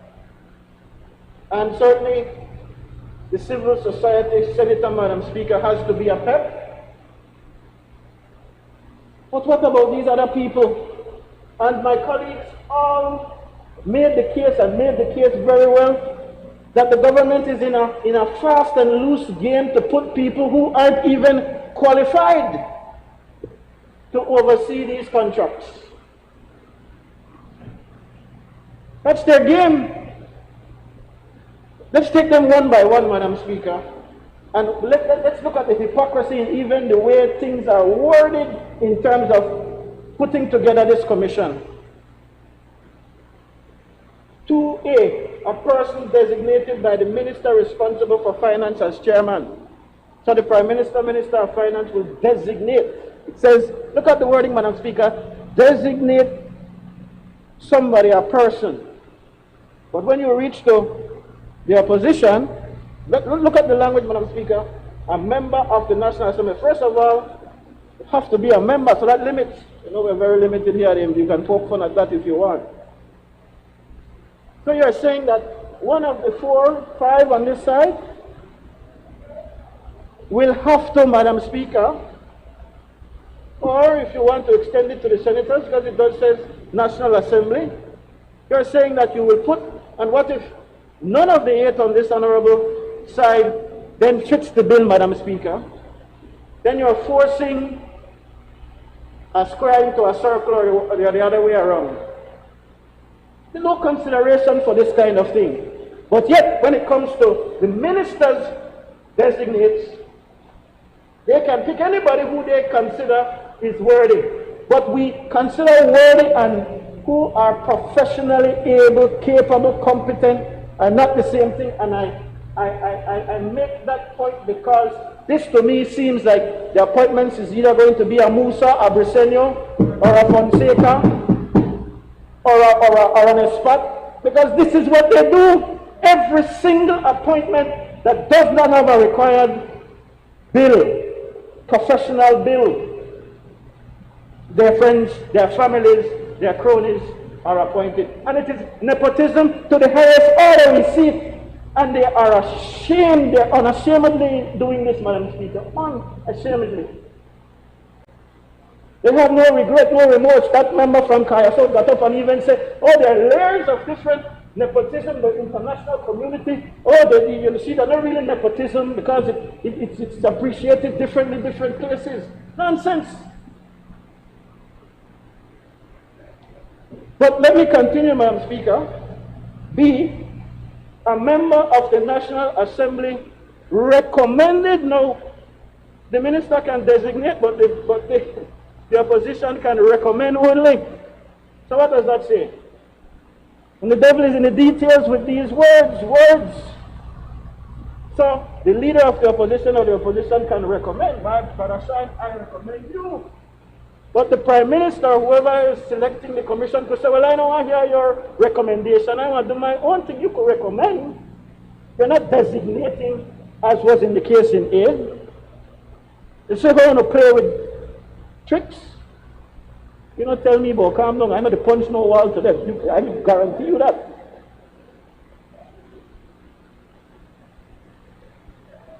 I made the point, Madam Speaker, about C.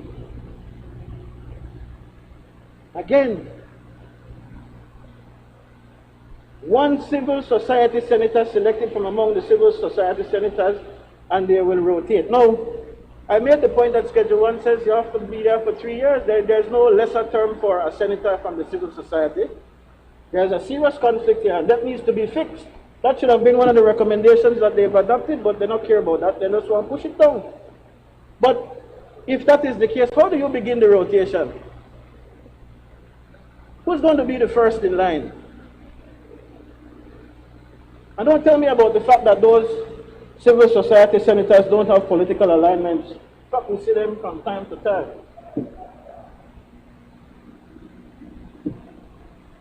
They're speaking. Other members have to be quiet. Thank you, Madam Speaker.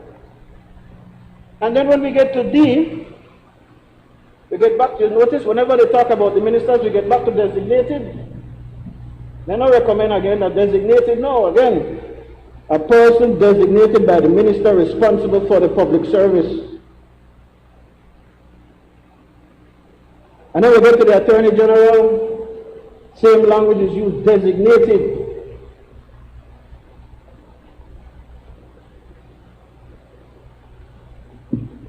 Madam Speaker, this must be mischief. And all of my colleagues who rose on this side already made the point that this is now control. They want to railroad the process.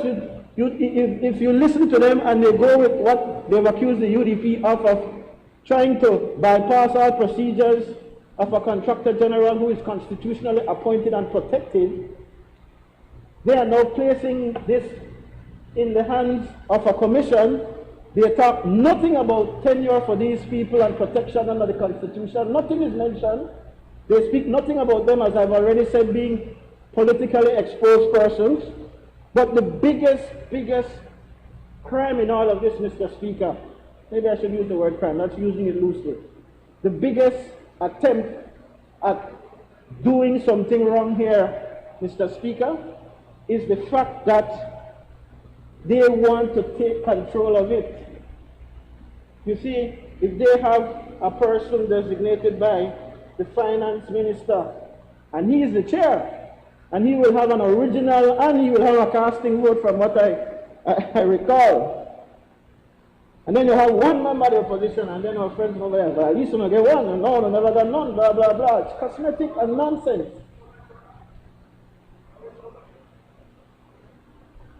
And then you will have another one by the public service minister, another designate. And then, Mr. Speaker, they will have a person designated by the Attorney General, so that's three. 3 out of 5. So even if the opposition representative, who we can guarantee will come at the recommendation of the leader of the opposition, and they decide, you know what, throw everything through the door, ultimately it comes down to a vote. We have to vote on who is going to get this contract. The representative of the finance minister, the representative of the public service minister, and the representative of the attorney general, regardless of anything else, can overrule and can bring about the contracts who they want. Now, let's Mr. Speaker, for the avoidance of argument, or to give them the benefit of the doubt, let's say that they genuinely want, Mr. Speaker, to create a system that is fair. Let's even give them, if you will, for a minute, that the UDP had all kind of bad intention and they may try run off with all the contracts, blah, blah, blah. Let's give them all of that. The people voted for you, my friends, overwhelmingly. You get up and say that every time. Respect the will of the people. The people don't want to see any more corruption. And if 3 out of 5 of your flunkies, your appointees, your designates are going to determine who gets every government contract, what do you think will happen? I made the point for my friend, the member for Belize Rural Central, Mr. Speaker, in the fact that she chaired the meeting of the committee, the standing committee that dealt with this bill. And you know, basically the member got up to say, I don't know how to say, but the government will have its way at the end of the day, and that is the same thing that will come with the Speaker when it is this commission is brought to make decisions. Let's go on to section 2.4, Mr. Speaker. And this is laughable. Oh, check this out. They say, for the purpose of the discharge of its functions, the commission may delegate, words again, by order published in the Gazette, any of its powers to and impose any of its duty on the contractor general. So, I think it was the member for Fort George who said, he said that they are taking away the powers from one man and putting it. He's exactly correct. But what they are now, by this design, you don't even have to have a control. You have to have one, but you don't even have to give him any responsibility. That's what Section 2.4 is saying. The commission may delegate. So if which was the point my friend from Albert was also making, if the commission decides that they will just have the contractor general sit down and twiddle his thumbs all day long, he will get paid for that. Because they may decide not to give him anything to do. And I listened to them again talk about not reinventing the wheel, how I think when this was introduced, Mr. Speaker, they spoke about that this is something that they do in Jamaica, and there's a commission there, and there's a contractor general there, and well, look at what happens in Jamaica. In Jamaica, yes, there is a commission, and yes, there is a contractor general, but the contractor general is the person who does the work. And my friend from Fort George was right, that one man and a lot of work, which is why the point made by our friend from Mesopotamia is so key. If it is you feel that the workload is so big, is so huge, then give the man what he requires, or the lady what she requires, in order to perform the very, very big task. This requires a lot of professional people who know what they're doing. You know, require a flunky of the Minister of Finance, and a flunky of the Attorney General, and a flunky of the Ministry of the Public Service, the Minister. Requires professional people. It reminds me of the argument that Madam Chief Justice Arana was making.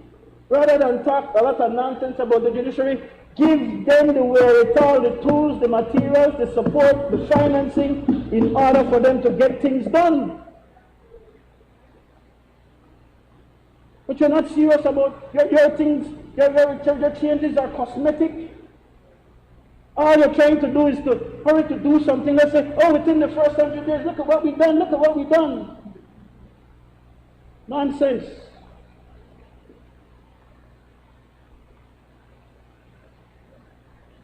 There is no qualification required, Mr. Speaker. None. None of this says that the person who the Minister of Finance picks must be somebody who is a trained engineer or a trained finance person. None. It's not there. It's non-existent.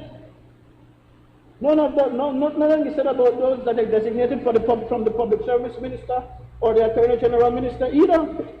None of that, Mr. Speaker. But if it is that those on the other side are not just giving lip service, because I will concede, Mr. Speaker, that there are tremendous flaws in the structure that was there. To begin with, to find somebody who will take on the designation of PEP, it's a struggle. I will concede that there might be flaws in a lot of the structures. In fact, when my friend, the member for Kaya South, was the chairman of the Public Accounts Committee, this is why he's so hypocritical. I listened to his leader this morning talk nonsense about what used to happen in the Public Accounts Committee. We had some very good discussions in the Public Accounts Committee as to what reforms need to happen. But when it came time to give reporting, he was political and he disregarded all of those suggestions. And even as they tried to amend the standing orders to allow for a joint Public Accounts Committee, now you will see again it's cosmetic.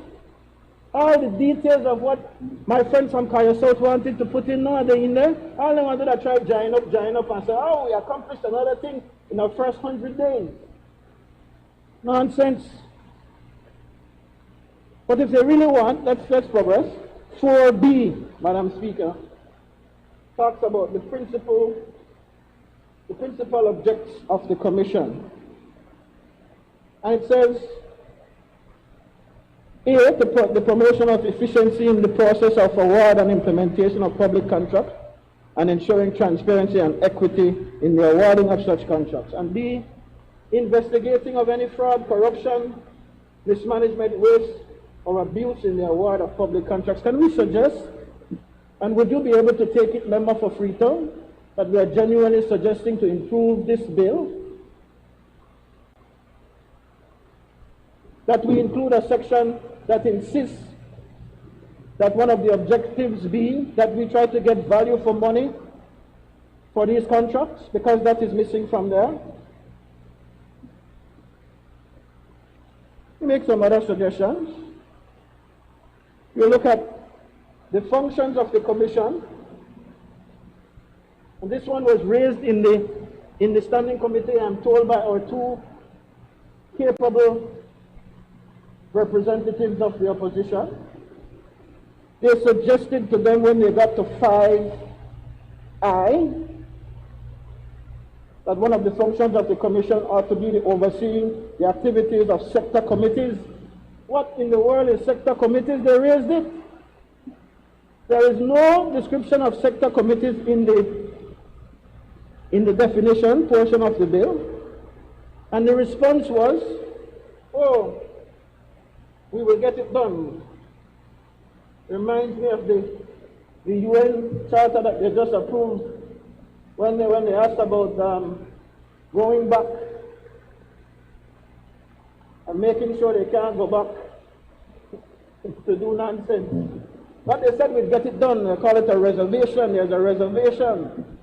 Well, rather than reserve things because we don't trust you, why don't you make the fixes now? This is the people's business. If you are serious, Mr. Government, about making sure that these things are truly for transparency and openness, let's fix it now. Let's fix the fact that 3 of your ministers are going to dominate this commission and give the contract to who they want. Begin with that. And then all that you have outlined, let's deal with that. Look at section 6.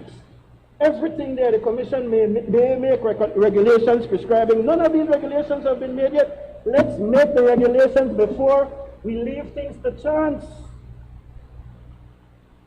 What is the rush? Make regulations as to how the qualifications required of prospective contractors for registration and classification under this part, how will that play out? Make the regulation for the procedure for the submission of tenders for public contract. Nail it down, solidify it, put it here, put it in a schedule, put it in the legislation, so we don't leave it to the commission, as my friend described it, in the buck. It's almost like you're telling the commission, all right, we'll put you into effect, and then as you go along, you put the pieces together. It is a recipe, Mr. Speaker, for disaster.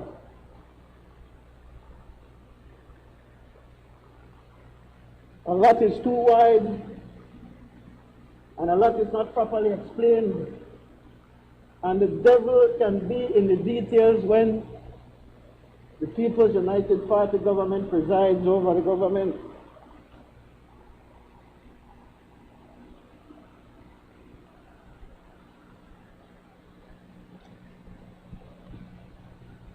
Mr. Speaker,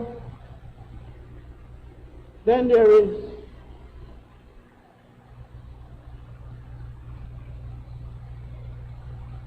section 20. That's the last section I'm going to do. There's much more. I mean, the whole bill, as you go through it, as you walk yourself through it, Mr. Speaker, it is unpreparedness. Having looked at the standing orders motion as well, that they're going to try to make changes to the public accounts, to make it a joint public accounts committee, it's the same thing. It's sloppiness. They're trying to push these things down the throat of the Belizean people without being completely ready. But I beg the member for Freetown, the Minister of Education, to explain how is it that you can put in here, and you're an attorney, sir, I suspect that is why they've asked you to present the bill, and not the Prime Minister. But how is it that you can do this? In exercise of the powers conferred upon him by Section 3.4, the Contractor General shall be subject to the direction or control of the Commission, and no proceedings of the Contractor General or the direction and control of the Commission shall be called into question in any court of law by way of certiorari or any other means, a legal, fancy legal term. So are you saying there can be no judicial review? Can this be done?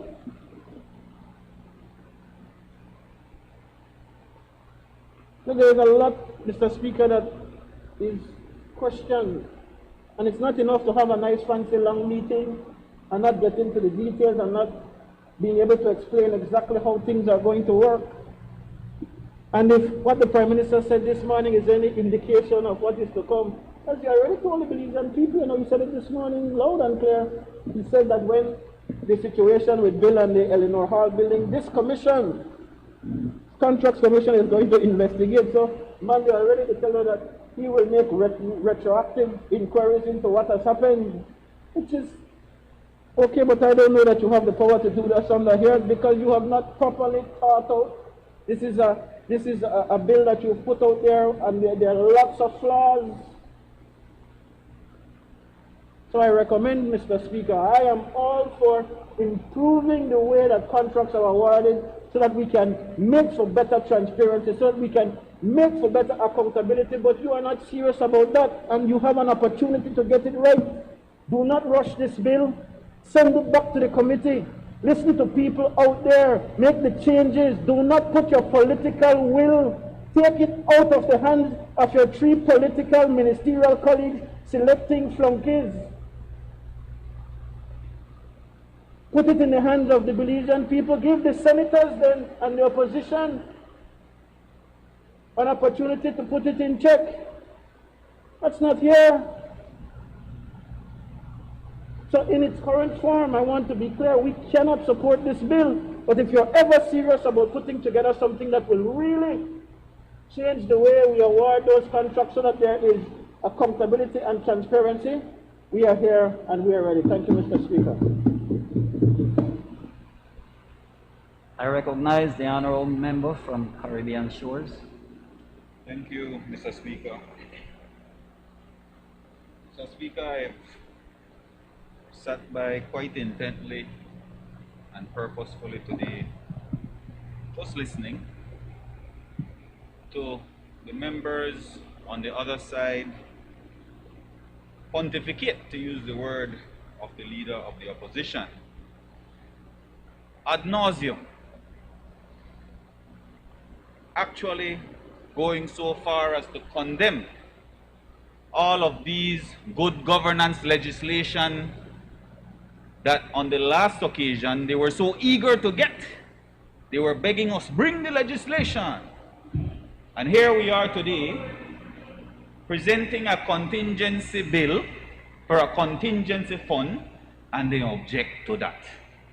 They don't want to see us compartmentalize funds, because what they used to do, if you recall, Mr. Speaker, before elections, they would draw money from all over the place. On a point of order, the point of order is we're Mr. debating. Speaker, I think we have given this young man enough time today. We're debating the Public Contracts Commission. He spoke about it just now. You have to listen. We are debating the Public him. Contracts Commission, Mr. Speaker. We are not debating the contingency bill. We're debating the Public Contracts Commission. I am answering. He spoke about it, and I can speak on it as well. I am not yielding, sir. You have a problem with that? Don't talk too long. Uno na give the people a chance to miss no man. People tired of uno. Uno got a nerve of how much bad teeth? 30 bad teeth, only 4.5 bad teeth left. One done they drop out already. One bad teeth done they drop out. Only 4 on the left. The people tired of uno. Mr. Speaker, like I said, they have objected to all of these good governance pieces of legislation, including, and you raised it just now again, Mr. Leader of the Opposition, the extension of the PAC. You don't want the Public Accounts Committee to be open to the public, sir? Or you have such problem with good governance? You know what they remind me of, Mr. Speaker? Because I have two little boys, and they like sweet. And when you take away the sweet from them when they're a baby, they bawl. This is what is happening today. They're crying because they're like addicts to corruption. They're addicts and they're having withdrawal syndrome from all the corruption. And now, I was taken aback because what this Public Contracts Commission is doing is creating a whole other layer of transparency and accountability, which includes their side. And so whenever a contract comes up for consideration, they will have an opportunity to look at it and to weigh in. But you see what they're doing now? The leader of the opposition, and sometimes you have to be careful how much you talk, because he turned to his left and he looked down the aisle and he saw three individuals, and he said, I have to pick for one a day. He doesn't even trust or have confidence in his own people. They must not have a bad weekend. They must not have a terrible weekend knowing that their leader does not trust any owner to sit down on this commission. That I am floored by that. Member for Mesop, you should feel awful that this man have no confidence in you. None at all. And what they're afraid of the most, Mr. Speaker, is the fact that this commission got teeth. No rotten teeth like real teeth. Power to investigate any fraud, corruption, mismanagement, waste or abuse in the award of public contracts. Mr. Emir Hernandez, are you 8 miles of Farbers Road? You're $8 million for 1 mile of Farbers Road. I could see why you're not worried. I could see why you're concerned. And so, Mr. Speaker, what we are witnessing right now, and it will probably continue every time we have a House meeting, is that the addicts are seeing it slipped away. The power that they once had being taken away from them, and now they're objecting to everything that's good governance. I am surprised, Mr. Speaker. So I just want to weigh in, Mr. Speaker, to say I fully support this Public Contracts Commission. It is a step in the right direction. I think the leader of the opposition at the ending of his speech actually recognized that there are flaws in the current system. I mean, we've seen it. We've seen it for 13 years. You go up on Chetomal Street, you've seen it. How much time they have to do over Chetomal Street? And then the big building costs, how much, Mr. Leader of Opposition? $27 million, really? $350. Brother, how much, where honorable? Wow. Per square foot. That is the type of thing you all want to continue, right? That's what you want to continue, but it done. You don't have to give up. It's over, sir. It's over. Thank you, Mr. Speaker.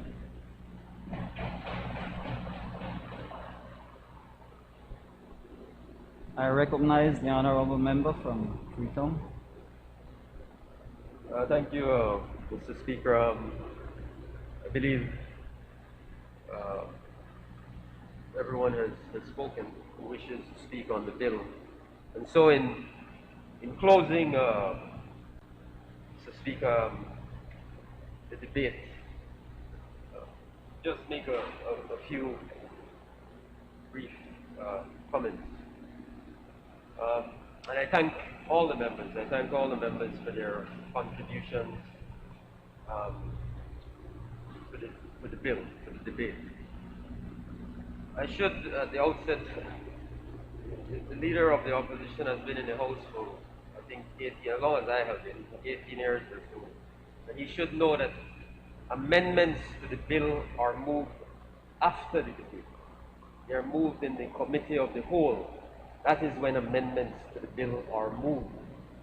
And that is when that will come up. The amendments that were made at the committee will come up at the committee of the whole, which takes place after the debate, not before the debate. Just a point of clarification, because they continue to confuse Belizean people.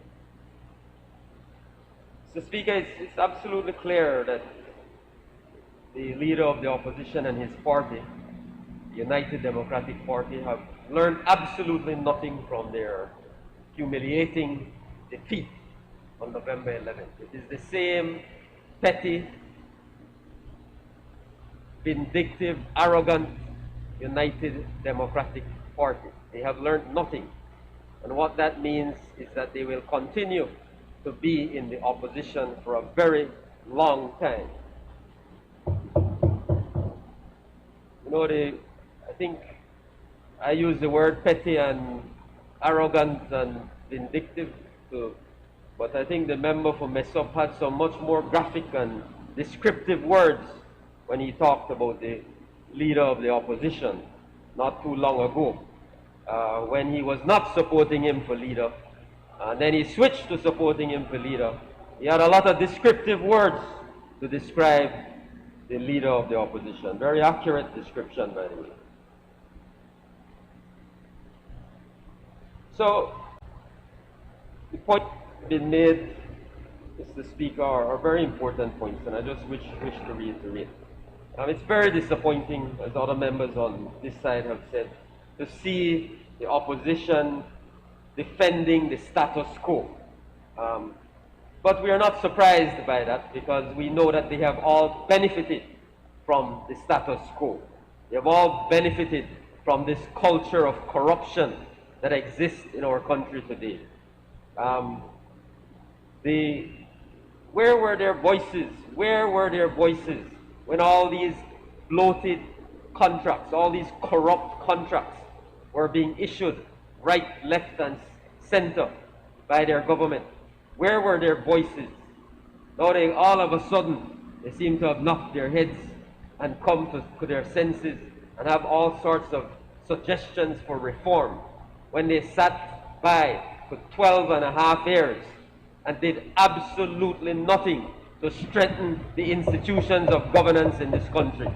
Now they come here without shame and try to propose amendments and pretend that they care about reform and that they care about accountability and transparency, when they did absolutely nothing when they had an opportunity to do something about it. This government, Mr. Speaker, as I said when I introduced the bill, was elected with a strong, unquestionable mandate for reform, an unquestionable mandate for putting an end specifically to bloated public contracts. That was a big part of the campaign. You know that. Belizean people know that. There was a hue and cry from the Belizean people over public contracts issued by the United Democratic Party government. Everybody in this country knew that those were bloated, corrupt contracts where money was being diverted, public monies diverted into the coffers of politicians and the United Democratic Party. And voters on November 11th, loudly and clearly across this country, came out quietly and voted to put an end to that. And we have a duty and an obligation and a responsibility to fix it. And that is what our Prime Minister and our government is doing. And this bill is a part of fixing that problem. As I said in the introduction, Mr. Speaker,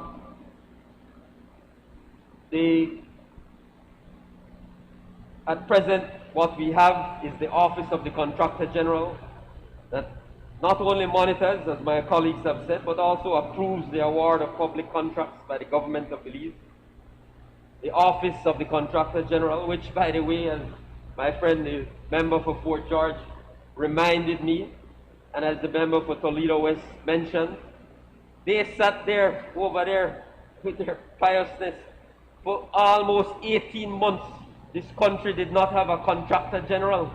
Now you come here today talking about how important you have to protect the integrity of the Office of the Contractor General. When you sat right there, both of you who are here now, all of you, all the leader of the opposition included, there was no Contractor General for 18 months. Contracts being signed right, left, and center. No oversight, none at all. And you have the gall to come here and talk about defending the Contractor General. That office was not working and is not working. So that office is vested with the power to investigate allegations of fraud, mismanagement, waste, abuse. And that office holder acts alone in the exercise of these investigatory powers. No oversight from anybody. Though his decisions enjoy exclusion of judicial oversight in most regards. And what this bill before us, Mr. Speaker, Belizean people should know, is that this Public Contracts Commission is designed to create a greater degree of independence and transparency. And the Contractor General, who, by the way, is right in the Act, Section 19 of the Act, creates and establishes the Office of the Contractor General, appointed by the Governor General. That stays in place. The Contractor General will be appointed by the Governor General. But this commission will have the power, supervisory and investigatory power. So instead of being vested in this one individual, it is now vested in this commission, which, as we have pointed out, has representation not only from the government, but from the opposition and from civil society. Civil society will, for the first time in this country, for the first time as it relates to the award of contracts, the opposition and civil society will have an opportunity to be at the table and to review these contracts, to provide their views on the contract. For the first time, how can you be against that? How can you be against that? How can you come here and defend the status quo where these things are done in an office by one individual without anyone else having any authority to review those contracts? So, Mr. Speaker, the Belizean people are demanding greater oversight and accountability over public contracts. As I said, they are demanding that this steady flow of public funds from government coffers to political cronies and corrupt business persons and public officials be ended once and for all. And this bill begins that process, and it also importantly, as I said at the introduction, strengthens our investment climate. These are the types of things that investors look to ensure that there is a greater climate of transparency and accountability as it relates to the award of contracts. So it strengthens your investment climate, and it delivers, Mr. Speaker, on our PUP government's good governance agenda contained in Plan Belize. And I encourage all members to support the bill.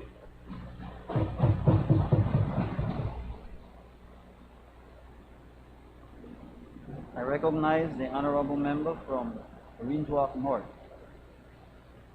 Anybody else?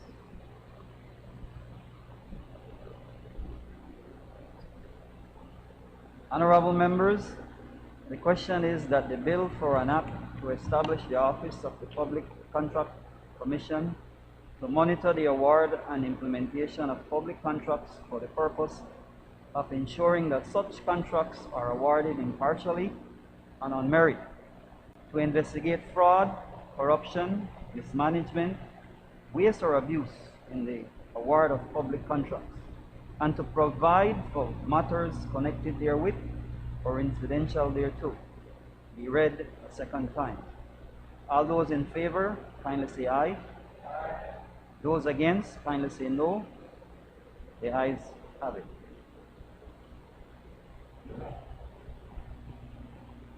Bill for an act to establish the Office of the Public Contracts Commission to monitor the awards and implementation of public contracts for the purpose of ensuring that such contracts are awarded impartially and on merit, to investigate fraud, corruption, mismanagement, waste, or abuse in award of public contract, and to provide for matters connected therewith or incidental thereto.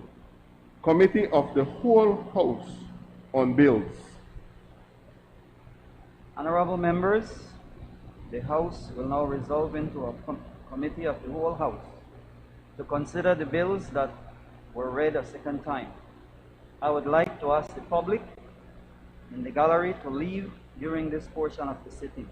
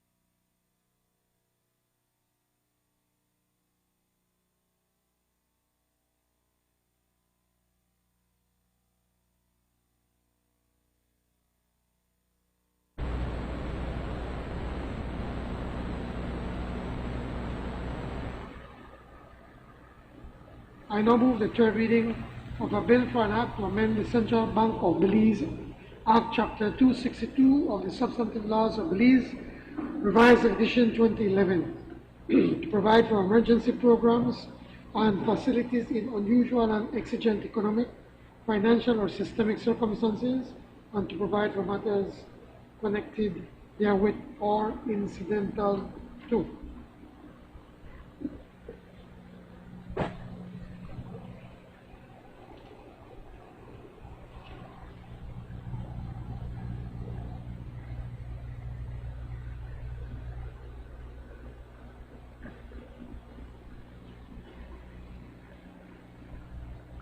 Honourable members, the question is that the bill for an act to amend the Central Bank of Belize Act, Chapter 262 of the Substantive Laws of Belize, Revised Edition 2011, to provide for emergency programs and facilities in unusual and exigent economic, financial, or systemic circumstances, and to provide for matters connected therewith or incidental thereto be read a third time. All those in favor kindly say aye. Those against kindly say no. I think the ayes have it. Bill for an act to amend the Central Bank Act, Chapter 262 of the Substantive Laws of Belize, Revised Edition 2011, to provide for emergency programs and facilities in unusual and exigent economic, financial, or systematic circumstances, and to provide for matters connected therewith or incidental thereto. I recognize the Honourable Prime Minister and Minister of Finance, Economic Development and Investment. Madam Speaker, I rise to report that the Committee of the Whole House has considered the Finance and Audit Reform Amendment Bill 2021 and passed it without amendment. I now move the third reading of a bill for an act to amend the Finance and Audit Reform Act, Chapter 15 of the Substantive Laws of Belize, Revised Edition 2011, to provide for the establishment of a contingencies fund to be used for urgent and unforeseen expenditure for which no other provision exists, and to provide for matters connected therewith and incidental to. Honourable members, the question is that the bill for an act to amend the Finance and Audit Reform Act, Chapter 15 of the Substantive Laws of Belize, Revised Edition 2011, provide for the establishment of a contingencies fund to be used for urgent and unforeseen expenditure for which no other provision exists, and to provide for matters connected therewith and incidental thereto. All those in favor kindly say aye. Those against kindly say no. I think the ayes have it. Bill for an act to amend the Finance and Audit Act, Chapter 15 of the Substantive Laws of Belize, Revised Edition 2011, to provide for the establishment of a contingency fund to be used for urgent and unforeseen expenditure for which no other provision exists, and to provide for matters connected therewith or incidental thereto. I recognize the Honourable Minister of Education, Culture, Science and Technology. Madam Speaker, I rise to report that the Committee of the Whole House has considered the Public Contracts Commission Bill 2021 and passed it with amendment. I now move the third reading of a bill for an act to establish the Office of the Public Contracts Commission to monitor the award and implementation of public contracts for the purpose of ensuring that such contracts are awarded impartially and on merit, to investigate fraud, corruption, mismanagement, waste, or abuse in the award of public contracts, and to provide for matters connected therewith or incidental thereto. Honourable members, the question is that the bill for an act to establish the Office of the Public Contracts Commission to monitor the award and implementation of public contracts for the purpose of ensuring that such contracts are awarded impartially and on merit, to investigate fraud, corruption, mismanagement, waste, or abuse in the award of public contracts, and to provide for matters connected therewith or incidental thereto be read a third time. All those in favor kindly say aye. Those against kindly say no. I think the ayes have it.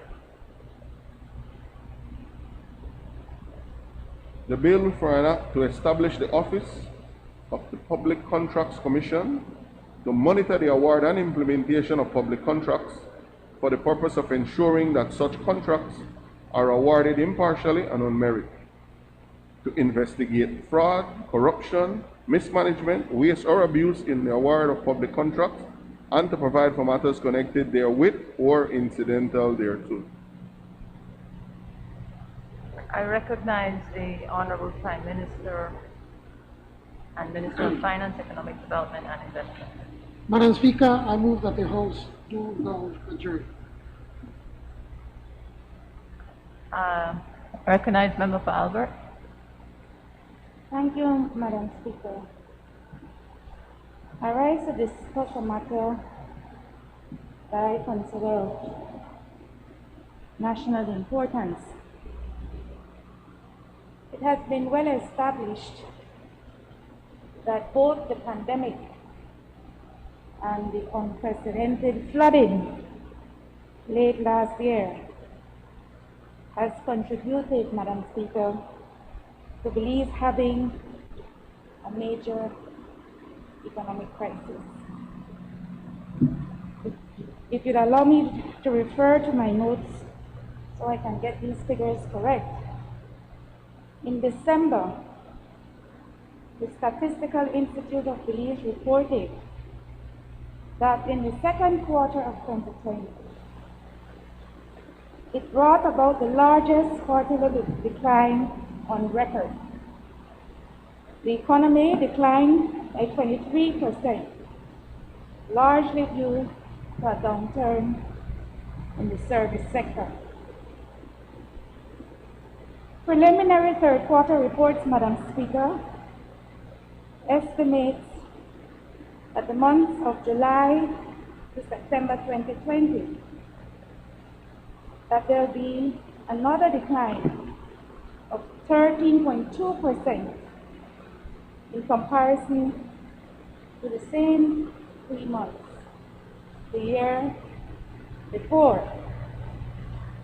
The total value of goods and services produced within the country for that same period, third quarter of 2020, stood at $578.9 million, down by $87.8 million from the $667 million produced in the third period of 2019. All indications, Madam Speaker, is that things have not gotten better. In fact, for some businesses, things are getting worse. And in the foreseeable future, thousands of Belizeans have lost their jobs, Madam Speaker. I had the occasion just this week to do some house-to-house visits in my constituency. And there are a number of families, Madam Speaker, where both breadwinners are no longer gainfully employed. The struggle, Madam Speaker, is real. And it's heartbreaking when parents can't put food on the table, when parents are not sure if they will be able to pay their utility bills for the month, or whether or not they will get a letter of eviction because they haven't been able to meet their rent. A lot has been said, Madam Speaker, about what the previous administration didn't do. But not enough is said about the kind of support, Madam Speaker, that the UDP administration was able to provide citizens at an unprecedented time in Belize. None of us went looking for COVID. And none of us in this room, Madam Speaker, wanted to witness or to experience the kind of fallout from the floods. But that's the reality, Madam Speaker. In the Barrow administration, the unemployment relief program, which is no more, put $34.5 million in the hands of over 45,000 citizens countrywide in phase 1. And in phase 2, it was another $38.6 million. And that was for COVID relief funds. Of course, this was not enough to satisfy all the needs of our citizens countrywide, but it surely helped, Madam Speaker, and I can speak to those who live in my constituency, to keep food on the table, to make sure that there was internet available so that our young students could keep up with their schoolwork. The food assistance program was able to reach 12,000 individuals or 4,000 families for a period of 6 months. Given the modality that was chosen, Madam Speaker, for the food pantry program to be packaged and distributed, several single-parent households were also able to get jobs. I have recently reopened my constituency office, and the lack of access to government-led and finance social programs, Madam Speaker, is really putting a hurting on families, and by extension, a hurting on the entire community. Hundreds of businesses of various sizes, micro enterprises and young and individual entrepreneurs in particular, have either have to stop creating, or they have been able to close down completely, as they have seen massive reduction in their operations, in their sales, and their ability to provide services. For these young entrepreneurs and for these micro enterprises, the profits have virtually disappeared. These MSMEs did get some relief under the UDP administration. Financing opportunities were made through the Micro and Medium Enterprises COVID Relief Program. $3 million were invested, and with this investment, Madam Speaker, 1,400 entrepreneurs received grants of up to $1,500. And 242 small and medium enterprises were able to access low-interest loans through the National Bank of Belize with favorable terms and conditions for repayment. For small enterprises, max on those loans were 15,000. For medium enterprises, 25,000, depending on the number of employees they were willing to maintain as we try to find a way forward with this pandemic. In addition, Madam Speaker, humanitarian relief was provided to flood victims. And with the support of the World Bank, there was an agreement to reallocate $8.5 million to be used to support Belize's agricultural sector and improve food security in the context of the pandemic.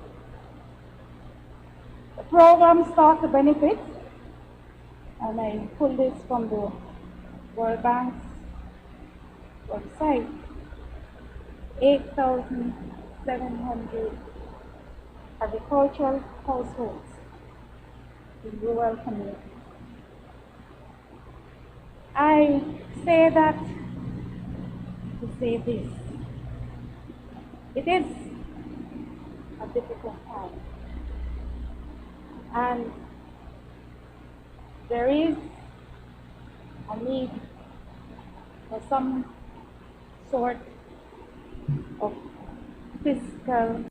But while we work through that process, Madam Speaker, there are families, there are entrepreneurs, there are micro businesses, there are small and medium enterprises, particularly in the productive sector, who are crying out for help.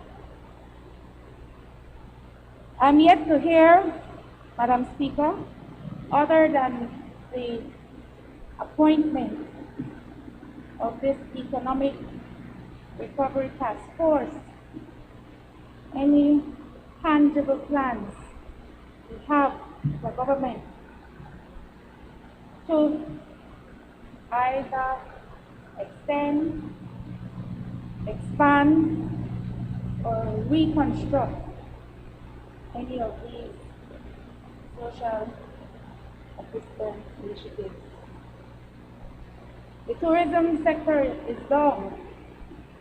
And as most of you know in this house, that's a sector that is very near and dear to my heart. But what are the plans that are being contemplated to ensure that stakeholders can keep their heads above water as we wait for the pandemic to be under control, or for a vaccine to come, or anything that will help to improve the conditions for doing and experiencing tourism in Belize?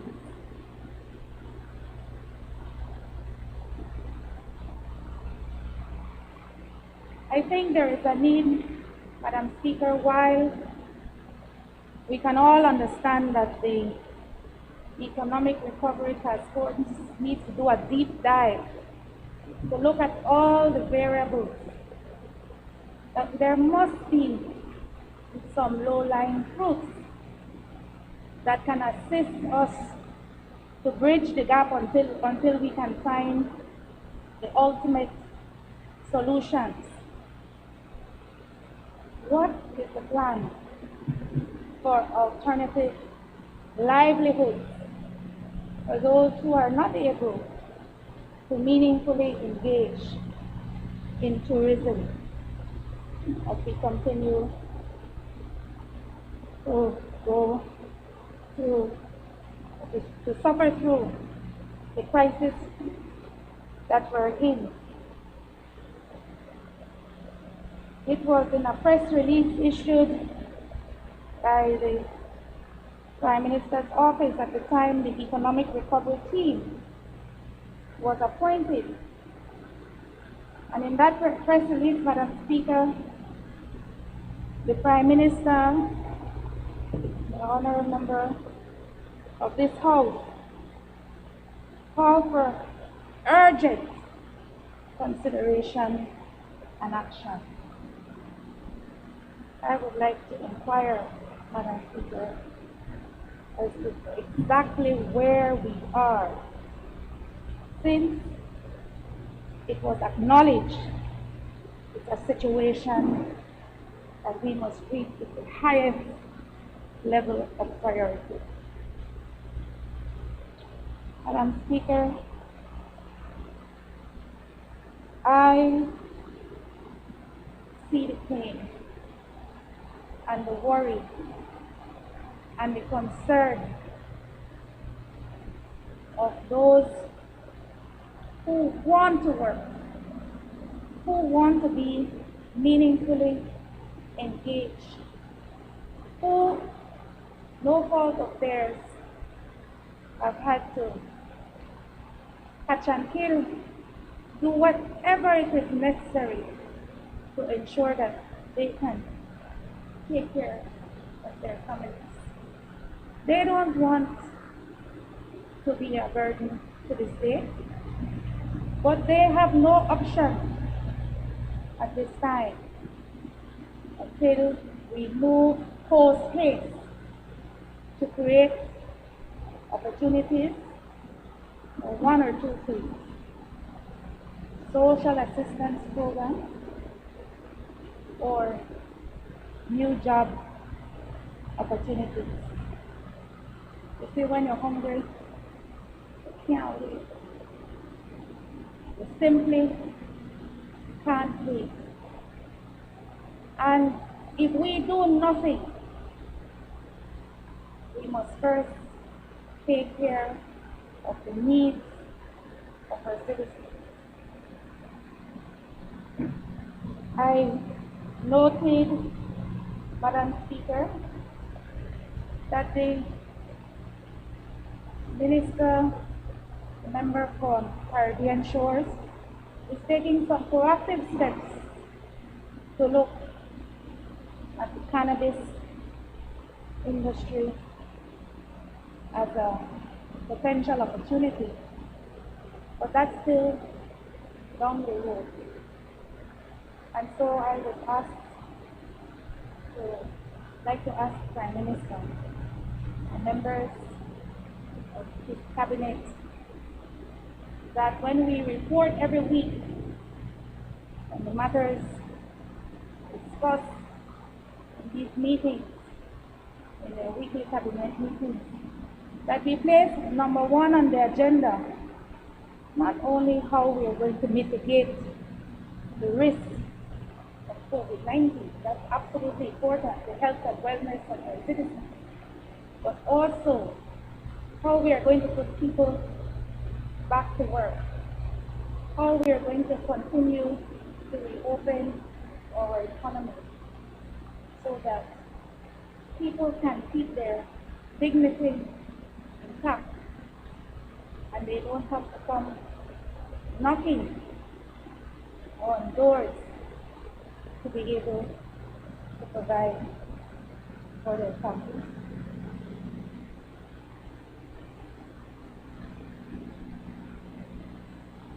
There is, I know, big discussion that's ongoing on the preparation for our budget exercise for the 2022 budget.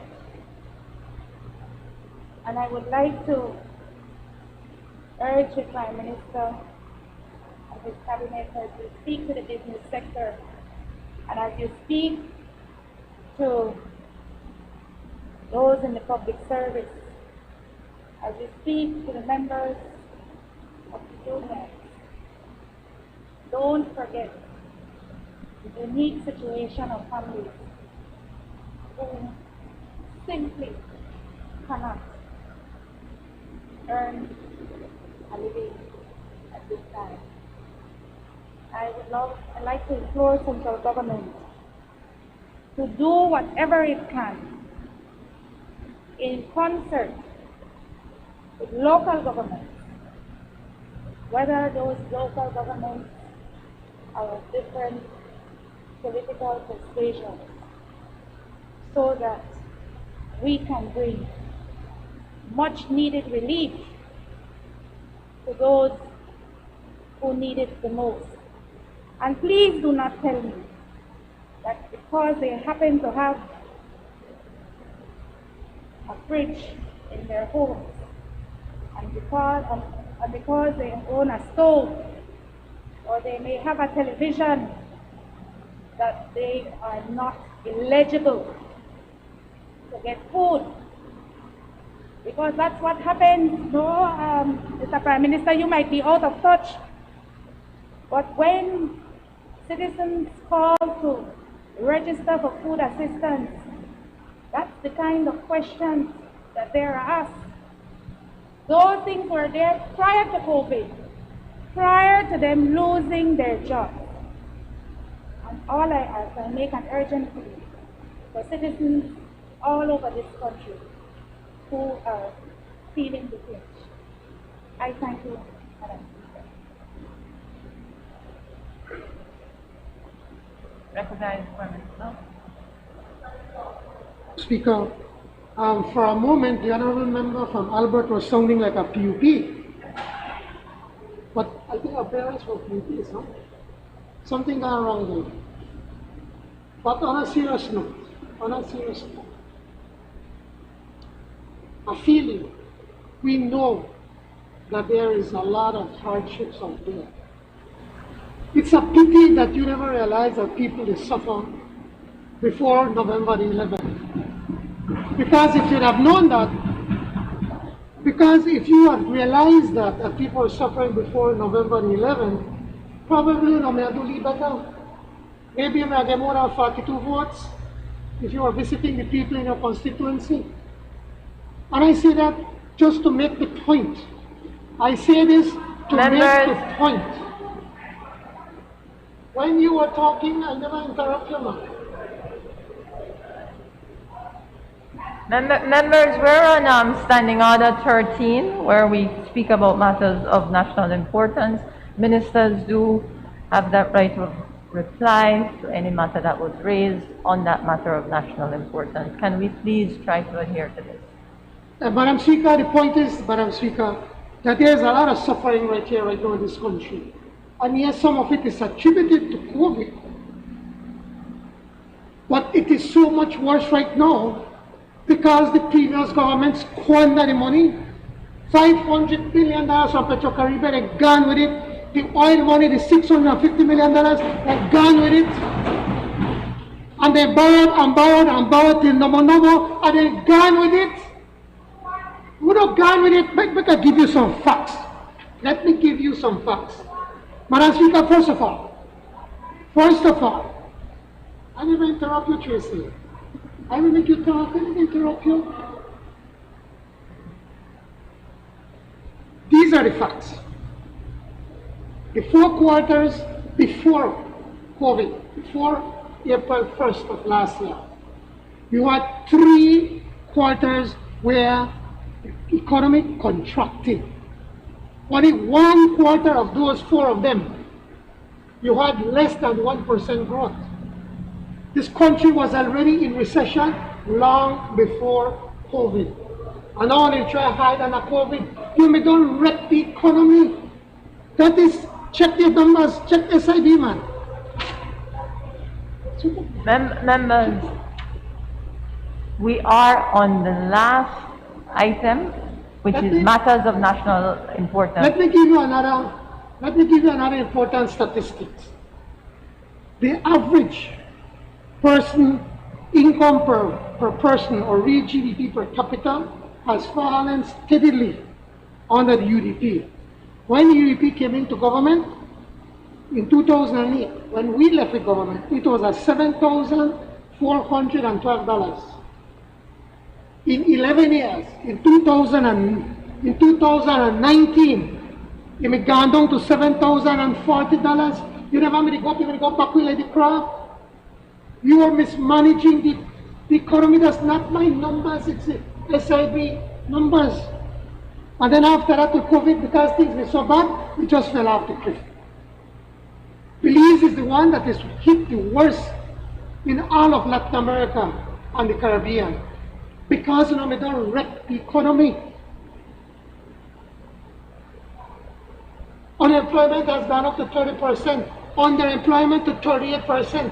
That's 68% of our people, thanks to the UDP government, is either unemployed or underemployed. If we had managed the economy better, it would not have been as bad. It took 4 successive governments from 1981 in independence to 1998 for the government to accumulate $700 million in debt. This UDP government, in their last year in government, you know how much it accumulated? $500 million. $500 million they left in the hole. $500 million. When you are talking that you are going to reduce the domestic, that you're going, borrow and you reduce the debt, remember when they were campaigning going into 2008? Yes, better give you a number. The government debt under the UDP has increased by almost $2 billion in domestic debt. $2 billion. And more than triple from it went from 333 million to 1.3 billion. And the external debt has gone up more than the super bond, more than doubling the super bond from $830 million to $1.77 billion. And look at where we are now, worst ever. That is your sad and ugly reality of your government. That's not mine. We will fix it. Trust me, we will fix it. But we can't fix it overnight. We're going to wreck it over 12 years. I know you want me to fix it in 3 months. 12 years you wreck the economy, now you want me to fix it in 3 months. You said that you are going to reduce the debt to GDP. Right now, the debt to GDP is right now 134.1%. We have the highest in the region. Thanks to you. Now you pass that on away.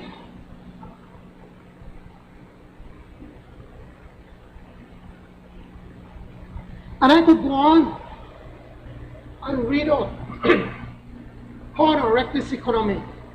If you were so concerned about poor people, you would not have allowed your Prime Minister and your government to spend $180 million to road to nowhere to Caracol. You would not have allowed them to spend on a civic center $36 million, which young people still can't use because it's too expensive. When people in your area need job and they need to eat, $8 million for one road, 1 mile of road. Eleanor Hall building now, I could spend $25 million, and the list could go on. If you were so concerned about poor people, you would have stood up and tell your government, enough, we can't continue to go down that road.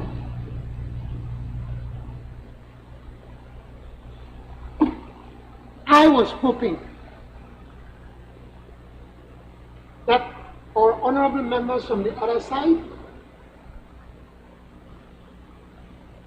will be a bit contrite about their ways when they were in government.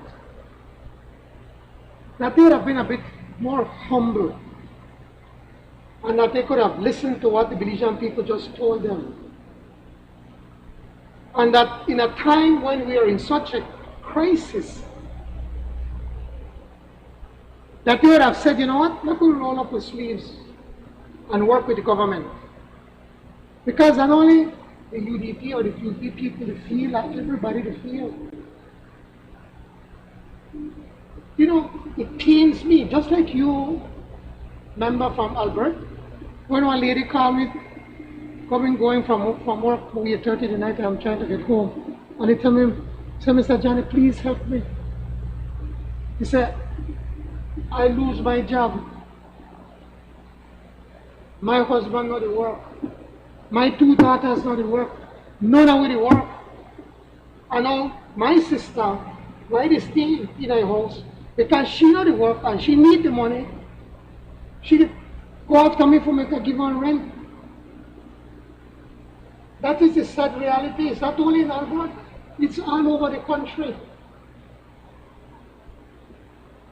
And this government is doing everything possible to get the economy back on track, so that we could create jobs for the Belizean people. That is why we had to open up the Corozal in the northern, the Corozal Free Zone. The Minister of Health wanted us to hold it back a little bit because of the concerns with COVID, and rightly so. But people need to eat. People want work. And that is why we agreed to open the zone, but under strict conditions, so that we could do it best to protect the people. It was your Prime Minister, when you were in government, remember when we were exporting cattle, and the then Prime Minister shut it down and called these hard-working Belizeans money launderers, and that they were not paying their taxes, which was not true.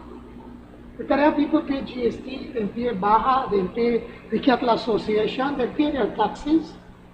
But now, our Minister of Agriculture, they want to get in and start work, and right now we just export cattle, we export pork, we export chicken, we export eggs, all of that things, even into the Caribbean, things we would have never do.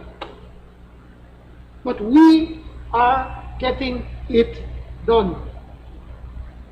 Abandon the sugar roads that our farmers can't work. I would leave it the money. We managed to fix them. We still have a lot more to fix. Not only sugar roads, all across the country. Because our people out in the fields need to work. But to not gone with all of the money, all of the money we're saying or we don't spend, that money should have gone out to until March. But because there's an election, you know, gone and just give everything. I know you are going to cry and tell me as if we don't want to do. We did do. We did do it, leave it. But we did make sure that the people get it. No corrupt minister out there to get it like what happened under your watch. That is the difference. But I remember from Albert, make we sit down and work together, man. Make we be different. You don't have to behave like before. I really and truly expected that you guys were going down here and say, make we work together. We want to work with you. We really and truly want us to work together. But we could only do that if you all are prepared to do your part. It is important to point out that a lot of this wouldn't have been as bad as it is today if we had back then a government that was prudent, a government that was working for the people, a government that was expanding the economy, but none of that happened. And because of that, COVID made it so much worse to the Belizean people. We are going to do everything we could possibly do to help people, to try to continue the grocery bag program, to try to see how we could do one day cash transfer to the Belizean people for those that need. But more importantly, we want to get them back to work. Our Belizean people and our proud people, they don't want you to get them a leaf hand down. They want to go back to work. That's why the Minister of Tourism will work with him right now to see how we could start to bring back the tourists into this country and expand agriculture, expand the BPOs. That is what you talk when you're thinking about an economy and about getting people out of poverty. Thank you, Madam Speaker. I recognize Member for Orange Walk. North.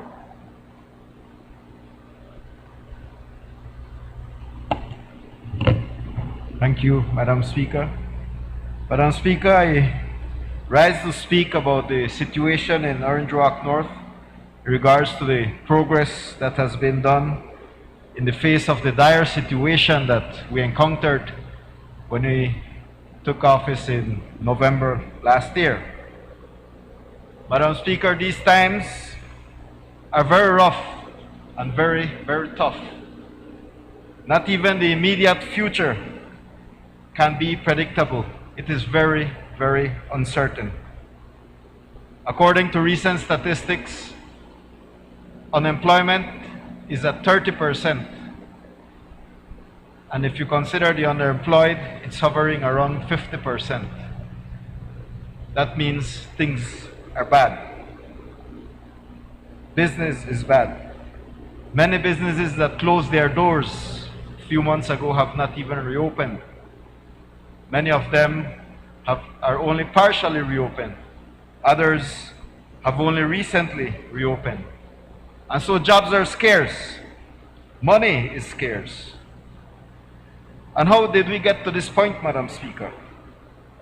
According to a World Bank report, Belize experienced negative growth in our per capita income, as the Prime Minister said, in the years of 2018 and 2019 consecutively under the previous UDP administration. This means that from before 2020, before COVID-19, we were already in recession. Things were already bad from before COVID-19. Our economy was already floundering. One second, member, there's a point of order. Madam Speaker, the member is allowed to speak on one issue. I may have missed it. I don't think he declared that issue, but it would seem to me that he needs to limit it to one thing and I made it clear from the start that this is the progress we have done in face of the dire situation we encountered when we came into office. So this is a brief history. Honorable, please, you had your turn to speak. Madam Speaker. I'm quite aware of Standing Order 13. It is about a matter, one matter of national, not urgent, that would be Standing Order 14, of which I am required to be given notice, of which no member has given me notice. So we're on Standing Order 13. It is a matter, a singular matter of national importance. Thank you, Madam Speaker. Then in 2020 came the COVID-19 pandemic, which caused drastic paradigm changes in the structure of our economy and in the design of our way of life. It struck soundly at our health system and at our social fabric. Member, you do have to state the matter of national importance. Yes, I am getting to that. I am. Yeah. The fusion of an already ailing economy, Madam Speaker, together with the ravages of COVID-19 and the ensuing precautionary and mandatory measures created the perfect problem which we now have to address and which we, the new People's United Party government, will solve. Madam Speaker, the previous UDP government, and they don't like to hear it, enjoyed a period of abundance during 12 years in office. They had $450 million plus of Petro-Carib funds. They borrowed without limit in the name of the people of Belize. And instead of saving and investing prudently, they engaged in schemes of squander and corruption. Multi-million-dollar loans were made to fund bloated contracts. Massive lands frauds were done in the Ministry of Lands to the tune of over $70 million that cost the Belizean taxpayers. Massive fraud in the passport and visa selling schemes in which UDP ministers were involved. Overpriced contracts for roads works of the lowest grade and poorest quality. Payment by the ex-Prime Minister Barrow to Michael Ashcroft of $600 million of the people's money because of the legal follies committed by him and his brother. Point of order, Madam Speaker. Member, we have a point of order. Yes, member from Mesopotamia. Madam Speaker, you made a ruling that the member from Orange Walk has to speak on a matter of public concern. He has yet to give us what that matter of public concern is, and he's going over a variation of matters. I would ask that you guide him according to the standing orders. Thank you, member, for your reminder. Greatly appreciated. It is a public concern. Member for Orange Walk North. Many things are of public concern. Unfortunately, Standing Order 13 requires only one to be addressed. Well, I specified it from the start, Madam Speaker. Thank you. Yeah, so many UDP ministers really got rich, Madam Speaker. And we ended up with a government with rich ministers and a country where people are getting poorer. Consequently, Madam Speaker, when we won the elections in November, we found a bankrupt government, ministries and departments that had no money, no functioning machinery, outdated office equipment. Now we are burdened additionally with a huge growing debt and fiscal deficit, which is at 135% for a GDP ratio. In spite of this, Madam Speaker, in Orange Rock North, we have been working to improve the lives of our Norteños as best as we can. Given the few resources available, and with the great spirit of work and cooperation and productivity from my fellow ministers and our Prime Minister. In Trial Farm, when we were hit by the heavy rains in mid-November, only days after we were sworn into office, we managed to extensively fix the long-existing drainage problems and build the necessary drainage arteries to mitigate those floods. The works were so successful that the waters of the flooded yards, homes, and streets subsided quicker than we expected. They went down in less than 24 hours.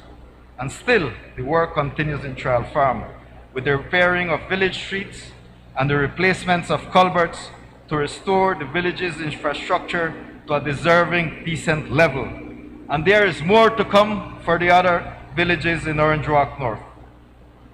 Madam Speaker, we are also working on the sugar roads in San Lorenzo area, the San Luis San Jose area, the San Jose San Pablo area, the San Juan Douglas area, and San Roman area. Member, I was just about to address. Kindly have your seat. Member for Orange Walk North, I'm going to have to kindly ask you to wrap up because indeed there are several public concerns you're citing. This motion, this standing order, my apologies, really is for one. I think I've been more than generous. Thank you, Madam Speaker. I'm wrapping up now. Few minutes. Let's wrap that up quickly, member, please. Yes, Madam Speaker. There is much more work to be done. It is a fraction, a healthy fraction, albeit, of what needs to be done. And the work is being done so that the cane farmers, the caneros, the hard-working, productive caneros can get their product, the cane, to the mill with the least of problems possible in a timely fashion. We have yet to fix the San Antonio-Santa Cruz Road. We have to recondition many more feeder roads, and that will be done. We will accomplish and achieve because we came into government with the will to serve our people. We are delivering so early in our term, and we'll continue to deliver for the good of all Belizeans. Thank you. God bless us all. Member for Dangriga.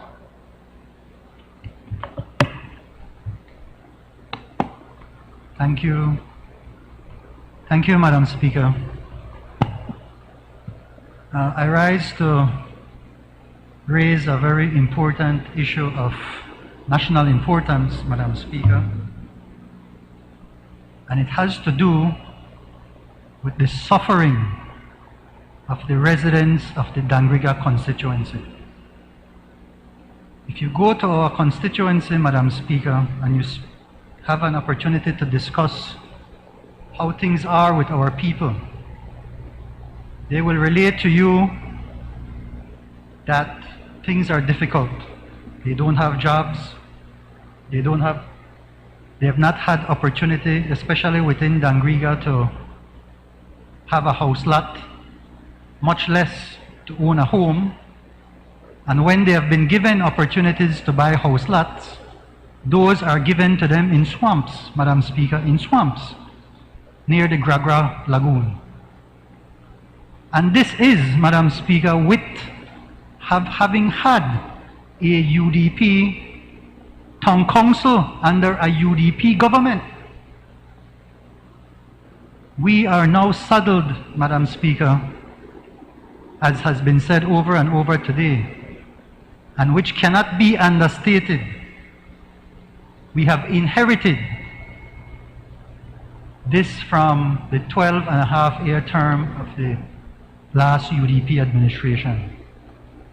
So this, I don't think anybody in the country of Belize, Madam Speaker, will not consider the suffering of our own people as not being something of national importance. And you know that in Dangriga we have said that we have been one of the last areas to get attention, to get resources, to get opportunities. This is something, Madam Speaker, that is very important and something that we are working towards to alleviate now with this new administration. We are grateful to have had the visit of the Minister of Natural Resources. 3 days he spent there, all day, from early in the morning till late at night, meeting people one by one, very humbly, one by one, listening to their concerns, not even getting up to eat. This is the kind of effort that now we have to make, Madam Speaker, to alleviate the poverty that has been brought on, the suffering that has been brought on by 12.5 years of the UDP administration that preceded us.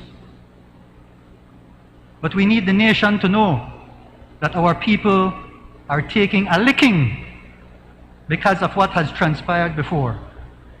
We cannot understate this. We cannot understate why it is that our people are suffering like this.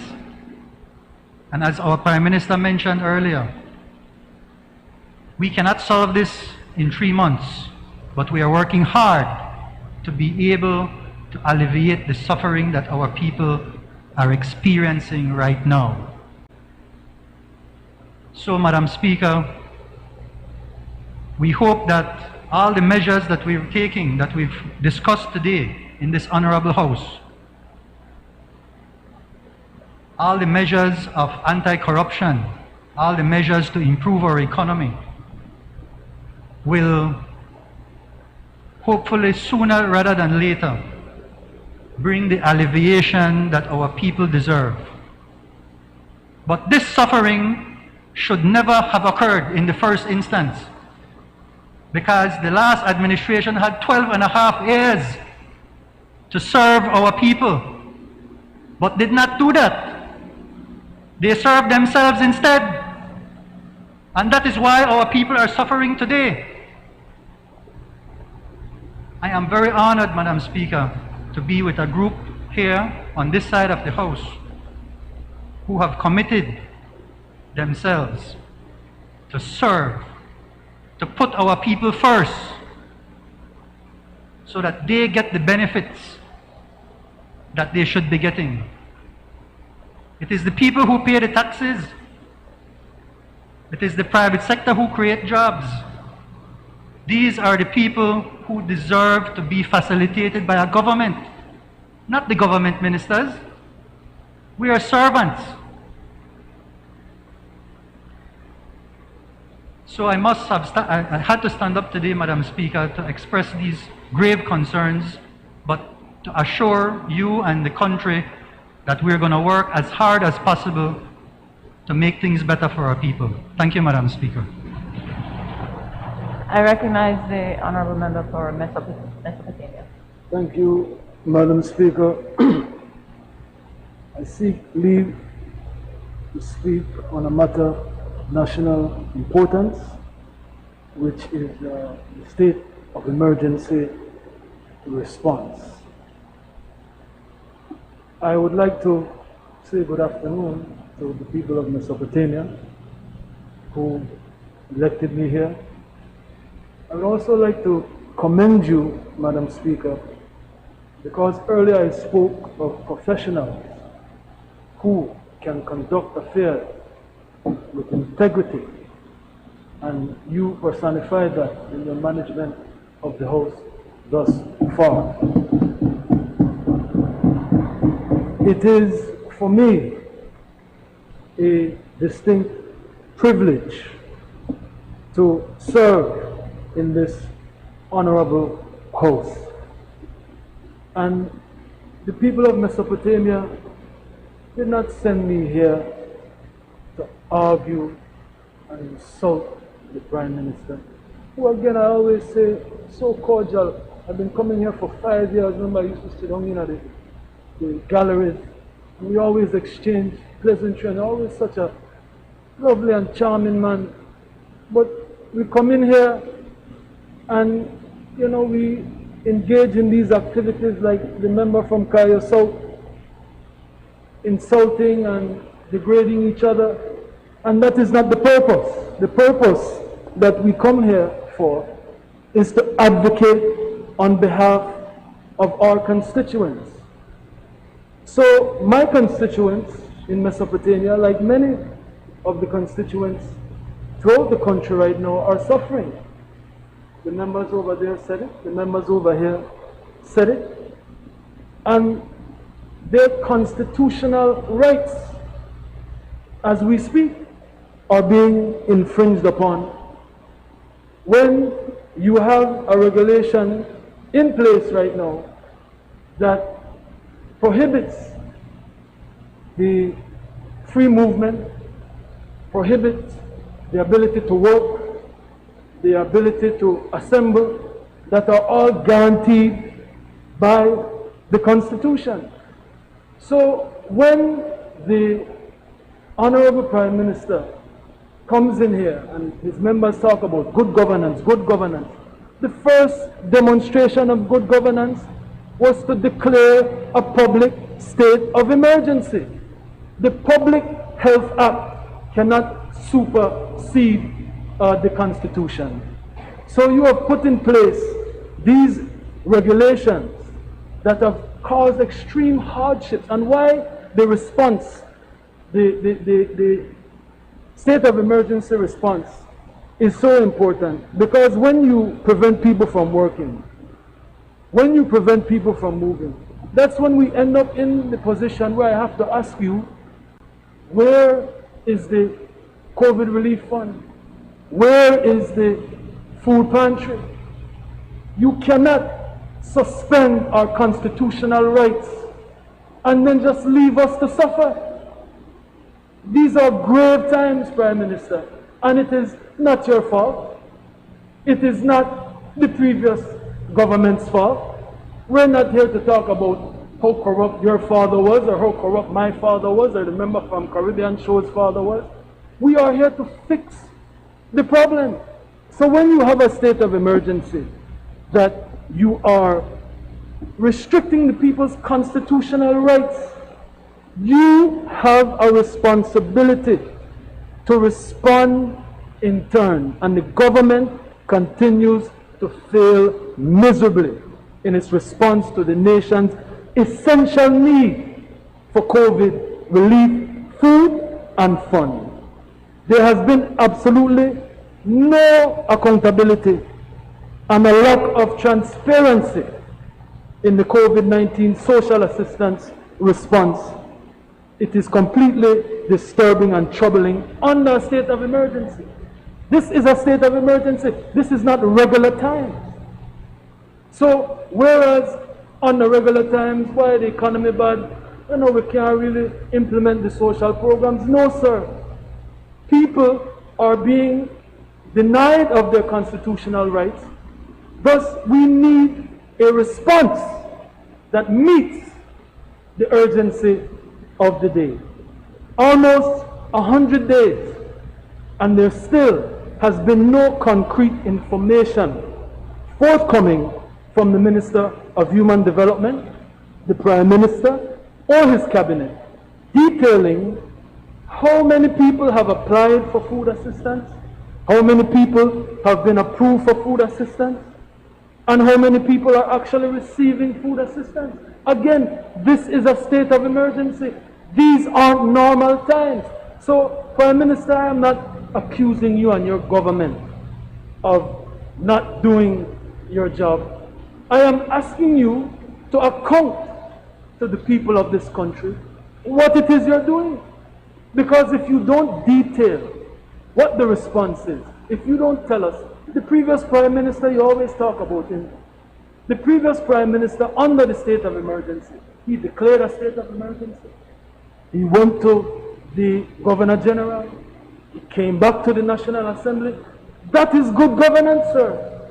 So you talk about how bad the previous administration was. You're not doing any better. The same way that you report every week, every day, the statistics on COVID-19 cases.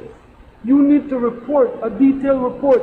This amount of people asking for food assistance, this amount of people, they ask for unemployment, COVID relief fund. We are not getting any of that. So it leaves the public in a position where there are no answers. So then we have to speculate. So what is going on? Is it corruption? Member, are we digressing your No, I'm from your not. I'm public talking about the concerns? state of emergency response, Madam Speaker. That was my matter Of which you already had asked 3 national questions importance. earlier in the day. Excuse me? You had already asked 3 questions earlier in the day But that does related not to preclude same. me from speaking on a matter of national importance, Madam Speaker. Except that we're not supposed to repeat what has been dealt with before. Noted, Madam Speaker. Thank you. The urgently needed COVID unemployment fund has been abolished in face of continued mass unemployment due to the closed economy. Thus people are left with nowhere to turn to, and the government has completely abandoned its state of emergency responsibilities to provide safety nets for all. The COVID-19 state of emergency requires the PUP government to not only protect against the spread of the deadly disease, but to protect against the spread of hunger and mental illness caused by the curfews and restrictions on the economy, Madam Speaker. The PUP government must strike a critical balance to guarantee the mental, financial, and basic welfare of the citizenry who are prevented from their constitutional rights to work and move freely due to this COVID-19 state of emergency. The continued inaction of this PUP administration to adequately address the social assistance aspect of this COVID-19 state of emergency is deplorable, Madam Speaker. Thank you. If I may seek some clarification, sorry, just before you proceed. I'm not rising to speak just yet, Madam Speaker. You have said that we're using Standing Order 13, and I just want to seek clarification, Madam Speaker. Is it that you're saying, or is it your understanding of what this is saying, that ministers may also speak? May reply. And a minister, any matter of public concern may be raised by any member, and a minister may reply. But so, by any member, that also includes a minister? Because in 14, where they don't wish for a member to be classified, or a minister to be classified as a member, it explicitly says a member other than a minister. So if that is the case, should we interpret 13 to mean that ministers may also get up and another minister may reply?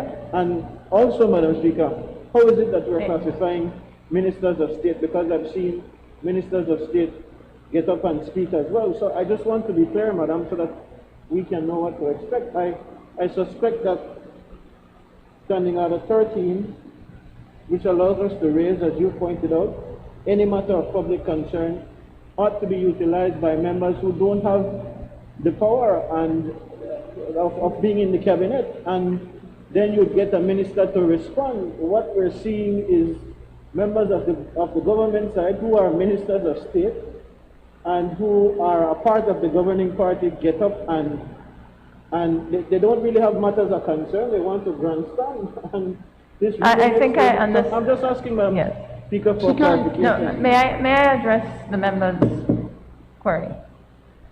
So on Standing Order 13.2, it's clear that any member,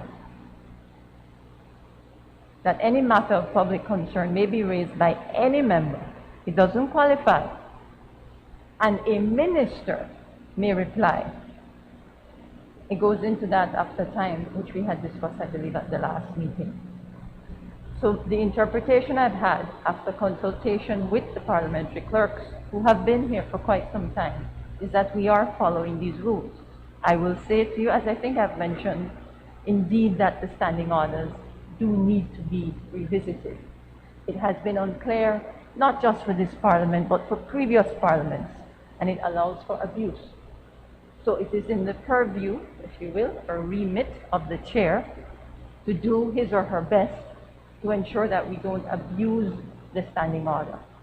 The more specific standing order members, as most of you, if not all of you, should be familiar with, would be Standing Order 14, where it is very clear that it is a definite matter of urgent public importance. It qualifies who can raise it, who can respond, but more importantly, defines the time or the notice required to bring it to the House. So far, in these 3 sessions, inaugural I won't count, in these 2 sessions of the House, that has not been employed. So we're on Standing Order 13. And my parameters for Standing Order 13 has not changed from the last meeting. One matter of public concern. If I deem that it is not, and you are, although I will give, I'm not as strict as some people would put me out to be. I can be a bit lenient. But if it goes overboard, then I would have to ask that you sit so that we can move on. Is that clear? Yes, Madam Speaker, but can I add, I just want to also to make some clarity. Since I think I've been in the House the longest than anybody else in here right now, the convention has been is that ministers that are in charge of a portfolio do not get up to speak at the adjournment, so that then those that do not have a portfolio can then get up to speak. The practice has been before is that everybody in government goes into cabinet. We have decided that we have to follow the law, that only 2/3 of the elected members can be in cabinet. The ministers of state are not in cabinet. Unlike the previous government, which was actually illegal, it was unconstitutional, that's what the Attorney General explained to us. The previous government then, the Prime Minister then, used to give a number of responsibilities to a minister, like to give them different portfolios, and then the Minister of State, then he would turn around and say, but your Minister of State is going to be in charge of immigration, although you're the substantive minister. Now, that is unconstitutional, and maybe we should have challenged it in court from the beginning, but we never did. The Attorney General was very clear and explained to us that we cannot do that because it is unconstitutional. So what we have done is that whilst we have ministers of state, they are not members of cabinet. So it is only right to allow them to have an opportunity to get up and to speak on any matter of national importance. And you are right that they can only get up and speak on one matter, both the opposition and the ministers of state. I hope that will clarify what the leader of the opposition I'm was guided asking by the about. Prime Minister's information. I certainly did not understand that to be the case, and so I understand that. It's a teachable moment, members. One thing I think we can all agree, the standing orders comprehensively do need to be revisited. I do believe we had member for Caribbean Shores. Thank you, Madam Speaker. Madam Speaker, I rise to respond to the issue of national importance that was raised by the member of Mesopotamia. I believe it is an issue that they had taken up in their first press conference regarding the legality of the curfew. As you know, member and members of the other side, the curfew is nothing new. It was under your last administration as well.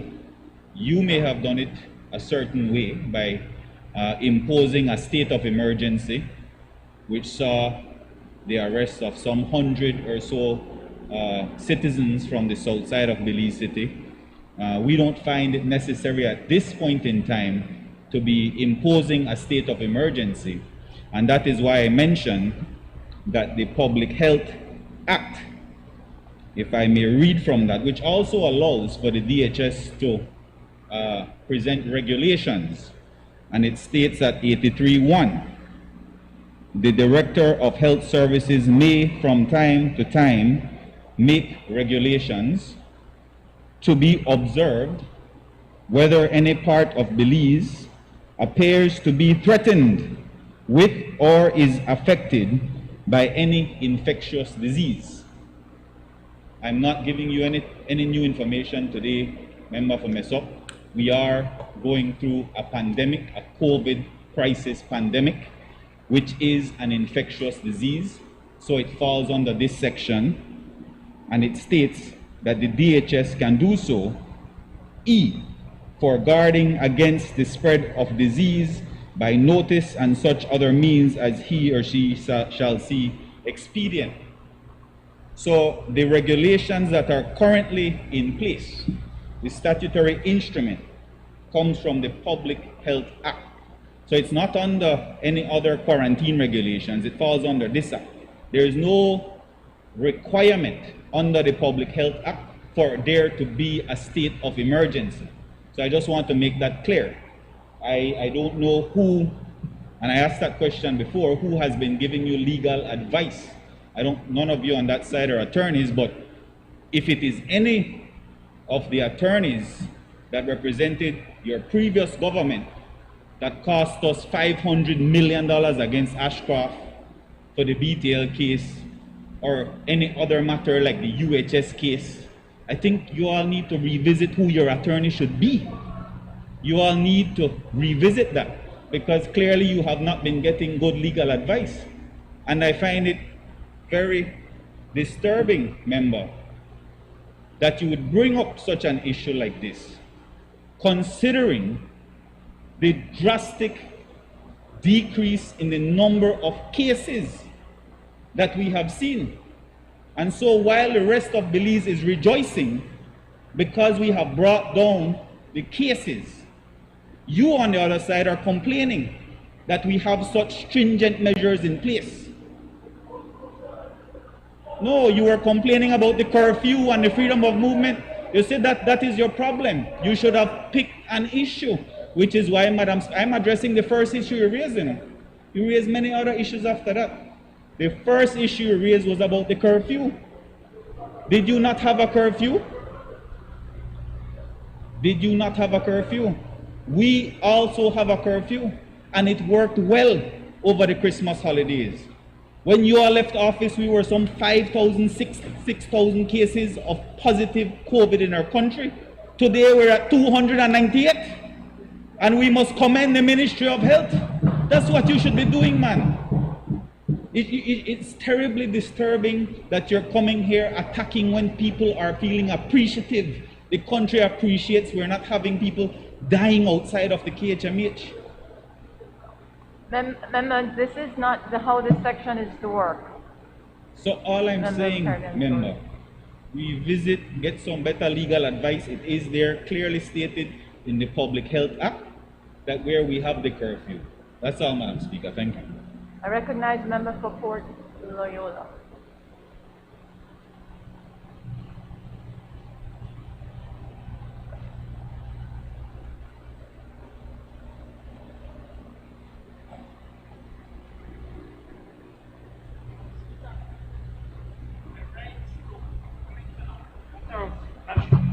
I rise to comment on a matter of national interest.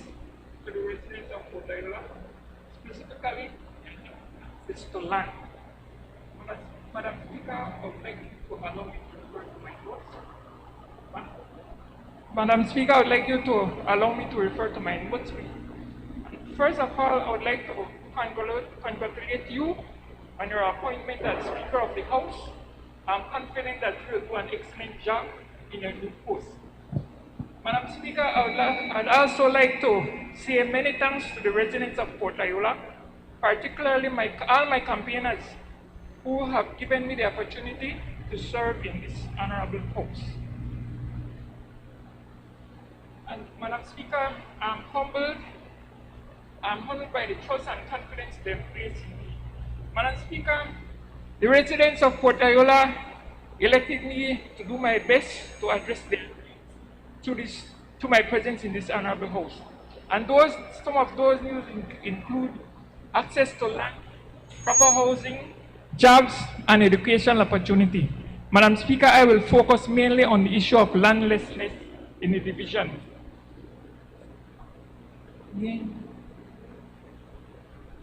Madam Speaker, the last UDP government said it was pro-poor, but their action shows that they were totally the opposite of that. Madam Speaker, the Belizean people were therefore right when they threw the UDP out of office with a massive 26-5 defeat on November the 11th. Madam Speaker, we all know that access to land is one of the best ways for people to uplift themselves. With land, people can build their own homes.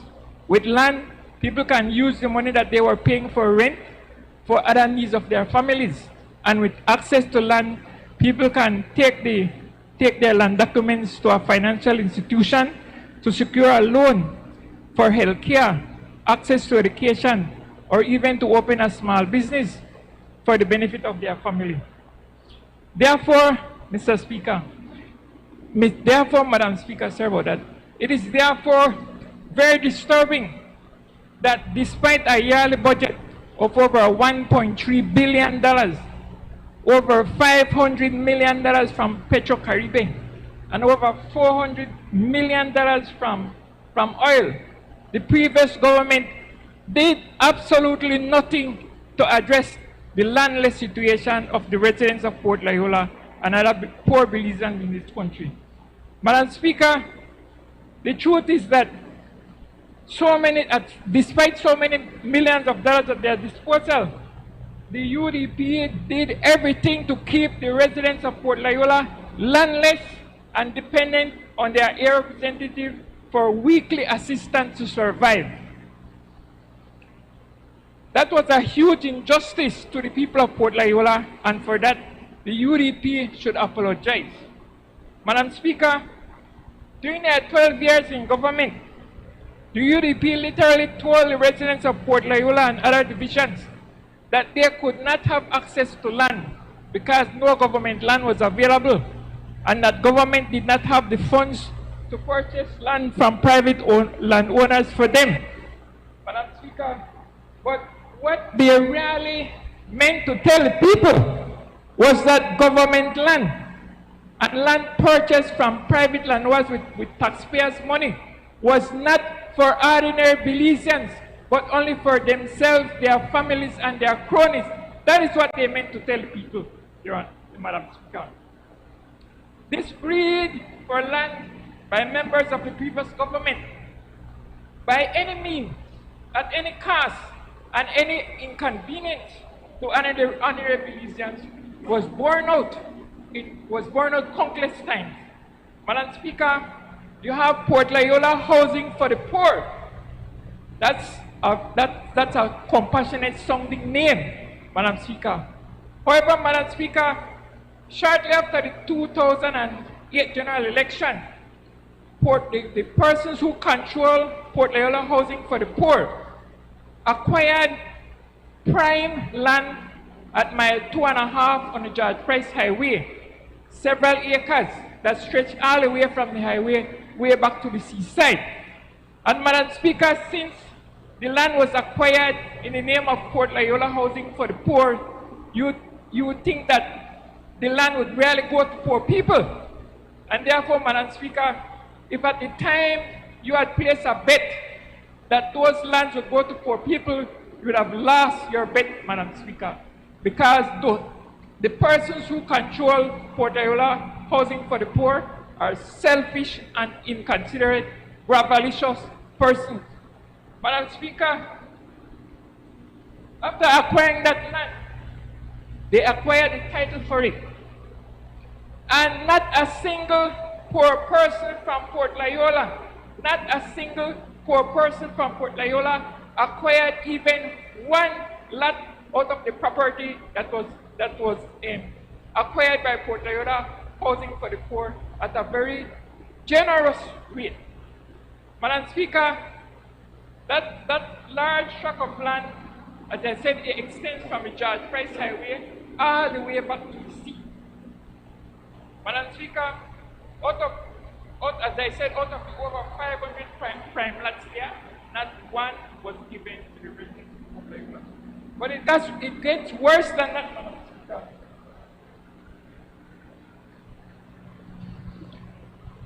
The UDP land grabbers in Port Loyola, they need to realize that it's time for the people in Port Loyola to have access to land. And that will happen under this government, regardless of whoever try to undermine those efforts. Madam Speaker, I will relate one of the most shameful, heartless cases of land grabbing by the UDP in Port Loyola, for which I have documented proof. Madam Speaker, on July the 2nd last year, using a person's name fraudulently, they went to the land department and they applied for a lease for a portion of land that could give 8 lots. They applied for the lease, they applied for direct purchase the 2nd of July. And the same 2nd of July, the very same day, they were given a purchase price of $1,000.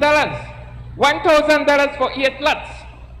And the following day, the fictitious person went to the land department and they paid the $1,000 for the fictitious lot. And then 4 days later, on the 6th of July, again the fictitious person applied for title for the land. Madam Speaker, that is a shame. $1,000 for 8 lots that were filled at the expense of the government of Belize. Madam Speaker, such an offer should have been made to ordinary Belizeans in this country, ordinary Belizeans in Port Loyola, those who are on the minimum wage or those who just catch and kill. Imagine influential person, bigwig in the UDP, securing 8 fill lots for $1,000 and boxing out the ordinary people. So Madam Speaker, when they come to this house and they complain and they cry how much they love the Belizean people, it is the farthest thing from the truth, because by their actions, they have done everything to gobble up land for themselves at the expense of land for ordinary Belizeans. Madam Speaker, there's also a case in Port Loyola where lands that are fully government owned, 100% government owned, lands that are 100% government owned, I, as the air representative for the division, has been trying my best to make those lands available for the people, for the residents of Port Loyola. And therefore, I have a message that I would like members of the opposition to take to the former air representative for Port Loyola.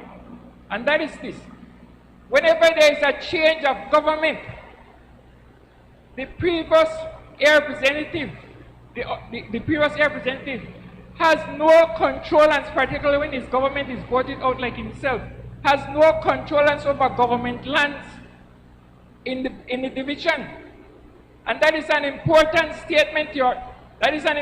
statement, Madam Speaker, because when the last PUP representative for Port Loyola was not re-elected, and the previous representative was re-elected, the then new representative had all rights over the lands in that era that were started, that were obtained by the previous representative.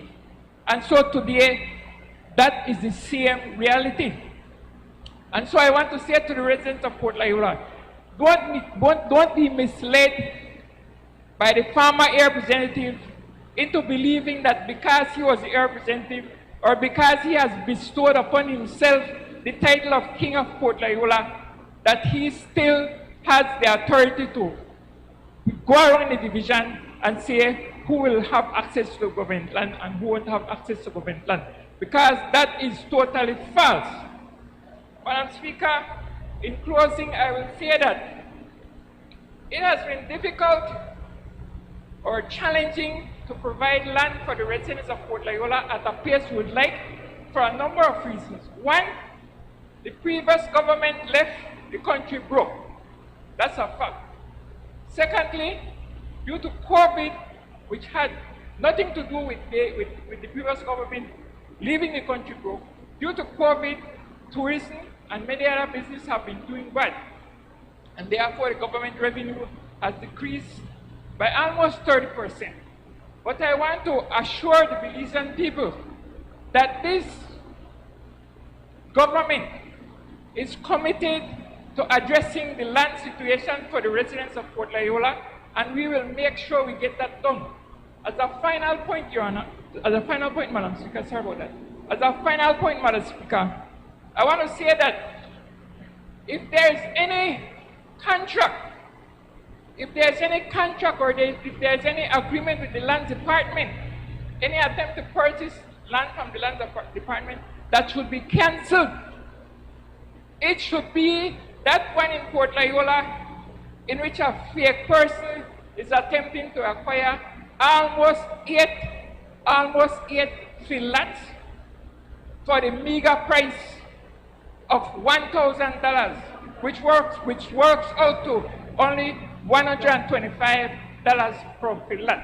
And so, Madam Speaker, I assure the residents of Port Loyola that as soon as the economy turns around, we will redouble our efforts to deliver on our promise of land for the landless people in the division, because they deserve nothing less. Thank you. I recognize the opposition member. Madam Speaker, I suspect from the mechanism that indeed then a minister could answer, his minister is not there to answer him. But Madam Speaker, I wish to speak on a matter of public concern, and I will try not to take the meeting any longer than it has to be, but this is of serious concerns for the Belizean public sector. And I hope that the Prime Minister, who is Minister of Finance, and the person who holds primarily the answer to this concern will, of course, give us some kind of information on this matter. That is the matter of the salaries of public servants. So, Madam Speaker, we saw this morning where there was a document that came out from the Better Business Bureau, I think it was. At least it's alleged to come from the Better Business Bureau, that highlighted that there were consultations, and we do know that there are consultations happening now between the government and various stakeholder groups about how to be informed, or informing about the new upcoming budget presentation for 2021-2022. But in that document, Madam Speaker, which is alleged, as I'll put it again, to come from the Better Business Bureau, there is talk about a 15% cut in the salaries of public servants.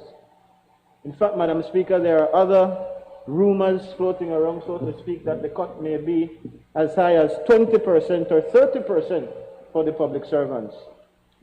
There is talk about reforming the pension scheme as well and doing drastic changes that will affect the finances of people in this country. Now, I want to beg, Madam Speaker, for the Prime Minister to give us, in plain English and band manners, if we have to know all the grandstanding and pontificating.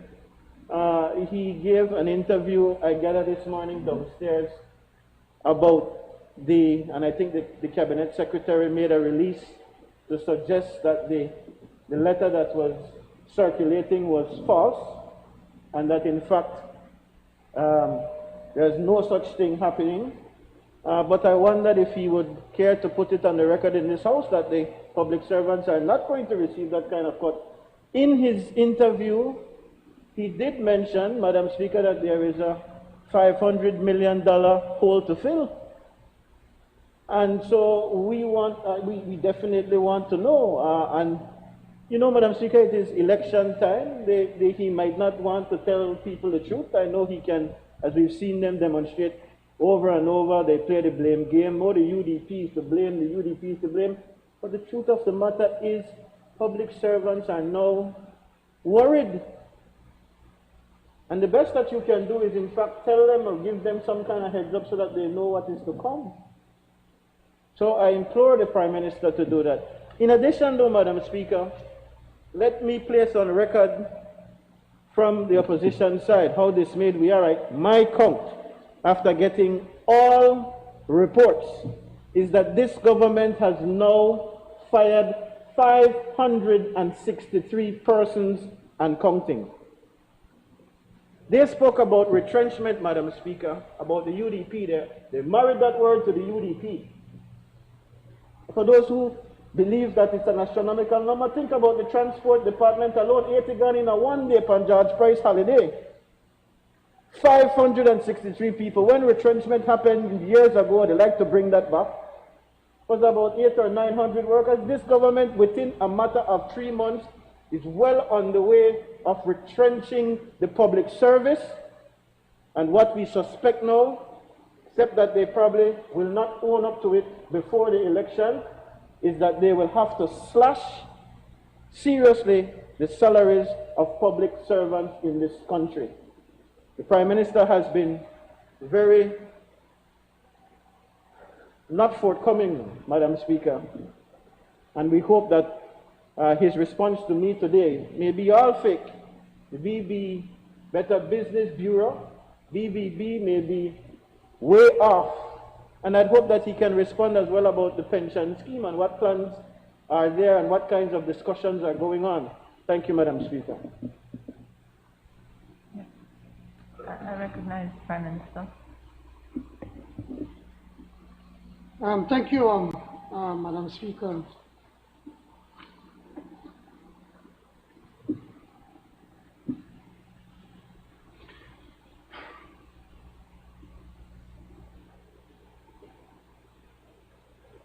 I really want to be nice to you now. But you are the guys that created this problem. Let me finish, man. I never did interrupt you. You guys caused this problem. I have said it to you and I've said it to the nation. You all are leaving a $500 million gap in the budget that we have to address one way or another. The revenues are down.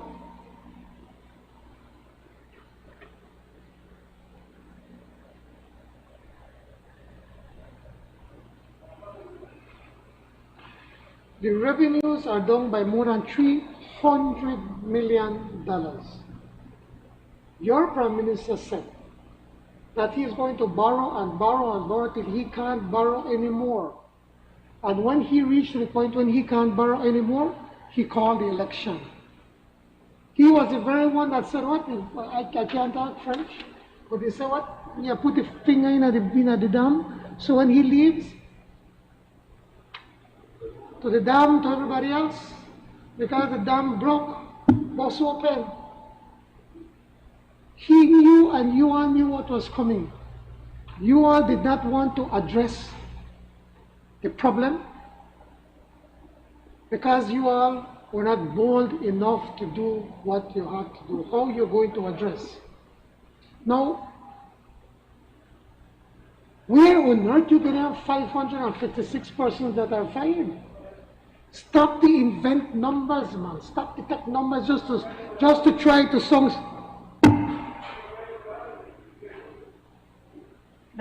I did not interrupt you. That's the problem. If you don't listen or leave it, you don't learn, man. I'm trying to school you.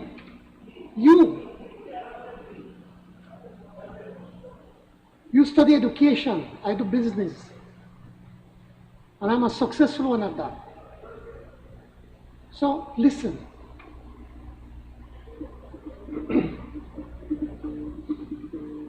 You are the very one who stood on this side of the house and boasted that you may fire them poor school wardens when you get into the government. You may boast about it. We don't boast about firing anybody. It was your prime minister that got up on TV and said, damn everybody else to the winner the spoils. We are not boasting anything about winner spoils. We try to see how we could best manage the situation. Don't be a hypocrite, man. Don't be a hypocrite. We are doing some serious consultations. We met the Deputy Minister of Finance, the CEO from the Prime Minister's office, and the Financial Secretary along with myself. We met with members from the Chamber of Commerce and to the Business Bureau. And we showed them the numbers, we showed them the facts. And we said to them, okay, you tell us what we have to do. What do we need to do? That is consultations. So that then you all can propose to us. And then based on the consultations that we have with everybody, then we know what corrective actions we have to take. We never said that. Our side has never given any kind of numbers as to what you have to do. That is why we're consulting. We want to hear what these different groups are going to say. We're going to meet with the social partners, the Deputy Prime Minister, the Minister of Education, the Minister of the Public Service. They are going to meet with the public service and the teachers, the union. And they are going to make the very same presentation that we did with one blank sheet, and let us see how we're going to address the situation. One thing I could tell you, that we are not UDP. We don't believe in a retrenchment. We are not retrenching. We don't believe in retrenchment. We believe in trying to find how best we could address what is in front of us. It is only the Guardian. That's why nobody believes the Guardian. You know, when you come with simple things like that, or 20% cuts, where or not you get this information? Where you get this? It's certainly not from this side. Maybe that is what they try to do to frighten the public service. Again, we are in a time of crisis. You all should rise up to the occasion and act like leaders, act like statesmen and women, to say we are in a crisis and we are prepared to be a part of solving the problem, instead of creating more problem, creating more uncertainty. Until you all mature. Prime Minister. Until you all mature, people will start to listen to you. Madam Speaker, this crisis, we never created it. We inherited it from those on the other side. Now we need to cry foul. We're going to fix it. But don't expect us to fix it in 90 days. You wrecked this economy over 12 years. And so there has to be sacrifices. We have to find how we are going to plug this $500 billion hole that you all left us with. $500 million hole. That's the deficit that you left to the Belizean people. Now all of us together will have to address it, and I hope that you all are going to be mature enough to join us to find how we could address this. Thank you, Madam Speaker. Honorable members, the question is that the House do now adjourn. All those in favor, kindly say aye. Aye. Those against, kindly say no. I think the ayes have it. The House now stands adjourned.